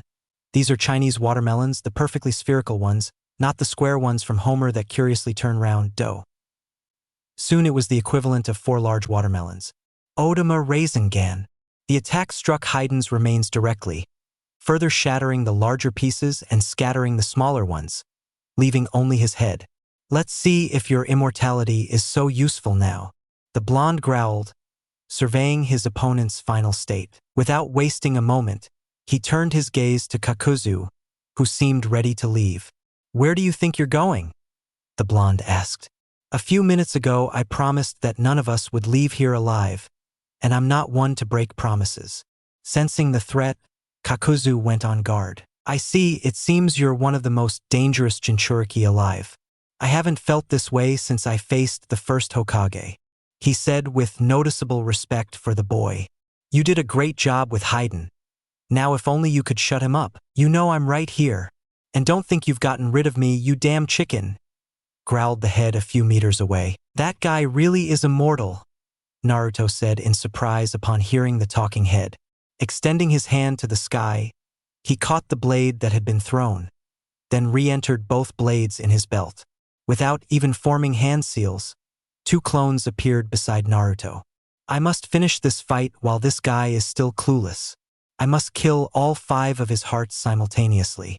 I don't usually use clones for this anymore, but I need to condense my chakra at a rapid pace. The shadow clones on either side raised their hands in the direction of the real Naruto, as a buzzing sphere began to appear above them. Without knowing what to expect, Kakuzu began to transform his appearance. The parts of his body that were divided by sutures began to open, revealing a large number of black threads from within. Soon, from his back, forcing him to detach his Akatsuki robes, for masks emerged from among the threads, 2 on either side of his head and 2 near his hips. It didn't divide bodies. According to Konan, in that formation, he plans to attack me with everything he's got. This ends now. The sphere was different from the one that fragmented Haydn. Instead of being transparent with a blue hue, this one was white. As it grew, it began to form several blades, creating a giant shuriken. Wind release, Rasen Shuriken. With his chakra sufficiently compressed, he launched it at his concentrator. The concentrator, unprepared for the attack and not expecting the opponent to throw something of such magnitude, had no time to dodge it. All of his masks were trapped inside the sphere, which expanded and began tearing at his body as if it were being pierced by needles in milliseconds. Naruto was breathing heavily. Between the Otama Rasengan and the compressed Rasen Shuriken, he had used almost all of his chakra. If he couldn't stop it, he would be forced to use his full Kakei Genkai, and that wasn't something he wanted to reveal to a potential spy. About a minute passed before the technique stopped, revealing a crater with all its devastating power. In the center stood Kakuzu. Naruto walked toward the figure, and to his horror, Kakuzu spoke. "It's surprising. You eliminated 4 of my co-reasons, and for some reason, I can't move. It's even more incredible that you're still talking. That technique works at a cellular level, severing all the chakra connections in your body. I don't know how you're still alive, but this ends here." The blonde man forms his wind release sword. "It's true. We underestimated you because we knew nothing about you. You simply vanished off the face of the earth." Kakuzu coughed. "But don't think this will last forever. You've already revealed your abilities, and as long as we're on a mission, we're always under surveillance." Surprised by this revelation, he activated his electrical sensor. Indeed, there was an electrical aura signal emanating from within a tree. One of the shadow clones who helped create the Rasen Shuriken leaped toward the original blonde, transforming into a giant shuriken. Perfectly synchronized, he launched the shadow clone shuriken toward the tree where he detected the spy. Before the shadow clone could impact the tree, it reverted to its human form, a Rasengan ready in its hand. As it ripped the unknown subject from the tree with the Rasengan, the shadow clone saw that it was some kind of plant with 2 faces, one half white and the other black.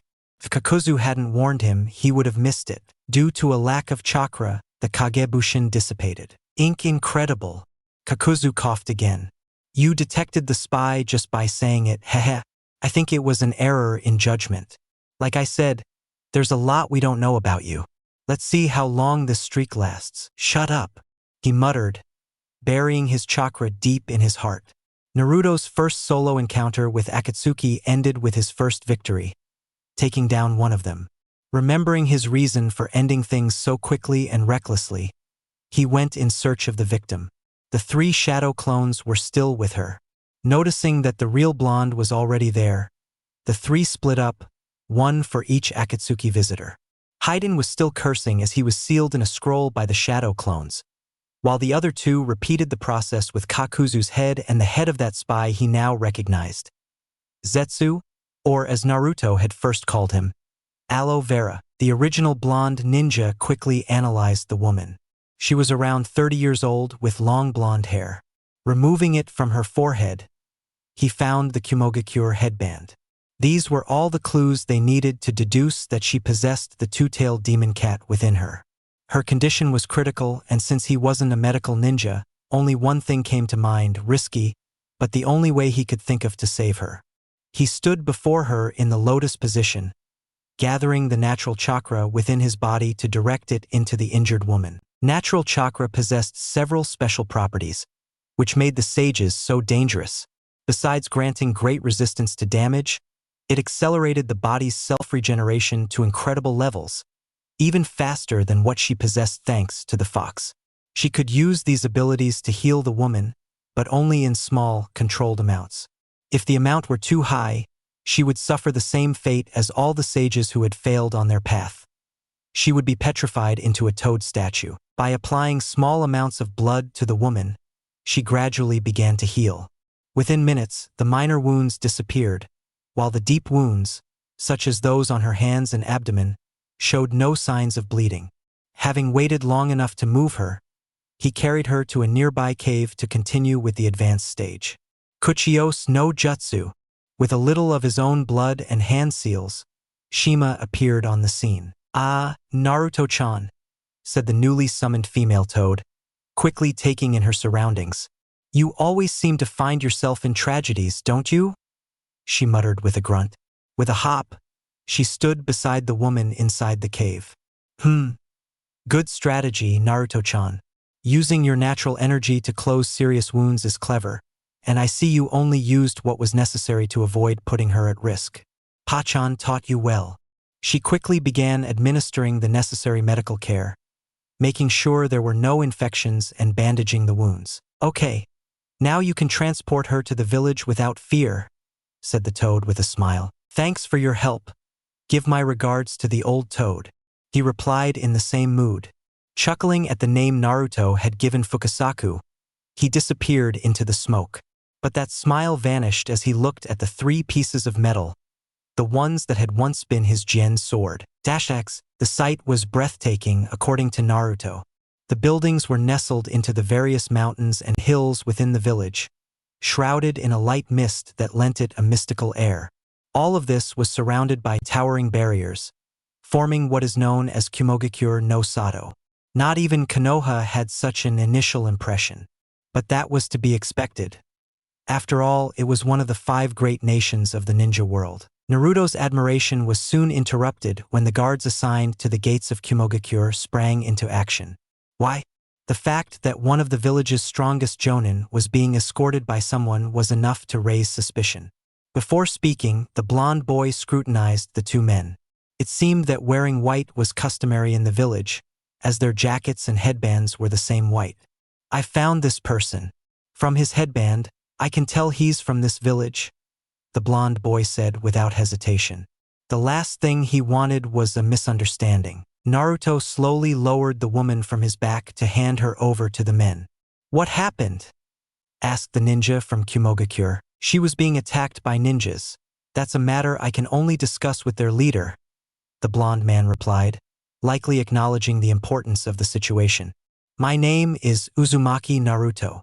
Nodding while still looking at the blonde man, the 2 summoned another pair of medical ninjas, who carried the woman away on a stretcher. The 2 additional jonin who appeared escorted the blonde man to the office of their leader, Reikage. It was no surprise that his office was located right in the center of the village, atop the highest mountain in the area, offering a commanding view. Once there, he was greeted by a woman with dark hair and white highlights. Following her directions, he went after her. "Reikage-sama, the ninja who brought Yujito here is here," the woman said cordially as she entered the office.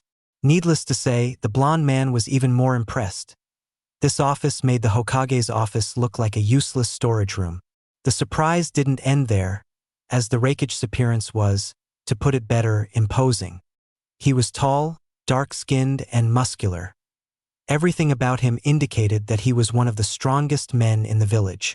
Jiraiya had mentioned him as the one who was only ever beaten in speed by his father. "Thank you, Mabui." With that response to the assistant and a gesture, the 2 jounin left the room, leaving only the assistant and the Reikage. "Tell me, what is your name?" began the Reikage, known for his gruff tone. "Uzumaki Naruto," I replied, not intimidated. "People?" I ask again. "I don't have one," he replied rudely. "Those who told you that you wanted to speak to me about an important matter, I must assume you're referring to the reason why Ni Yujito was attacked," the village leader quickly deduced. "It seems the mission she was assigned was a trap. Do you know who orchestrated it?" They call themselves Akatsuki, a group of rogue ninja from different villages. Their mission is to hunt down and capture all the tailed beasts. The blonde replied concisely. As for the culprits, Naruto pulled 2 scrolls from his bag. Their heads are here, Kakuzu and Haiden. The Raikage's eyes widened in surprise. Haiden and Kakuzu? The bingo book states them as immortals. The dark-haired man grunted, standing up. Well, that's partly true. I had to remove all 5 of Kakuzu's hearts to kill him, and Haiden, or at least his head, is still alive. Naruto paused briefly, staring intently at the Raikage. Also, I have many things I want to discuss with you. X. Naruto was walking through Kumogakure's shopping district. All the talking with the Raikage had taken him way too late, and his stomach was rumbling for lunch. He quickly found a ramen stand, and was even more surprised to see who was working there. He could remember her like it was yesterday, since that same ramen stand in Konoha had been his livelihood for years. But after all that, here she was. The blonde boy quickly found a bench and sat down. The woman looked at him intently. I'd like some miso ramen. I am Nechan, the blonde man replied, enjoying the woman's stunned expression, which shifted several times. Disbelief, astonishment, then disbelief again. Are you going to serve me? Nana Naruto, the woman shouted, nearly startling the other customers. What are you doing here? I could ask you the same thing. Naruto contest. Well, I travel the world studying different food styles. I am confessed. A/N. No, I am isn't going to be in the harem. She's just a familiar face temporarily changing an anime event.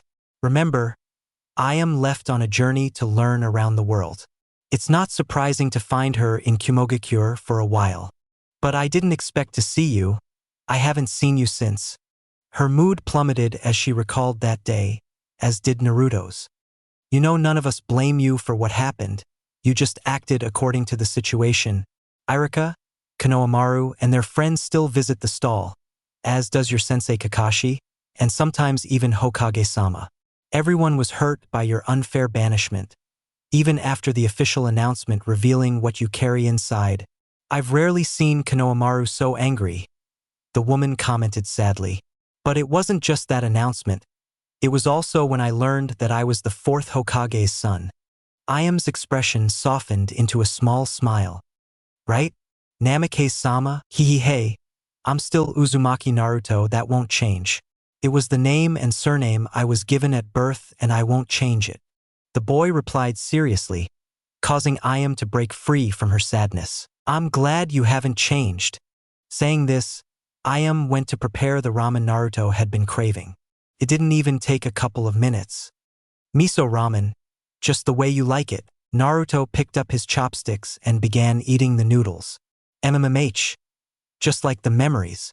From then on, Naruto devoured them at an astonishing speed, and in just 10 minutes he had already devoured 10 bowlfuls.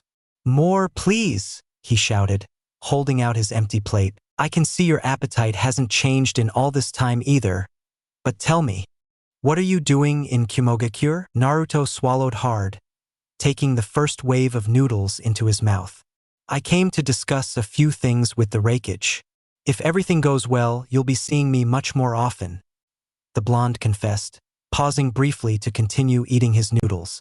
Ayam was intrigued. Are you planning to join a Kumogakure? The woman asked. No, for now I'm a mercenary. Ayam glared at the blonde, since mercenaries didn't have a good reputation. Most only took on missions for money, regardless of whether they were right or wrong, much like Zabuza and Haku. Calm down, I don't do any missions. I still have my conscience, and besides, I'm Jiraiya-sensei's apprentice. I'm simply following his path, free from perversions. Naruto ate another row of noodles. I guess they can't call me a pervert if I only do it with my girlfriends, he thought, then continued speaking once he'd finished his portion. What I mean is, if everything goes well, I could stay in this village and take on missions like a regular ninja without being affiliated with the village. After all, I travel a lot. Ayam nodded more calmly at that answer. Time passed quickly as they caught up. Ayam began telling him about Konohamaru's latest pranks, his excuse being that the village had become too quiet without Naruto. Someone had to liven things up. It was true.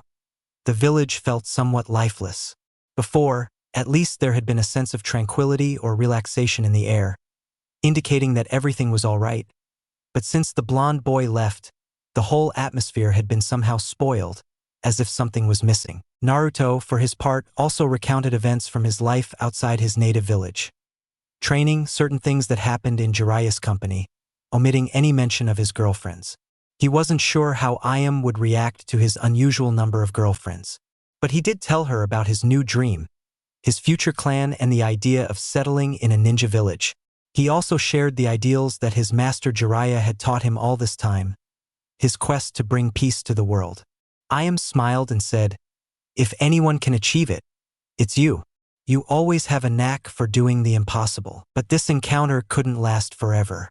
Two ninjas from Kumogakure appeared behind Naruto. "The Raikage is ready to receive you," one of the men indicated, to which Naruto nodded, paying the bill for the more than 2 weeks of ramen they had devoured without a second thought. "I hope everything goes well, Ayam-ne-chan, so I can come back again. If I can't, please send my regards to your father and all my friends in Konoha," he said, getting up from his seat. "Of course, good luck, Naruto." The woman said goodbye, simply watching as Naruto walked away with the two ninjas, giving him one last smile. X. Naruto retraced his steps from a few hours earlier to reach the Raikage's office, and it was still surprising. After all, it was a peculiarity not found in Konoha or any other village. Perhaps it was due to his lack of visits to a ninja village. There he was again, standing before the Raikage, escorted by the same assistant, Mabui. "Uzumaki Naruto," the village leader began. "I've made a decision." The man seemed quite determined in what he was about to say. "I can allow you to undertake missions in this village, receiving the pay corresponding to any ninja in this village and the rank appropriate to your mission. I've purchased an apartment for you, equivalent to the pay listed in the bingo book for Kakuzu's head. You may enter and leave the village as long as you report your absences. You will be issued a passport accordingly. You will undergo a probationary period during which you will be under ANBU surveillance at all times while within the village walls. You will always be with a team of my choosing. You may only use the ninja training grounds without supervision." Naruto listened in disbelief. It was far more than he had expected, especially the part about the apartment or even Kakuzu's money. It wasn't something that interested him. He simply looked directly at the village leader. "Of course I accept, Raikage-sama. Damn Erosenen's etiquette lessons," he cursed inwardly. He wasn't someone to show respect to easily, not unless it was earned. But on the other hand, he didn't want to create a misunderstanding, much less lose everything he had gained. "Correct." Before the Raikage could continue, Naruto interrupted again. "Raikage-sama, I would like to know how the woman you rescued is doing," the blonde man asked. "That's what I was getting at," the Raikage said. "She's doing very well. She'll be able to leave the hospital in 3 days, which is surprising, and that's what I wanted to talk about. Ni-Yujido possesses an accelerated healing rate thanks to her tailed beast, but given her injuries, she shouldn't be able to recover at such a rapid pace. When I arrived, she was in very bad shape. I couldn't have moved her to a safe place without killing her. So I was forced to use natural energy," Naruto explained. "Natural energy? I've heard rumors about it, that's why Jiraiya is called Sannin. Do you know about Senjutsu?" he asked, shocked. "The toads trained me just like they trained Jiraiya-sensei," Naruto said bluntly. A/N. A is the Raikage's name, though I'm not sure if I should call him by that name in Japanese. Seriously, who comes up with a one-letter name? Almost everyone in Kumogakure has alphabetic or rhyming names. Karui, Samui, Mabui, Omoi. Was impressed, as was the assistant. Up until now, Naruto had been honest with his information and requests. He had informed her that he was the Kyuubi Jinchuriki, banished from Konoha. He had directly informed her that he was Jiraiya's student, one of the 3 legendary Sannin, and the son of the 4th Hokage, Minato Namikaze, which she already knew from the moment Naruto spoke. Almost every ninja village knew that Konoha had banished the son of its greatest hero. A complete humiliation for one of the 5 great nations. Putting your shock aside, continue. So, regarding your second request, -X, I'm interested in an interesting rumor. Naruto began, nearing the end of his conversation with the Raikage. They say there's a Jinchuriki here who can control their tailed beast at will. If that's true, I'd like to learn how to do it. Why should you need to learn to control your beast? Do you think I'm going to give that much power to a ninja mercenary? He retorted to the Raikage. I faced 2 members of Akatsuki. The truth is, I only got away with it for 3 reasons. They underestimated me, they attacked one at a time, and I already had all the information about their abilities. In this state, I can't harm the leader of that organization. I don't think anyone like him exists, especially if he has the power to control all the tailed beasts, possessing 2 of them himself, Gobi no Irakama, the 5-tailed dolphin horse, and Yambi no Saru, the 4-tailed monkey. The blond man stated sternly, "Do you know who the leader is?" "What? Who is it?" the leader demanded, shouting, prompting the assistant to calm him down. It was clear that emotional control wasn't A's strong suit. I have good contacts, and as for who it is, that's something that can't leave this office. The blonde confessed seriously. Without even blinking, he asked his assistant to leave his office. Once outside, Naruto continued. Uchiha Madara. Madara? Impossible, you should already be dead, I shouted. But Naruto's expression indicated that he wasn't lying. That's why I need the power of the 9 tails if I want to defeat him. I'm an enemy of Akatsuki and anyone who disrupts the peace. They are enemies of it by nature. I know I can't face him or his plans while I'm at this level. The blonde explained, seemed contemplative for a few moments. Thinking about it, -X, I'll do it if you prove you're reliable, if you pass the probationary period. Even Mabui seemed surprised by A's decision. Well, now that we've agreed on everything, let's move on. I need to introduce you to the team you'll be part of from now on, Mabui. The assistant nodded and left the office. -X, a group of 3 ninja followed the secretary up the stairs. There were 2 women and a man. The first woman, walking in front, was very tall and had fair skin, a rather large bust, blue eyes, and long blonde hair. Next to her was a woman with dark skin, yellow eyes, and red hair, which she held back with a white headband. The last figure, walking beside the redhead, was a man with white hair, black eyes, and dark skin. He had a pacifier in his mouth. All 3 wore the standard Kumogakure uniform, combining their gray garments with a white vest and headband, except for the man, whose headband was black. Looks like we'll have to team up with a ninja mercenary from now on, the white-haired man deduced. Perhaps he's a spy, or maybe he just wants to kill the Raikage. No, maybe he'll kidnap him so he can get a ransom and then kill him once he gets what he wants, or he could also… Omoi, shut up. You always overthink things, the redhead shouted. Besides, he's the one who saved Yujito Ni. I don't think he'd want to attack our village, would he? But maybe it's not a man, it's a woman, and if she falls in love with me, that'll cause problems while we're on the team. There'll come a time when she'll have to leave. Maybe she'll want me to go with her. What will my answer be? He couldn't continue because the red-haired woman had hit him. Why did you hit me, Karui? I'm not in the mood to listen to your nonsense, Karui complained. Rumors say he's a blonde man with blue eyes. News of him rescuing Yujito has spread throughout the village, and it hasn't even been half a day since he arrived. Besides, he took down 2 S-rank rogue ninjas marked in the bingo book. He must be strong. Do you want to act like ninjas already? Being with you is making my shoulders hurt. Maybe the newest member of the team will give good massages. The woman in front of them said softly as she massaged her neck, seeking some relief from her pain. You can't be serious, Samui, Karui shouted. Maybe her neck hurts because of her enormous bust in front. Although I'm not sure, maybe it's because, needless to say, who hit Omoi for the second time that day. The group arrived at the Raikage's office. As usual, the muscular man was seated in an armchair at the back of the room, but a young man sat with him in another armchair closer by. They immediately noticed that the rumors had some truth to them. A man with blonde hair and blue eyes. He had his arms folded, his hands behind his head, staring at the ceiling with his eyes closed and a neutral expression. Samui watched him, mildly interested. So much so that she had to hear Karui clear her throat to shake her head and snap out of her thoughts. Team Samui reporting in, Reikage-sama. Samui said, kneeling beside her teammates, who seemed quite bewildered by their leader's strange behavior. Team Samui, the Reikage announced. The three ninja rose, looking at the village leader. At the same time, the blonde stranger stood up. As Mabui has likely already informed you, you will be working with a new ninja from outside this village. You will report your actions to me outside the village during your assignments. Now, I require an evaluation of your abilities. Once you have reported them, I will assist you with your new assignments here in the village. Yes, they answered in unison. The stranger approached them. Are you the team I'll be working with?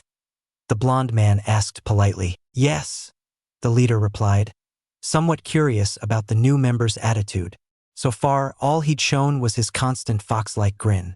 Was he really that powerful? I'm the leader, Samui. These are Karui and Omoi. She introduced her companions. Nice to meet you. The stranger extended his hand. My name is Uzumaki Naruto. Samui's curiosity only grew, confused by the strange aura of confidence the blonde man exuded. Hesitant at first, she returned his gesture, shaking his hand. His hand is warm, Samui thought, unconsciously noticing an almost invisible blush on her already pale cheeks. The group of ninjas moved away from the office, following the Reikage's orders, leaving him and his assistant inside. Reikage-sama, do you think it's wise to grant him so much freedom within the village? The woman asked, somewhat concerned about security. So far, the boy has been honest about his intentions. I haven't noticed him lying. I also haven't detected any nervousness or insecurity. I eliminated 2 S-rank ninjas, saving our Jinchuriki. I presented all the information about the Akatsuki members, about whom there had only been rumors until now. Their names and abilities, when no village could provide them with certainty. Explained to Mabui. You saw the reports about the bodies and the living head. Their wounds match cuts from wind release chakra. On his belt, he carries a pair of blades capable of such a feat. He's that man's son and a student of Jiraiya. Adding to that the fact that he's an Uzumaki, which our village failed to obtain, we must have that boy as an ally, not an enemy, especially if he later joins our ranks. The man finished with a sigh.